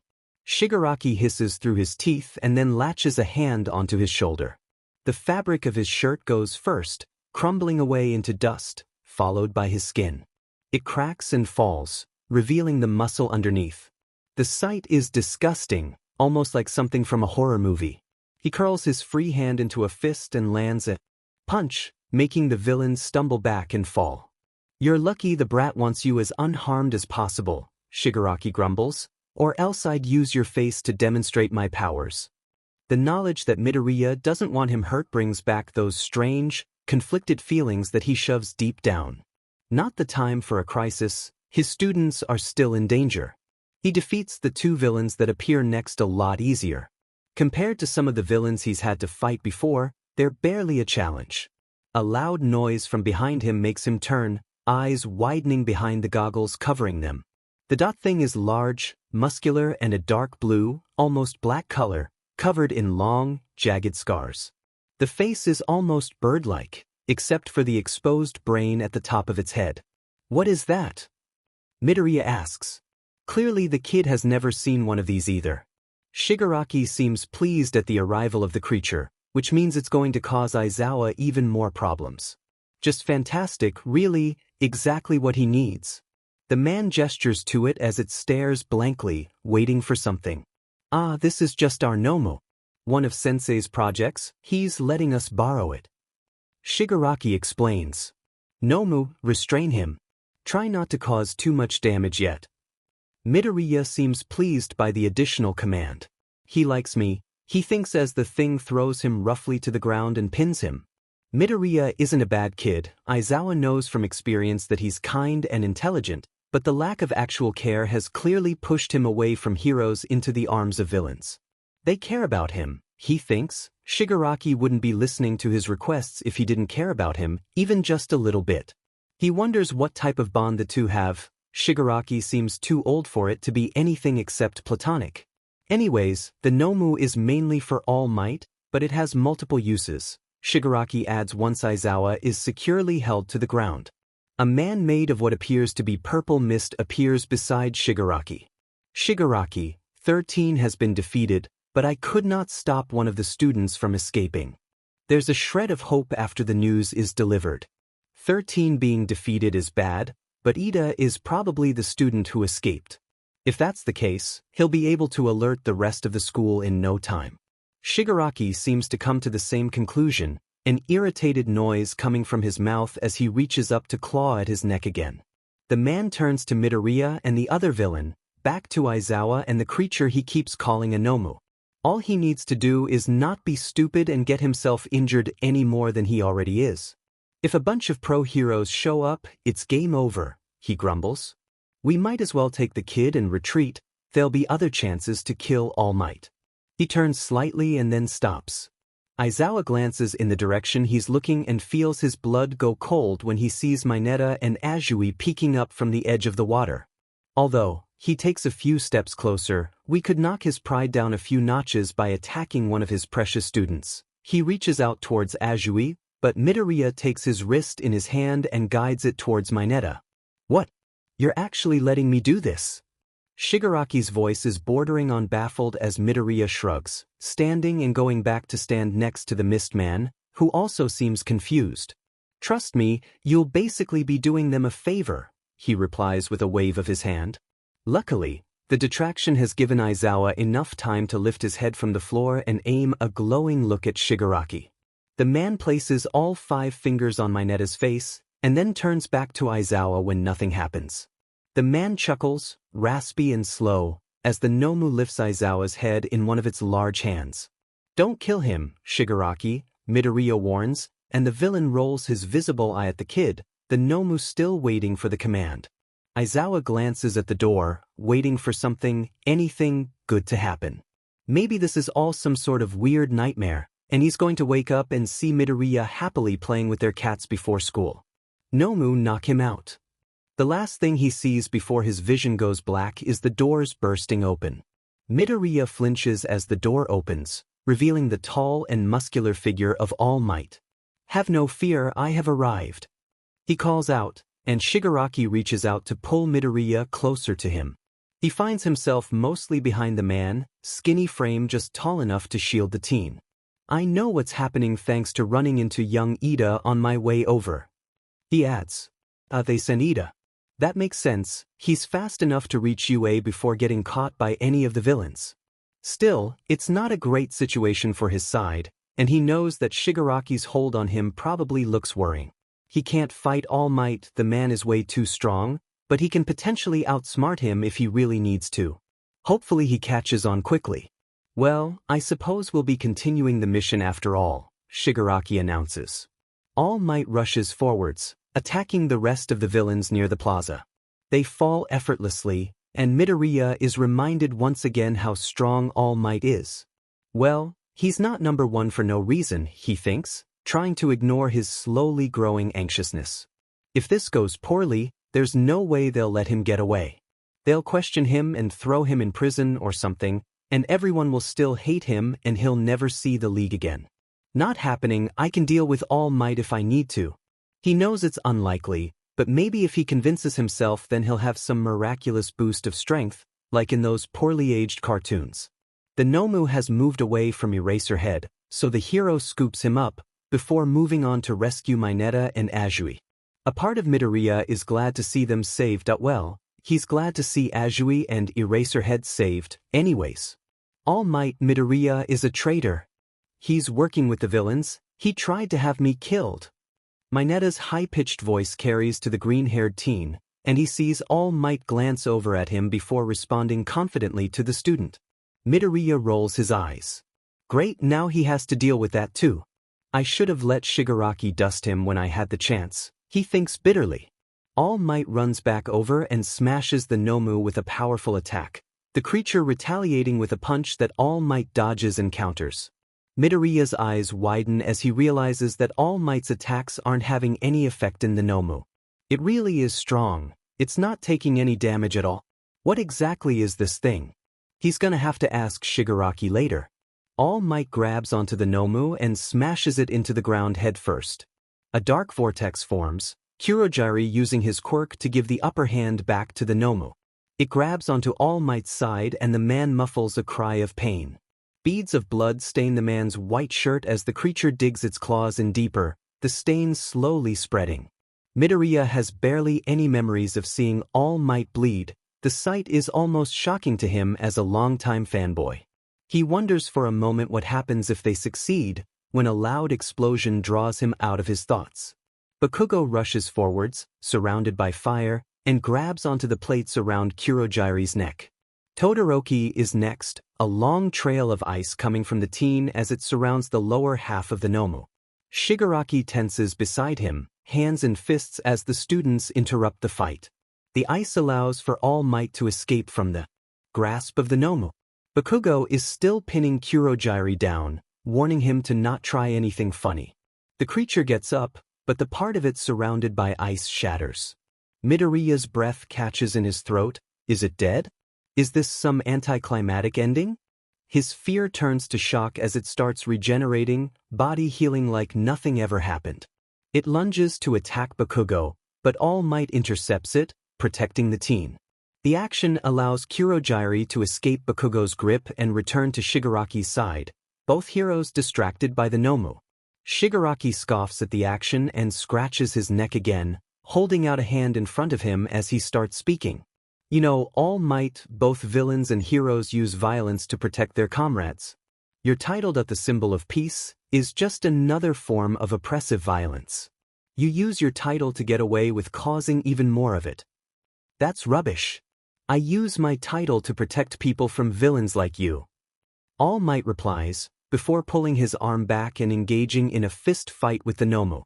Both are doing well, clearly around equal levels of strength, but All Might's attacks are having minimal effect, so the Nomu must be a decent bit stronger. I'm not doing enough damage. I'll have to surpass 100%. All Might grits out. The next punch sends the Nomu flying out of the USJ, disappearing from sight. Midoriya's blood runs cold. If All Might can do that to the Nomu, there's no telling what'll happen to any of them if he decides they're too much of a threat to peacefully detain. Gory imagery spawns in his mind as he shivers and pushes it away. He looks over at Shigaraki, surprised to see that the man looks to be on the verge of tears, staring at the spot where the Nomu was sent through the roof by All Might's power.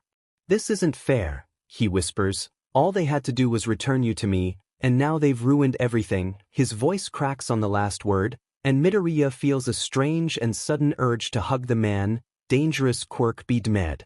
I can't kill All Might without the Nomu, but I can at least accomplish the main mission. He turns to Kurogiri. The fast kid is going to be here with more heroes any minute now, you know what to do. A portal forms behind Midoriya and his eyes widen as he stares into the vast, swirling hues of dark purple. Relax, brat, I'm not gonna let a bunch of heroes kill me. Shigaraki hisses the word with disdain before reaching out and shoving Midoriya's chest, making him lose his balance. He cries out one last Shigaraki, wait dash. Before he's swallowed by darkness again. He lands on the floor of the bar, coughing and heaving from the unpleasant landing. Izuku! Toga cries out, helping him to his feet. He takes a deep breath, resisting the urge to cry. Are you okay? Where are Shigi and Kurogiri? Are they all right? What are the heroes doing to them?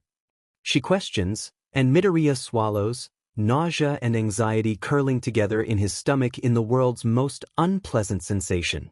Why did he send me back? I can't be more important than his own safety?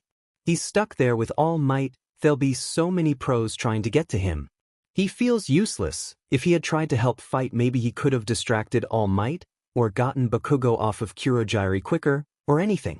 A solid hand lands on his shoulder, and just from the quick glance he gives it he knows that it's Dabi. Hey, kid, is everyone okay? To anyone else his voice would sound unconcerned, almost bored, but Midoriya has learned to read him enough that he can sense the undertones of worry and desperation clinging to his tone. He clenches his eyes closed as he tries to ignore the stinging feeling of tears behind the lids, his vision black and head tilted down. His posture doesn't change as he answers the question, voice weak and shaky in the type of way he hates. He wants his voice to come out strong and confident, but those are the opposite emotions of what he's currently feeling, and he doesn't have the strength to pretend otherwise at the moment. I don't know. Shigaraki is, in all honesty, having a really shitty time right now. His Nomu is gone, his entire body is sore, and All Might isn't dead. The only good part of this entire attack is that Midoriya is back with the League. Why are you not fighting? All Might asks, voice slightly stilted. Shigaraki takes pleasure in watching the growing stain of red on his white shirt, a sign that he managed to injure the so-called symbol of peace. If your mission is to kill me, then surely you have another way of doing it. Hida doesn't. The Nomu was their one chance. It was supposed to be strong enough to overpower the man, and now it's gone. He's not strong enough, he's going to lose. This is game over. Dash. If Dabi was here he would be calling him an idiot for being so reckless with his plan. We have no chance, he rasps, voice low enough that only he and Kurogiri can hear it. The Nomu was our one chance and it's gone. I don't know where that idiot tossed it to, it's probably too far away by now. He claws desperately at his neck, beads of blood forming on the visible skin that he wipes away with each new swipe of his nails. He's not going to die here, but he needs a plan to get away. All Might is hurt, slower and less reactive than usual, so he might be able to evade him long enough to get another portal open for the both of them. Kurogiri turns to him, and Shigaraki knows he's about to give out some form of advice just from the way his glowing eyes seem to form an expression. If you're gonna say something, make it quick, he hisses through his teeth. Calm down, the Nomu has already done a significant amount of damage to All Might. We still have a chance of completing this mission. Shigaraki blinks, and then pulls his hand away from his throat to look down at it, curling bloodied fingers. With a sudden determination, he nods. Yeah, we can do this. I'll decay All Might starting from his stupid, heroic heart. All these children will see their symbol isn't the person he makes himself out to be. If they give up now, then the Nomu's efforts will be wasted, and Sensei won't be pleased with that. To complete this mission, Shigaraki reminds himself, they need to go all out. The symbol of peace has to fall at some point. There's no way he can uphold such a corrupt society forever. Alright, yeah, we'll finish what the Nomu started. He nods, and then rush towards All Might, who visibly tenses but doesn't move. The Nomu must have done more damage than I thought. If he's not even trying to run or fight back, Shigaraki thinks excitedly. They're almost there, so close that Shigaraki can almost feel the skin under his fingers, when a sharp pain shoots through his chest, then both of his legs. He swears as he falls to the ground, splatters of blood surrounding him as Kurogyari defends him from more oncoming shots. Sheet, that brat brought the other heroes. He chokes out, jaw tense from the pain as he observes the wounds. Not great, especially since the ones in his legs will limit his mobility. He looks up and sees a large group of pros, one of the UA students standing near them. I guess it's really game over now, he admits. There's no way they can fight all of them off if he's injured. 13 catches his attention, seriously injured but still standing. The pro uses her quirk and Shigaraki swears as he's pulled towards the vortex, black unlike Kurogyari's usual variety of purple. We failed this time, he glares at the heroes, but next time we'll kill All Might. For sure. His vision goes black for a split second, and he wonders if they're both going to die into oblivion by 13's quirk. It's not the way he wants to go out, he at least wants to go out with some sort of flashy bang, way in the future when his league has destroyed everything that they hate. This is too anticlimactic, too soon, they haven't even dealt with All Might yet. His body feels too heavy to move, like he's full of lead, it's unsettling. He lands harshly on the floor of the bar, taking a deep breath of air, chest rising and falling heavily despite the pain that it brings with it.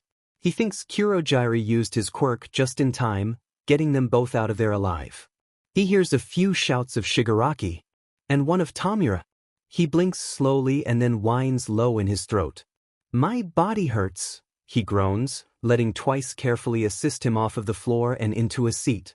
Noma's gone that everyone was defeated, we didn't even kill All Might, he adds pathetically, head slumping down to hide his face behind shaggy blue hair. I was wrong, sir. There's a brief buzz of static before a familiar voice comes through the monitor, one that he's used to hearing distorted by feedback and tech. The others look over, some in confusion and others with recognition. He's spoken to his sensei in front of some of the league before, but not in a while. You were not wrong, Tamura, only overly optimistic. Where is the Nomu I gave to you? Shigaraki sinks in further on himself at the reminder of that failure. Who knows where the hell it is? If anything, it's probably lost for good, a waste of his sensei's time. Kurogyari looks over to the monitor and informs the man that he was unable to locate the coordinates to retrieve it. Well, I suppose it's too late to mourn. Keep this lesson in mind for next time, Tamura. You're a symbol of importance. With a bit more training you'll show the world how powerful you really are. The voice cuts off with another bit of static, and Shigaraki sighs as the room goes oddly silent again. He's trying to take his sensei's words to heart, but it's difficult when he's still full of bullet holes. Toga looks him over and frowns, her lips pushed out in a slight pout as she takes in his appearance.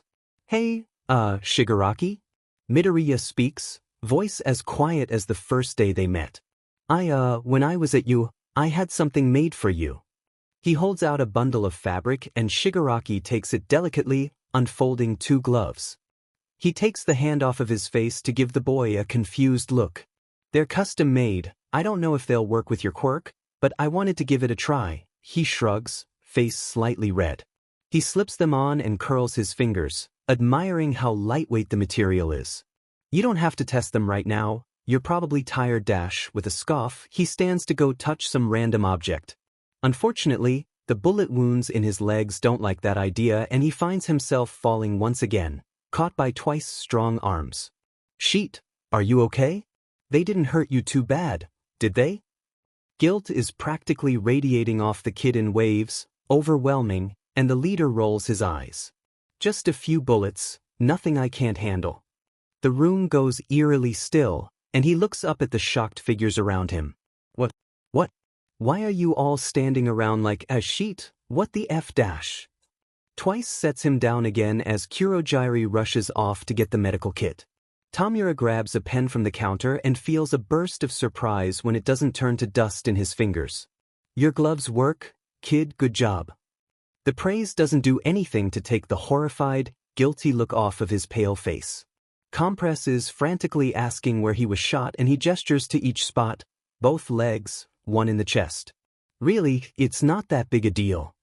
Dabi steps forwards, brow drawn in what Shigaraki can assume is something like concern, well hidden behind his laid-back and uncaring demeanor. The man knows better. You know, boss, when I told you not to get shot, I meant it. Shigaraki huffs and looks to the side, letting Kurogyari start working on the wound in his chest first. Alright, all of you let the mist man do his magic. Dabi waves his hand at the others. Toga, you can tell Midoriya all the stuff he missed out on while he was hanging out with lame but hero students. Toga's face brightens slightly as she and Twice lead Midoriya into the other room, Compress trailing behind them after one more glance at the leader. Dabi takes his seat a few spots down and watches, producing a cigarette between his fingers as he ignores Kurogyari's usual complaints. Shigaraki glares at him as Kurogyari tends to the injuries, the annoyance met with a smug grin. Why are you still in here? Dabi shrugs. Kid looked like he was 3 seconds from dropping dead, so I sent the others to distract him. Sheet, he's gonna have to talk to Midoriya about what happened before the final bit of the battle, isn't he? Soothing children has never been his strong suit, and he's even worse at calming down guilty, crying children. Besides, someone's gotta carry you to your room when Misty has to run off to stop Toga from sticking more knives under the couch cushions. Kurogyari looks towards the couch in distress while Shigaraki's face turns a bright shade of red, a gloved hand coming up to hide it from view as he tries to form his indignant muttering into actual words. Come on, no snappy reply for that, creep? You losing your touch, Goen Usuft? Shigaraki curls his lips back, but the effect isn't as threatening when he's still blushing. I don't need you to carry me, Patchwork. He hisses, leaning on the bar and preparing to stand. Dabi is already ready when his limbs protest the sudden movement, and with a huff, he lets himself be picked up. If you do anything stupid, I'm gonna bite you and tear your nasty staples out, he threatens, shuffling a bit to get in a better, more comfortable position. The walk seems a lot longer than it is, and Shigaraki is debating if this is better than lying on the floor, getting an infection and decomposing away. Dabi just shrugs at the threat and gives him another one of those casual grins, the corners of his staples pulling slightly with the expression.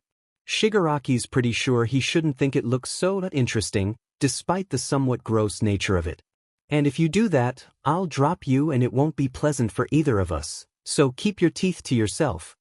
The door to his room opens and he grunts as he's deposited on the bed in a less than gentle fashion, bouncing slightly as his head hits worn, old pillows.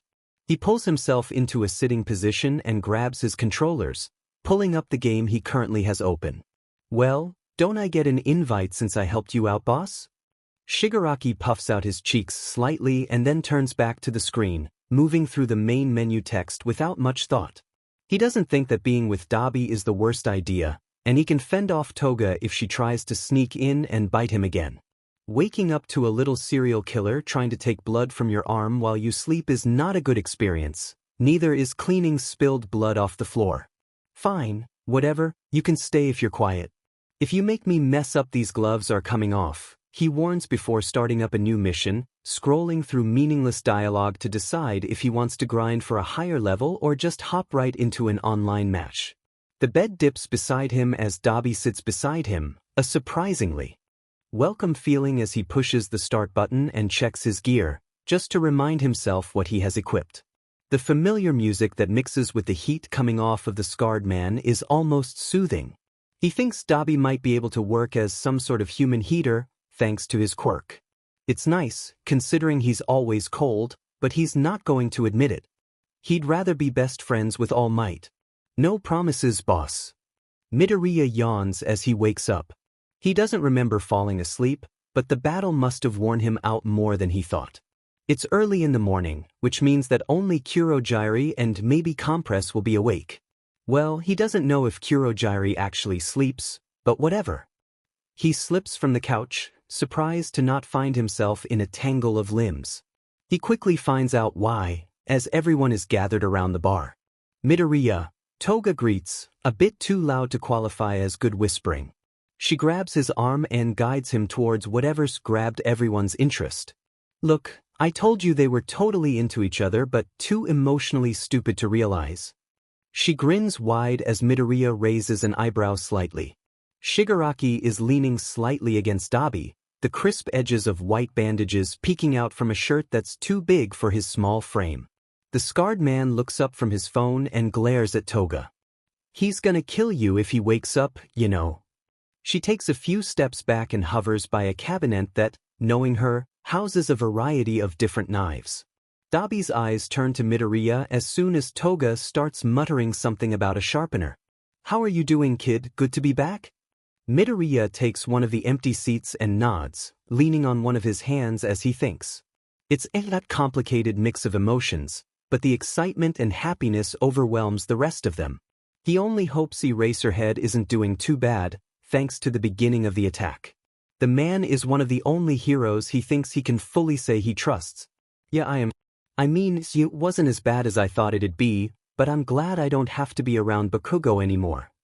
Dabi's face darkens at the name, and he assumes Shigaraki told him about what the blonde did. "It's fine really. He's not gonna get to me anymore. Everyone else was nice, though, and it was cool living with Eraserhead. But I really missed you guys the entire time." He reaches into his pocket and pulls out the marble. "Hey, Mr. Compress, I kept this the whole time. It kinda gave me a confidence boost, to be honest." His face is hidden behind a mask, so Midoriya can't accurately describe his reaction, but he looks like he's about to melt. Shigaraki shifts slightly and then yawns, leaning onto the counter. Midoriya notices that he's still wearing the customized gloves, a full hand easily splayed over the countertop with little effort. "Careful, kid, he's a sentimental old man. He might start crying." His voice is a bit raspier than usual, but he seems relaxed. Midoriya laughs as Compress presses a hand to his chest in a dramatic display, playing up his reaction for the comedic effect. "Nice job thinking up the gloves, brat, at least you can do one thing right." He huffs, expression darkening. "I still think they're stupid for letting someone like that into a hero school.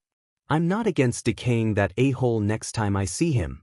He leans back against Dabi and Toga snickers from her position. "Don't even start, vampire wannabe. I know where you keep the expensive knives." Toga yelps and rushes off, likely to check her stash, and twice follows after her. The two are always together, and Midoriya thinks it's cute. Like a brother-sister relationship, but with more murder. "Anyways, what else did you learn about UA?" Shigaraki asks, and Midoriya grins before rushing back to grab his notebook. He places it on the counter and lets the two flip through it quickly. "Ingenium's kid, Endeavor's kid," Shigaraki mumbles. "Some good quirks in here.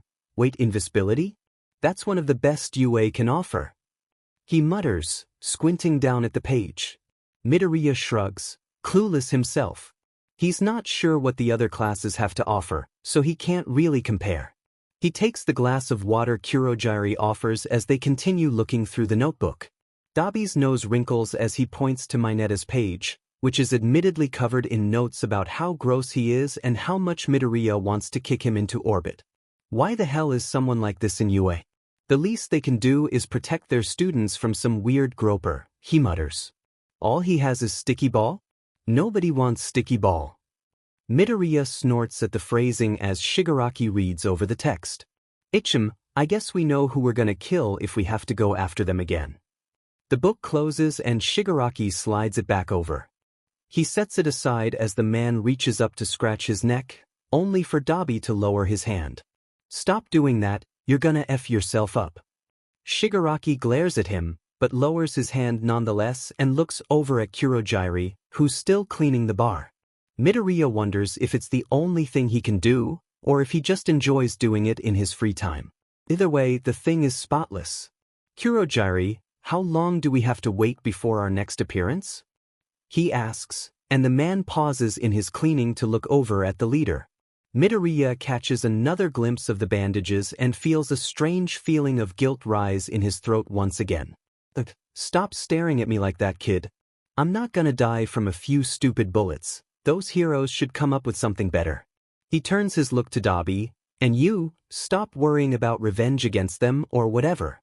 If you're reckless and get yourself caught, I'll kill you myself." The threat lacks a bit of the usual sharp edge, and Midoriya wonders if Toga is down for another gossip night. After all, they probably don't have much to do currently. It will be wise to wait until your wounds fully heal, plus we need to find a good time to show up, a time when they won't expect us. If we appear again too early, they'll be able to counter us easily. Shigaraki huffs and rolls his eyes, but doesn't argue. It's clear the man is antsy, eager to prove to the heroes that he won't let them defeat him, but he knows that Kurogiri is right. He stands and stretches out his arms, his joints popping audibly as he grabs a bottle from the fridge and opens it. "Make sure to tend to your wounds, Shigaraki Tamura," Kurogiri comments before returning to his usual position. "I trust Dabi will make sure you do?" Shigaraki bristles, almost cat-like in nature, at the comment, lips pulling back slightly. "I can take care of myself without Staple Face watching me." He replies, "Come on, a-hole, I bet you can't kill more people than me this round." Midoriya assumes, hopes, that they're talking about a game. They probably are, because the bar doesn't smell like burnt skin, dust and blood. Midoriya can tolerate the normal, kind of weird smell that lingers in the place, but whenever there's been a more recent kill he wishes that he had an unlimited supply of air freshener. It's weird to adjust to it again, after the sterile and clean smell of UA growing on him, but it smells like home, and it gives him a sort of relaxed feeling despite the overall unpleasantness that would make most people GG. The two disappear back into Shigaraki's room and Midoriya stands, grabbing his notebook and retreating to his own. He puts his bag on the floor and then flips to a fresh page. He clicks his pen repeatedly as he stares at the lined paper, chewing the inside of his cheek. He needs to talk to Eraserhead, and maybe Present Mike, but it's probably too soon. Give it a few weeks, he tells himself, to recover and adjust to all of this. If he goes too early, he risks getting captured by pros and interrogated, or causing Eraserhead too much distress. He's a villain, but he's not a total a-hole. There's a knock at his door that makes him jump. What is it? He calls, eyes still locked on the page as he makes mental calculations. A good amount of time, a convenient place, and a weapon just in case things go the worst way possible and he has to die again, or defend himself. Izuku, me and Twice are seeing how long it takes to make Shiggy admit that he's a softie for you. Come join us. Toga calls, and Midoriya smiles at the pure excitement in her tone. He's missed doing stupid shit like that. He scrawls down a date that gives him just about 2 weeks to figure out Eraserhead's patrol routes and the best time to accidentally run into him before closing the notebook and opening his door. He keeps saying he's not soft, and Dabi keeps calling him soft, but we both know that he's soft for you in his own emo way, so. Toga continues on, throwing in a Shigaraki impression that's honestly a bit scary with its accuracy. As she goes into a Dabi impression about how deep and brooding he is, one thought comes to Midoriya's mind. I really miss this. Uraraka wrings her hands together, sitting at her desk with a growing sense of nervousness. Her mind has been stuck on what happened at the USJ, constantly replaying each part of it over and over like a horror movie. The portal, the swarm of villains, Midoriya. She's trembling, limbs shaky as she swallows the lump in her throat, remembering his expression before they left with 13 to find safety. There's a lump in her stomach that makes her feel like she's swallowed rocks as she stares at the door, a series of heavy footsteps down the hall before it slams open. Bakugo stares at the class like they're bothering him just by existing. The F, are you extras looking at? He spits, and Uraraka slips out of her chair and walks towards him, ignoring Ida's protests. Go the way, round face. Uraraka glares at him before pulling her arm back and landing a solid punch to his nose. The blonde stumbles back, clutching it with wide, shocked eyes. Uraraka has never considered herself a physical fighter, but something about the way he hasn't changed after everything that's happened has made her anger boil over. Kirishima wraps his arms around her before anyone else can be hurt, so she changes her tactic to words instead of actions, watching with satisfaction as Bakugo's nose turns an ugly, bruised color. You're such an a-hole. You made Midoriya feel so worthless that he jumped off a roof and you still don't think you're in the wrong. You're going to be a shitty hero if you aren't expelled. She yells, but she allows Kirishima to drag her back towards her seat, sitting again without much of an argument. She knows it wasn't the best choice of actions, but she's so angry. If someone like Bakugo is allowed to be a hero, then she doesn't know if she wants to defend the society that uplifts him. She shakes her head and closes her eyes tightly. She's not in the mood for any of Ida's order or Kirishima's optimism, She wants to stay in her own little world and let all of this be absorbed. She can hear Bakugo yelling, but it all sounds muffled and far away. She's worried about Aizawa too. The man took a good few hits before the pros arrived, and so did All Might.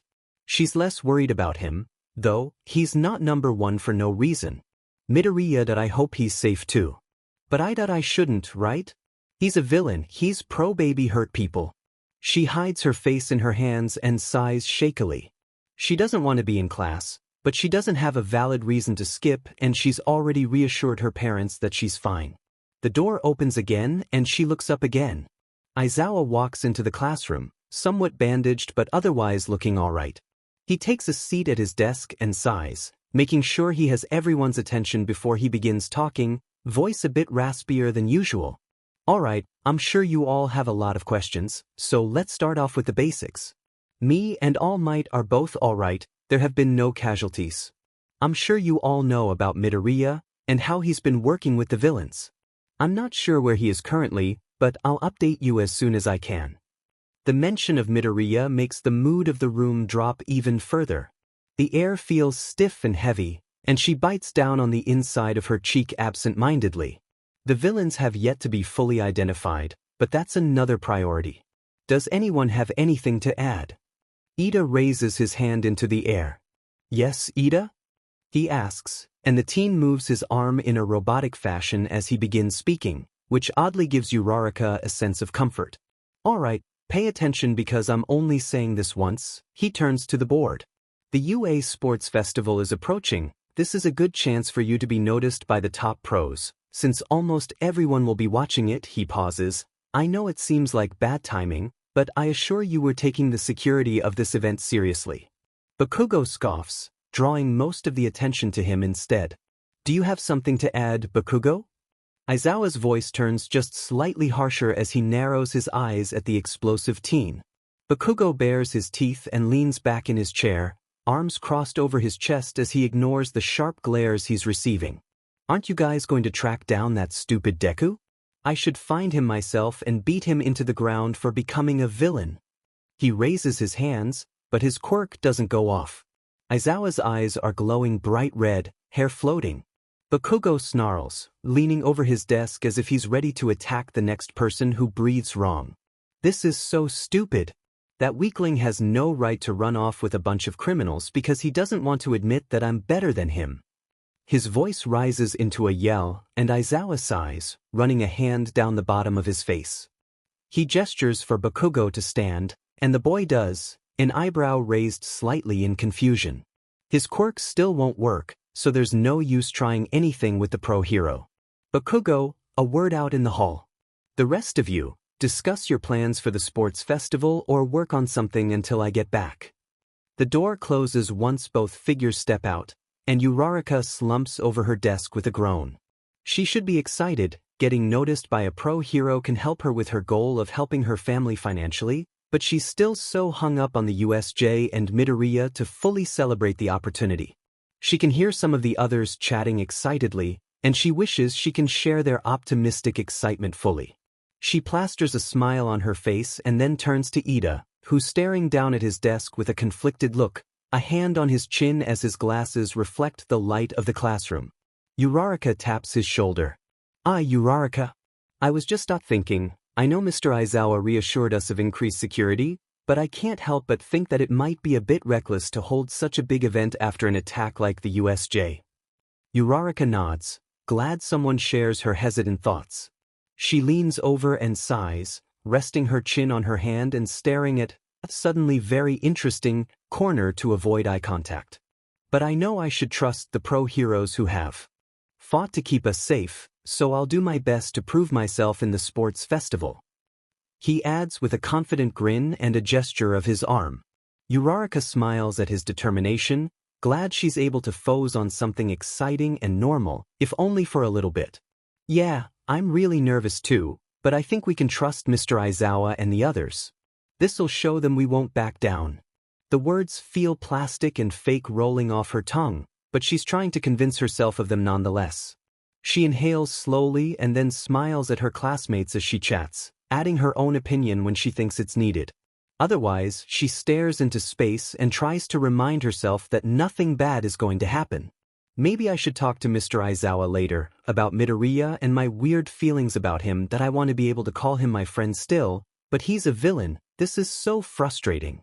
The door opens again and she looks over. Aizawa steps through and zips himself into his sleeping bag. Bakugo doesn't follow him in.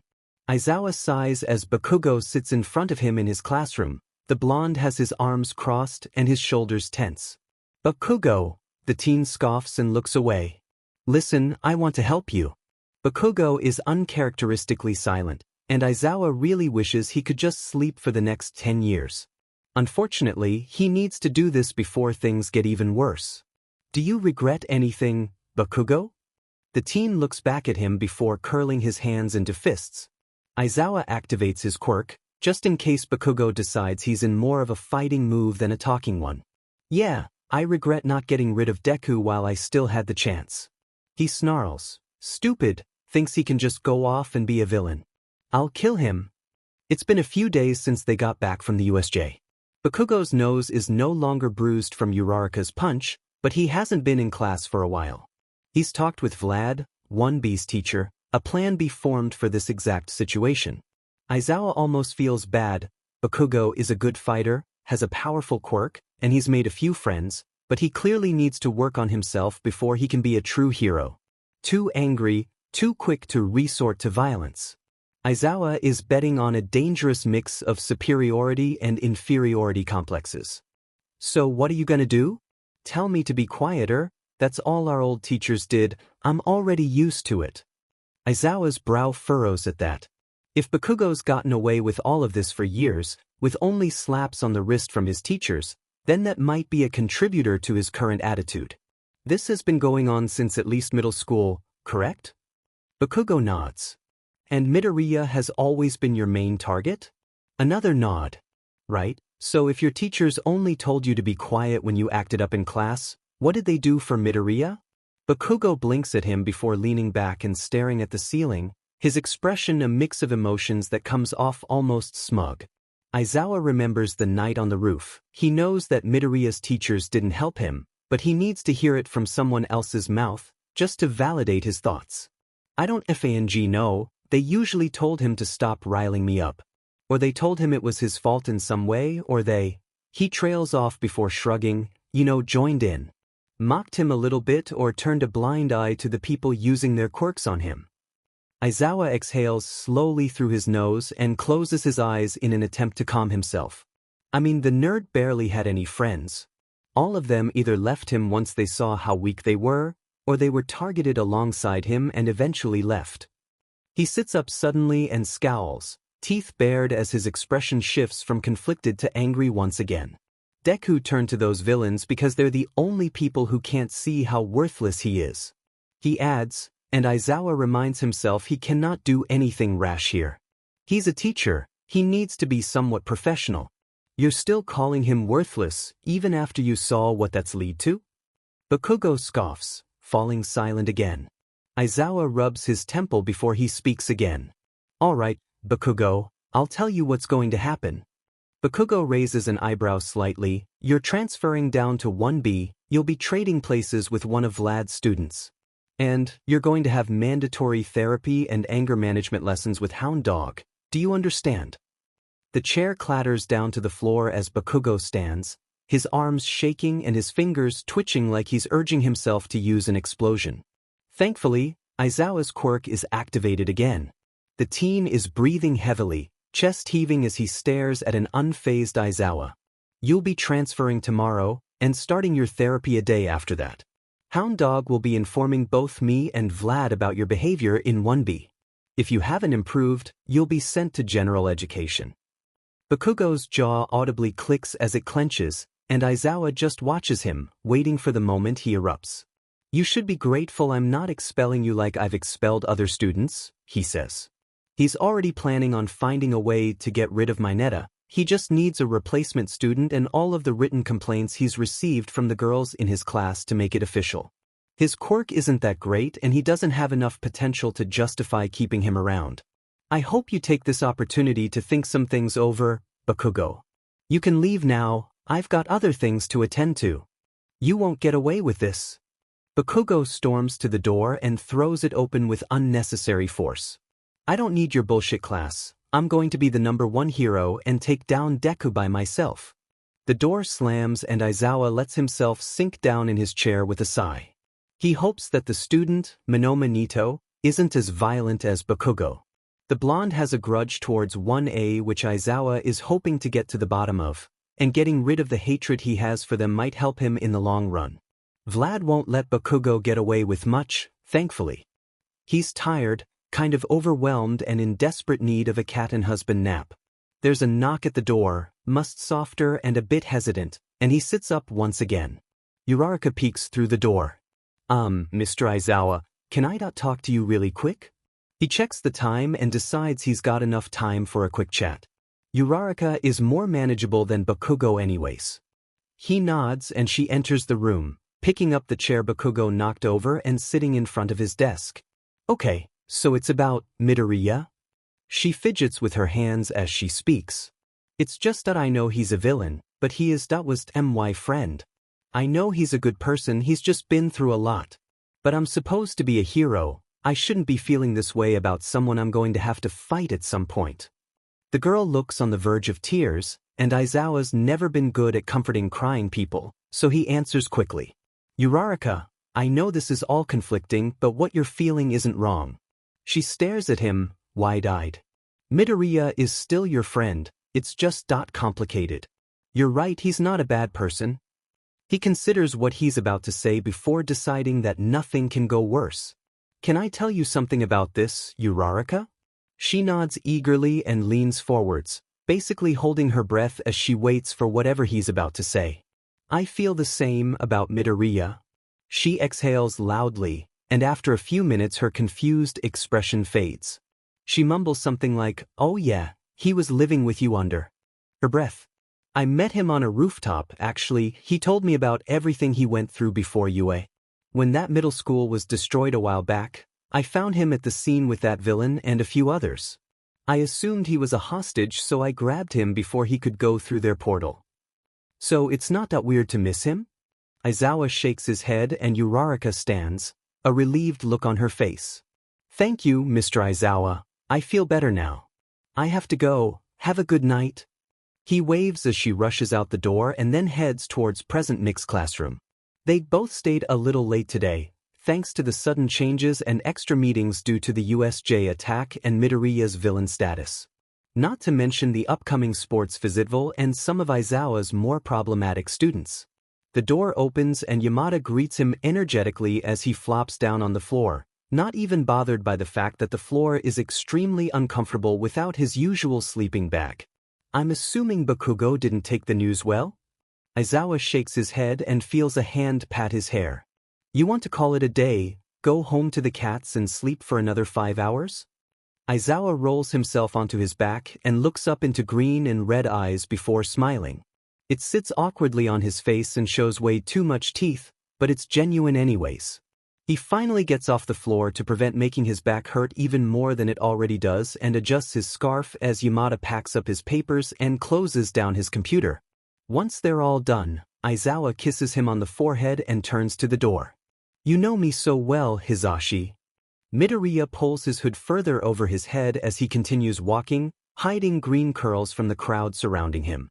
He doesn't know how many people know what he looks like, or have the ability to put the name Midoriya Izuku to a face, but better safe than sorry. He's volunteered to go shopping for the league this time, since he needs a few things himself. He slips through the doors unnoticed and looks down at the list. Mostly things like bandages, needles for Toga and various foods. Nothing out of the ordinary, except for Toga's scratched-out request of blood fresh from a cute boy. He doesn't think he can buy that here. He grabs a basket and heads towards the first aisle, grabbing items that are cheap but don't look poorly made. He's always thought that something better quality is worth a slightly higher price. He lets his mind wander as he goes through the list, ignoring the multiple texts from Toga asking for blood. He's trying to lay low, not get himself caught in the act of a murder. He turns the corner and shrinks into himself when he sees two women in the middle of the aisle, chatting as they observe the products. Did you hear about what UA's doing? doesn't it seem a bit soon to host such a big event? The first woman asks the other, and Midoriya perks up and leans in to better observe the conversation happening in front of him. He turns and grabs something off the shelf to hopefully not be as obvious about his eavesdropping. Yeah, I mean the sports festival is being held so soon after a villain attack. The sports festival. Oh, I remember that. The sports festival, from what Midoriya remembers, is an event UA holds to show off their students' quirks and get them noticed by pros. It's always a big event, with young heroes in training wanting to find the perfect person to take notice of their skills. Midoriya's glad he was taken back when he was, because there's no way he would do well in an event like that. He can die, sure, but he can't do much to stop someone with a powerful quirk. Yeah, it is soon, the other woman replies, but it might be to show that they're still doing all right despite that scare. I hope they can keep their students safe this time. The USJ was so frightening. I can't imagine what those children felt like. She shakes her head and adjusts her bag. Midoriya places the bag back on the shelf and grabs another one to pretend to examine. I'm excited to see what talents we have this year. It's always fun to watch the new students test their quirks in different situations. And they get noticed by heroes, too. I'd compete to get noticed by Endeavor in a heartbeat. They both laugh as Midoriya wrinkles his nose and pretends to GG under the shade of his hood. He waits until they both turn the corner before shoving the random item back on the shelf and going to another aisle, the information repeating in his mind. If UA's holding a sports festival, he mumbles, there's a chance I can get in. I won't be able to do anything by myself, but it could still be useful. He's denying that part of him wants to check in on his classmates again. As much as he enjoys being with the league again, he misses Ida's mannerisms and Kirishima's never-ending positivity, Kaminari's jokes, Bakugo's behavior not being ignored that he slaps himself on his cheek and shakes his head. No, he can't think like that. He's a villain, he doesn't like heroes, and he can't start thinking about them like that again. He takes a deep breath and then goes to finish up the list, mind swarming with thoughts as he finds the last items they need and checks out, exiting the store without a word to anyone. As he makes his way down the street, hands full of bags and features hidden, he starts thinking again. I wonder how they're doing. I hope Uraraka isn't too upset. Maybe Endeavor is ranting about me to Todoroki. I hope he's okay. Is it bad to hope Bakugo is getting punished? No, it can't be bad, right? He hurt me, I'm allowed to want him to face the consequences. He doesn't know exactly how he's going to get into UA, if he even goes through with his half-baked plan, but there's no harm in staying up tonight and thinking everything through. He rarely goes to bed early anyways, mine too full most nights unless he's fully exhausted. His feet guide him to the base off of memory and he enters quietly, barely jumping when Toga suddenly tackles him in a tight hug. Aizu, I know you couldn't get my blood, but... She trails off and he sighs, pulling out the glitter she's wanted to pull a prank on Dabi. It's her funeral, he thinks as she giddily skips off, dragging twice with her. He sets a few packs of cigarettes on the bar and lets Compress take the other bags to organize their contents. He sits at the bar and lets Kurogiri pour him a glass of water that he accepts eagerly. Shigaraki appears from the other room, hair a mess that signifies he's probably been holed up in there the whole day trying to win a level in one of his games. There's the dulled sound of music coming from his room, probably a console left on. Kurogiri pours him something alcoholic. Midoriya always compares the smell to nail polish remover in his mind. How'd it go, brat? He asks as he downs the liquid and slides the glass back over to Kurogiri. Midoriya takes another sip of his drink and hums, before setting it down and looking over at Shigaraki. Why were you staring? If you have something to say, just spit it out already, the man mumbles, brow furrowed slightly. Midoriya blushes slightly as he realizes he's been looking for too long and swirls the water in his cup as he decides if he wants to bring the festival up or not. What's the worst that can happen? He asks himself. I found out something about UA at the store. Shigaraki nods his head slightly, a nonverbal indication to continue. They're holding their sports festival soon. It's an event where a bunch of hero students compete against each other too. Show off their quirks and get noticed by pro heroes. Shigaraki nods again. I was thinking about finding more information about it, it might be valuable. He shrugs and goes back to his drink as Shigaraki looks down at his phone. With a huff, the leader stands and looks over at him one more time, expression neutral as Midoriya fights the excitement blossoming in his chest. Shigaraki turns his back to him and speaks once again. If you can find out when it's happening, we'll come up with a plan and see if it's worth going. Don't be reckless and don't do anything by yourself. If you get caught, I'll turn you to dust myself. He turns the corner again and Midoriya chugs his last few sips before leaving and entering his own room. He needs to do research, definitely. He finds one of the forums created about the school and opens a new thread about the sports festival, typing up a few questions and making up a nickname revolving around being an All Might fanboy of some sort. He closes the site and decides to check back in a few hours to look through the answers he gets. Knowing the site, he's going to have a lot of information by the time he opens it again. He cracks his knuckles and turns to his phone, scrolling through his social media feed for a few minutes before hearing Dobby screaming at a cackling Toga. With a laugh vaguely disguised as a sigh, he puts the device down and presses an ear to his door. He can hear screaming and fire, so he's going to wait a few minutes to check on that. Besides, if he stays in his room, Toga can't rope him into this like she probably has to pour twice. He's glad he only got enough glitter for one room, because he doesn't know how much he could take before he snapped from the sparkliness of the place if he got any more. He turns away from his door, another loud scream making him wince. He sighs and looks at the present mic headphones resting on his desk. Yue hasn't seen the last of me. Hey, so, updates for this are probably going to become a little slower because my MHA phase is kind of fading out with no new content to watch KSW. I still like it and I'm still in the fandom, it's just not my main source of brain rot like it was when I started this. You can also blame Cookie Run/CR Kingdom, Hollyberry server players drop your usernames/HJ, because that's my main focus RN. I'm not quitting. Probably gonna take a break for a bit and then come back to work on it again. I do intend to finish this because I like the concept and I've gotten a lot of really nice comments. I'm just taking a break to get that creativity flowing again, YK?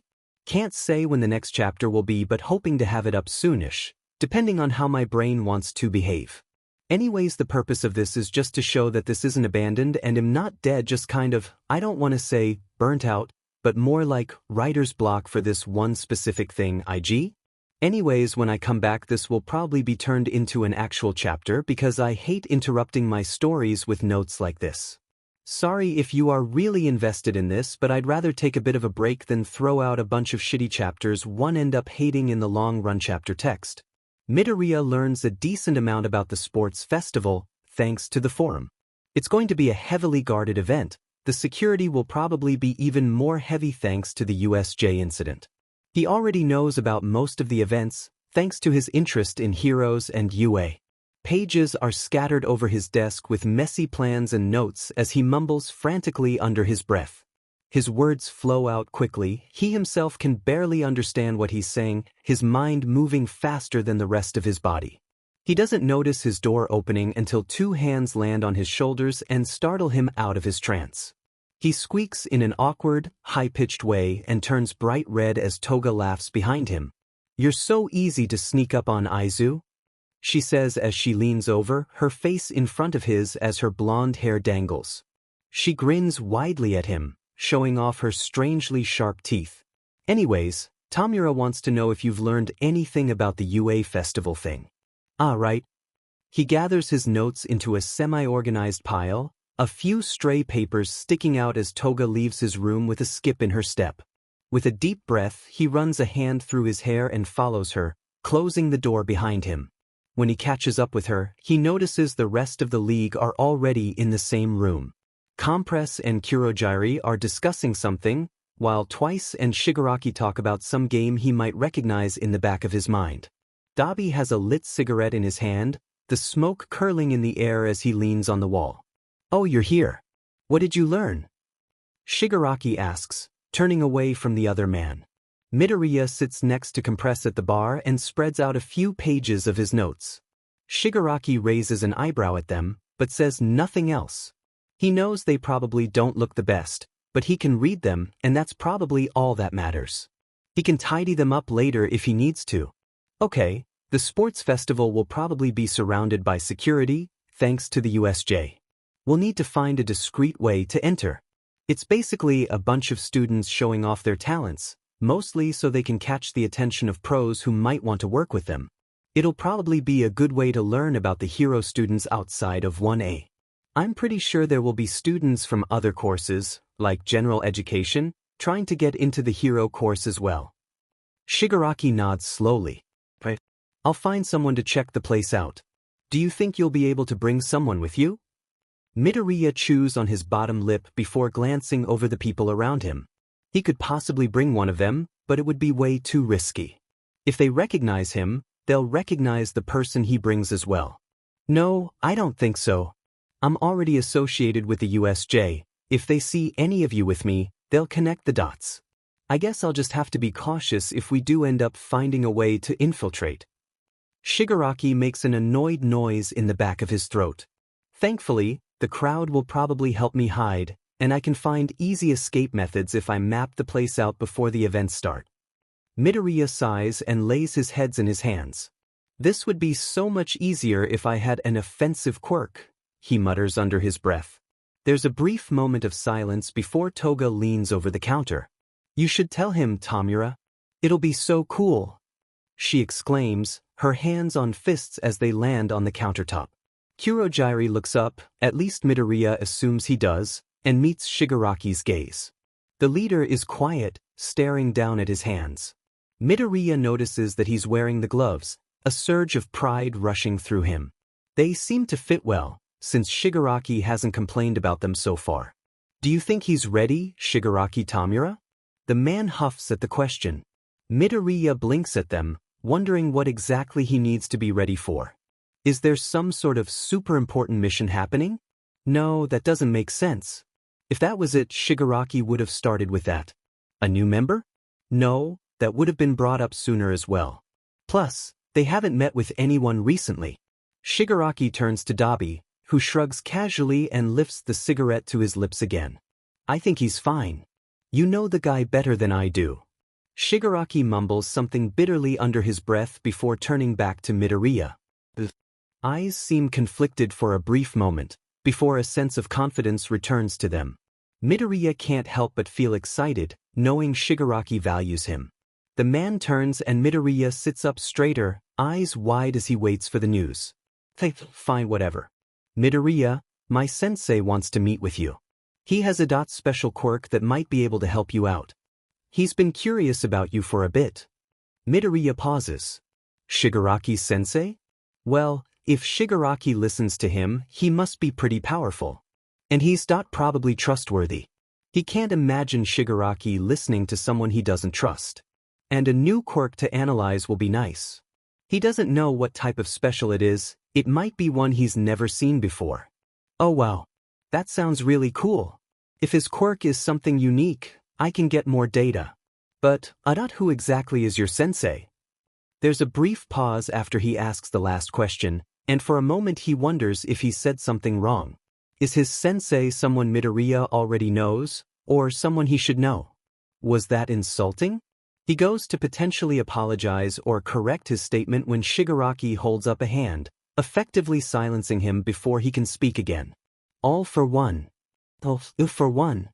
Midoriya asks, his brow furrowing slightly.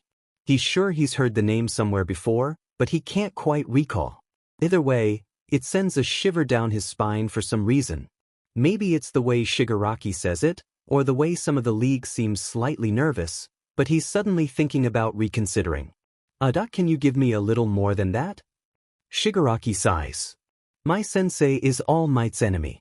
He has the power to take quirks and give them away, or use them himself. Midoriya looks at him for a second before his eyes grow wide, shining brightly. No, get that look off your face, Shigaraki mutters as he narrows his eyes. Midoriya, however, is already far too deep in his own mind, theory after theory quickly forming. Give and take quirks. Whoa, that's so cool. It's practically unheard of to be given a quirk. You either have one or you don't. I wonder if any quirkless people have been given a quirk by someone? How does his body handle the excess power? Most people are only adapted for 1 or 2 quirks depending on their parents, but maybe he's an outlier. Dabi reaches over and flicks his forehead to snap him out of his mumbling. He hastily apologizes, smiling crookedly. Shigaraki rolls his eyes, but he doesn't seem that annoyed. Anyways, my sensei was seriously injured in a fight with All Might. Most people probably assume he's dead. Midoriya nods along as he speaks, carefully thinking about each bit of information. Moments like these make him thankful for the years he spent writing information. Do you not know when he wants to see me? Midoriya asks, trying to calm the strange feeling forming in his stomach. All Might's enemy, huh? He's probably pretty powerful. But the League seem okay with sending him to see the guy, so he'll probably be safe. It's not like he's on amazing terms with All Might anyways. He barely spoke to the man before the USJ fight, and his training exercise was a something. Definitely not one of Midoriya's best experiences. As soon as possible, once you give me an answer, I can have Kurogyari send you to him. Midoriya bites down on his bottom lip as he weighs the pros and cons. After a moment, he decides that the pros outweigh the cons. He swallows heavily and then nods his head, determined. He's still not totally sure, but he thinks this will benefit him in the long run as long as everything goes right. Okay, I'll go. I trust him if you do, Shigaraki. The leader stares at him for a moment, probably trying to find any hint of hesitance or dishonesty, before he nods and turns to Kurogyari. The man is already approaching, an expression almost like concern and care in the strange yellow shapes of his eyes. This is fine, I'm not in any danger, Midoriya reminds himself. Kurogyari, you know where to warp him. Kurogyari nods and forms another vortex. Midoriya inhales and steps through, vanishing into the darkness. The warp closes soon after, leaving no evidence that the boy was ever even in the room. Shigaraki looks away after a moment, his brow slightly furrowed. Dabi leans in, his cigarette long finished as he tosses it away, much to Kurogyari's displeasure. Relax, mophead, your sensei won't hurt the kid. He knows you care about him. He draws out the word obnoxiously as Shigaraki glares sharply at him. The two resume their normal bickering, sharp remarks thrown back and forth, mostly consisting of nicknames and retorts of "I'll kill you." Toga can only focus on the scarred arm around Shigaraki's thin waist. Midoriya coughs as he arrives in a dark room, blinking to adjust to the sudden change in lighting. Mr. All for One? His voice echoes off the walls as he takes careful steps, not wanting to fall over anything. He doesn't know what to expect. If the man almost died fighting All Might, he probably has some pretty bad injuries. I'm Midoriya Izuku, you wanted to see me? Ah, Midoriya. The teen jumps as a voice seemingly comes out of nowhere. Looking to the side, he notices a large figure. He's wearing a suit, paired with some sort of strange mask that hides his head and neck. If he ignores that, the man looks oddly normal. He holds out a hand, beckoning Midoriya closer. He follows the silent command, wringing his hands together behind his back. Shigaraki has told me so much about you, I can already sense your potential. Midoriya nods slowly. I suppose you've already heard about my quirk? I know you're quite skilled at learning about them. Midoriya nods eagerly, trying to ignore the dull urge to turn on his heels and sprint. It would be easy, he supposes, but he would get lost quickly. Plus, he doesn't want to make a bad first impression. Yeah. I have a lot of questions about it, actually. He starts mumbling, questions firing out quickly until he seems to realize. Sorry. I do that a lot. It helps me organize my thoughts sometimes. Unlike he expects, All for One just chuckles deeply at the remark, and surprisingly welcoming sound. Midoriya was expecting something loud and frightening, but maybe that's just because of the mask. He wonders what he looks like under it. Perhaps All Might's attack mostly harmed his face. There is no need to apologize, I think it simply shows how intelligent you are. Midoriya's face turns bright red. He hopes it's hidden by the darkness of the room. Being called intelligent makes him feel something he hasn't in a while, a spark of hope blooming in his chest. I can tell not many people have told you that. That only shows that they don't truly understand you. Midoriya is practically bouncing in place now, excited to find someone who seems to understand, to an extent. I suppose we should get to the point, though. I wouldn't want the others to worry about you too much. Midoriya stills himself as the man leans forwards. He's much broader than Midoriya, casting a large shadow. Now that Midoriya's eyes are adjusted, he can see the room isn't completely black. Some objects he can't quite see the entirety of scattered about. I want to give you a quirk, Midoriya. Give me a quirk? That question still sounds so odd. He's never heard of a quirk that's able to be given or taken away. He really needs to bring his notebook next time. But if you don't mind me asking, what type of quirk? He asks, rubbing the back of his neck. He wants to be sure it's a quirk he can handle. He's not the most physically strong, so a physical quirk might take a while to get used to. We'll start simple. I know the process can sometimes be a bit painful for those without a quirk like mine. Midoriya curls his fingers slightly. This quirk is called evaluation. It will work nicely with your already impressive analysis skills. You can activate it with touch or eye contact, although the effects last longer with physical touch. It will allow you to see and learn basically everything important about your opponent. Midoriya nods. That doesn't sound too bad. We can give this one a trial run, and if you can handle it, we'll move on to something stronger. Okay, let's do it. He holds his breath, and suddenly there's a sharp burst of pain in his forehead, like his skull was smashed in. He groans through his teeth as the new power travels through his body, making his limbs stiffen as bile rises in his throat. He breathes heavily to try and calm the nausea, and distracts himself by wondering how this quirk will interact with his own. It works for a moment before his knees suddenly buckle and he falls to the floor, supporting himself on his hands. When he manages to fight past the pounding headache and the way he can't quite move his body correctly, he looks up at all for one. He doesn't know what the man is thinking, but it feels awkward writhing on the ground in front of him. Shakily, he raises a hand and flashes a thumbs up.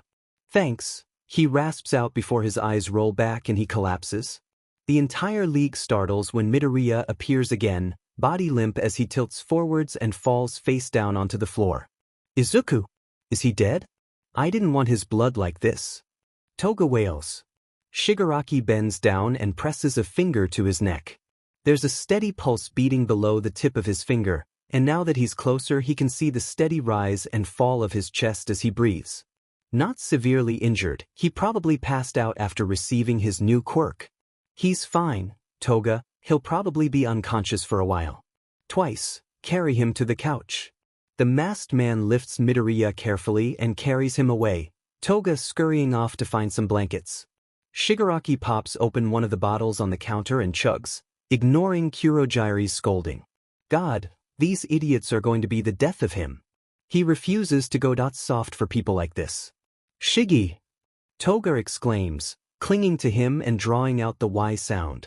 He grimaces and tries to squirm out of her grasp, but she's surprisingly strong. What kind of quirk did Aiza get? She asks, finally allowing the man to escape. He glares sharply at her, but she doesn't seem to care that much. He can see Twice and Compress getting Midoriya comfortable on the couch, while Dabi watches from afar. How am I supposed to know? We have to wait until he wakes up, he replies as he approaches the couch. The kid is still breathing fine, so he just needs rest. That's good, because they don't have an official healer. Maybe he should focus on finding one of those at some point, but they're doing fine without one so far. The gunshots he got only resulted in scars, thankfully. So all we can do is wait? Dabi asks, and Shigaraki nods in return. There's no way he's just gonna punch the kid awake like he would one of the others. Getting another quirk is probably exhausting. Dabi grins smugly. You'd usually be less patient with stuff like this. Admit it, you like the kid. Shigaraki bares his teeth and considers decaying his staples, but then his skin will come loose and it will be a bloody, gross mess. This place already reeks, open flesh and fresh blood won't make it smell any nicer. Shut up, Patchwork, he replies. Toga will stab me if I disturb him. As if on cue, Toga twirls, knife in hand, and barely misses the man's arm. Watch it, he hisses. Toga simply shrugs before running towards Twice, who also manages to dodge her blade. He seems much less annoyed at her bloodlust, though, and promises her she can have some another time. As long as it keeps him from waking up covered in blood again, Shigaraki doesn't care what those two do. Ah, he's waking up. Compress notes.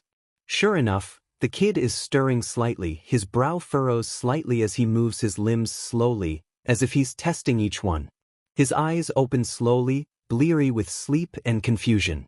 The league gathers around, leaving a decent amount of space in case he struggles or moves suddenly, or loses control of his newly gained quirk. A moment passes without any explosions or deaths, so Shigaraki figures it's probably safe enough to approach him. Hey brat, wake up. Midoriya groans before managing to sit up, his body swaying slightly. His face looks slightly pale, and for a moment Shigaraki is worried he might puke everywhere. Toga slides him a nearby bucket, looking like she's worried about the same possibility. Thankfully, the kid only swallows thickly and then looks over at them. His eyes flick around for a bit before his gaze lands on each member of the league. His gaze seems to clear once he wakes up a bit more. Oh whoa, this is a cool quirk, he mumbles under his breath. Tell us what it is. Nobody cares. Twice exclaims, leaning in further. Midoriya's pupils are slightly dilated, either from his quirk or something his sensei did. Either way, Shigaraki is both concerned and curious. The others agree and Midoriya grins widely, adjusting his position slightly. Oh right. Basically, if I touch or make eye contact with someone, I can know a bunch of information about them. I think All for One called it evaluation. He said this is like a trial run. If I can handle it I can work my way up and get stronger quirks. Shigaraki nods, that makes sense. It's better to see how Midoriya's body reacts to a simpler quirk first, rather than jumping right in and damaging a valuable member. Alright, that's interesting. Having more information about our enemies is always good. Give us the upper hand, Shigaraki mumbles to himself. Toga, stay with Midoriya and make sure nothing goes wrong. The rest of you do whatever you do in your free time.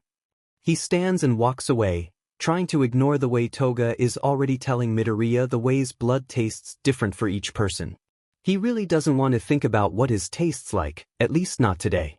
He walks back to the bar and sits in front of Kurogiri, letting the mist man pour him a glass of something he doesn't know the name of.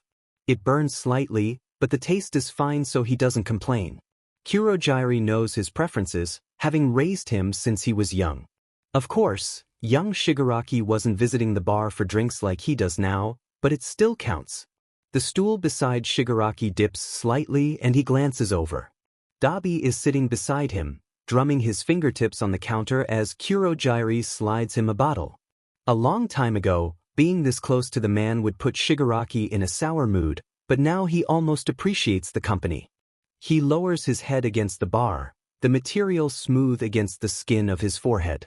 Dabi says something, but he's barely paying attention. He's too busy arguing with himself. When he lifts his head again, he huffs out a small sigh. I hate feelings. He really doesn't want to seem rude, but considering that his new quirk is showing that Dabi is related to Endeavor, it's a bit hard to look away. He can't help but compare it to video game stats. Things like strength and speed, with a small group of random facts at the bottom of the list. Most of them are normal. Things, he doesn't like raw fish and his body runs much hotter than a normal person's, but the child of Todoroki Enji is really throwing him off here. Why are you looking at me like that? Midoriya jolts out of his thoughts and waves his arms frantically in front of him before ducking out of the room. Geez, he hasn't been that skittish since we picked him up, Dabi mutters, fidgeting with the cigarette dangling between two of his fingers. Shigaraki looks up briefly, catching a small glimpse of the teen's quickly retreating form. He's adjusting, is all the leader says. Midoriya is currently burying himself in his existing sports festival research as he tries to figure out how to bring up the topic. It's probably sensitive, considering Dabi is a villain and covered in burn scars. He doesn't want to bring back any bad memories, but he really needs to make sure nothing is wrong with his quirk. Shaking his head, he starts looking over the pages again. He's made a small map based on the videos he's seen, marking potential entrances and exits. If things go wrong, he needs a quick escape. He's also considered the quirks of each of his former classmates. It's hard to tell who will end up fully succeeding, considering the variety, but a few stand out. Todoroki is skilled, Tokoyami is strong, and Bakugo is determined, to put it nicely. It will be happening soon, so he needs to come up with a plan that's almost foolproof. He's almost there, but it's not easy to remember the layout of the entire school, let alone this place. Sighing, he sets his pen down and leans back. The real question is what he's going to do if he gets in. He could jump in, but it would be risky.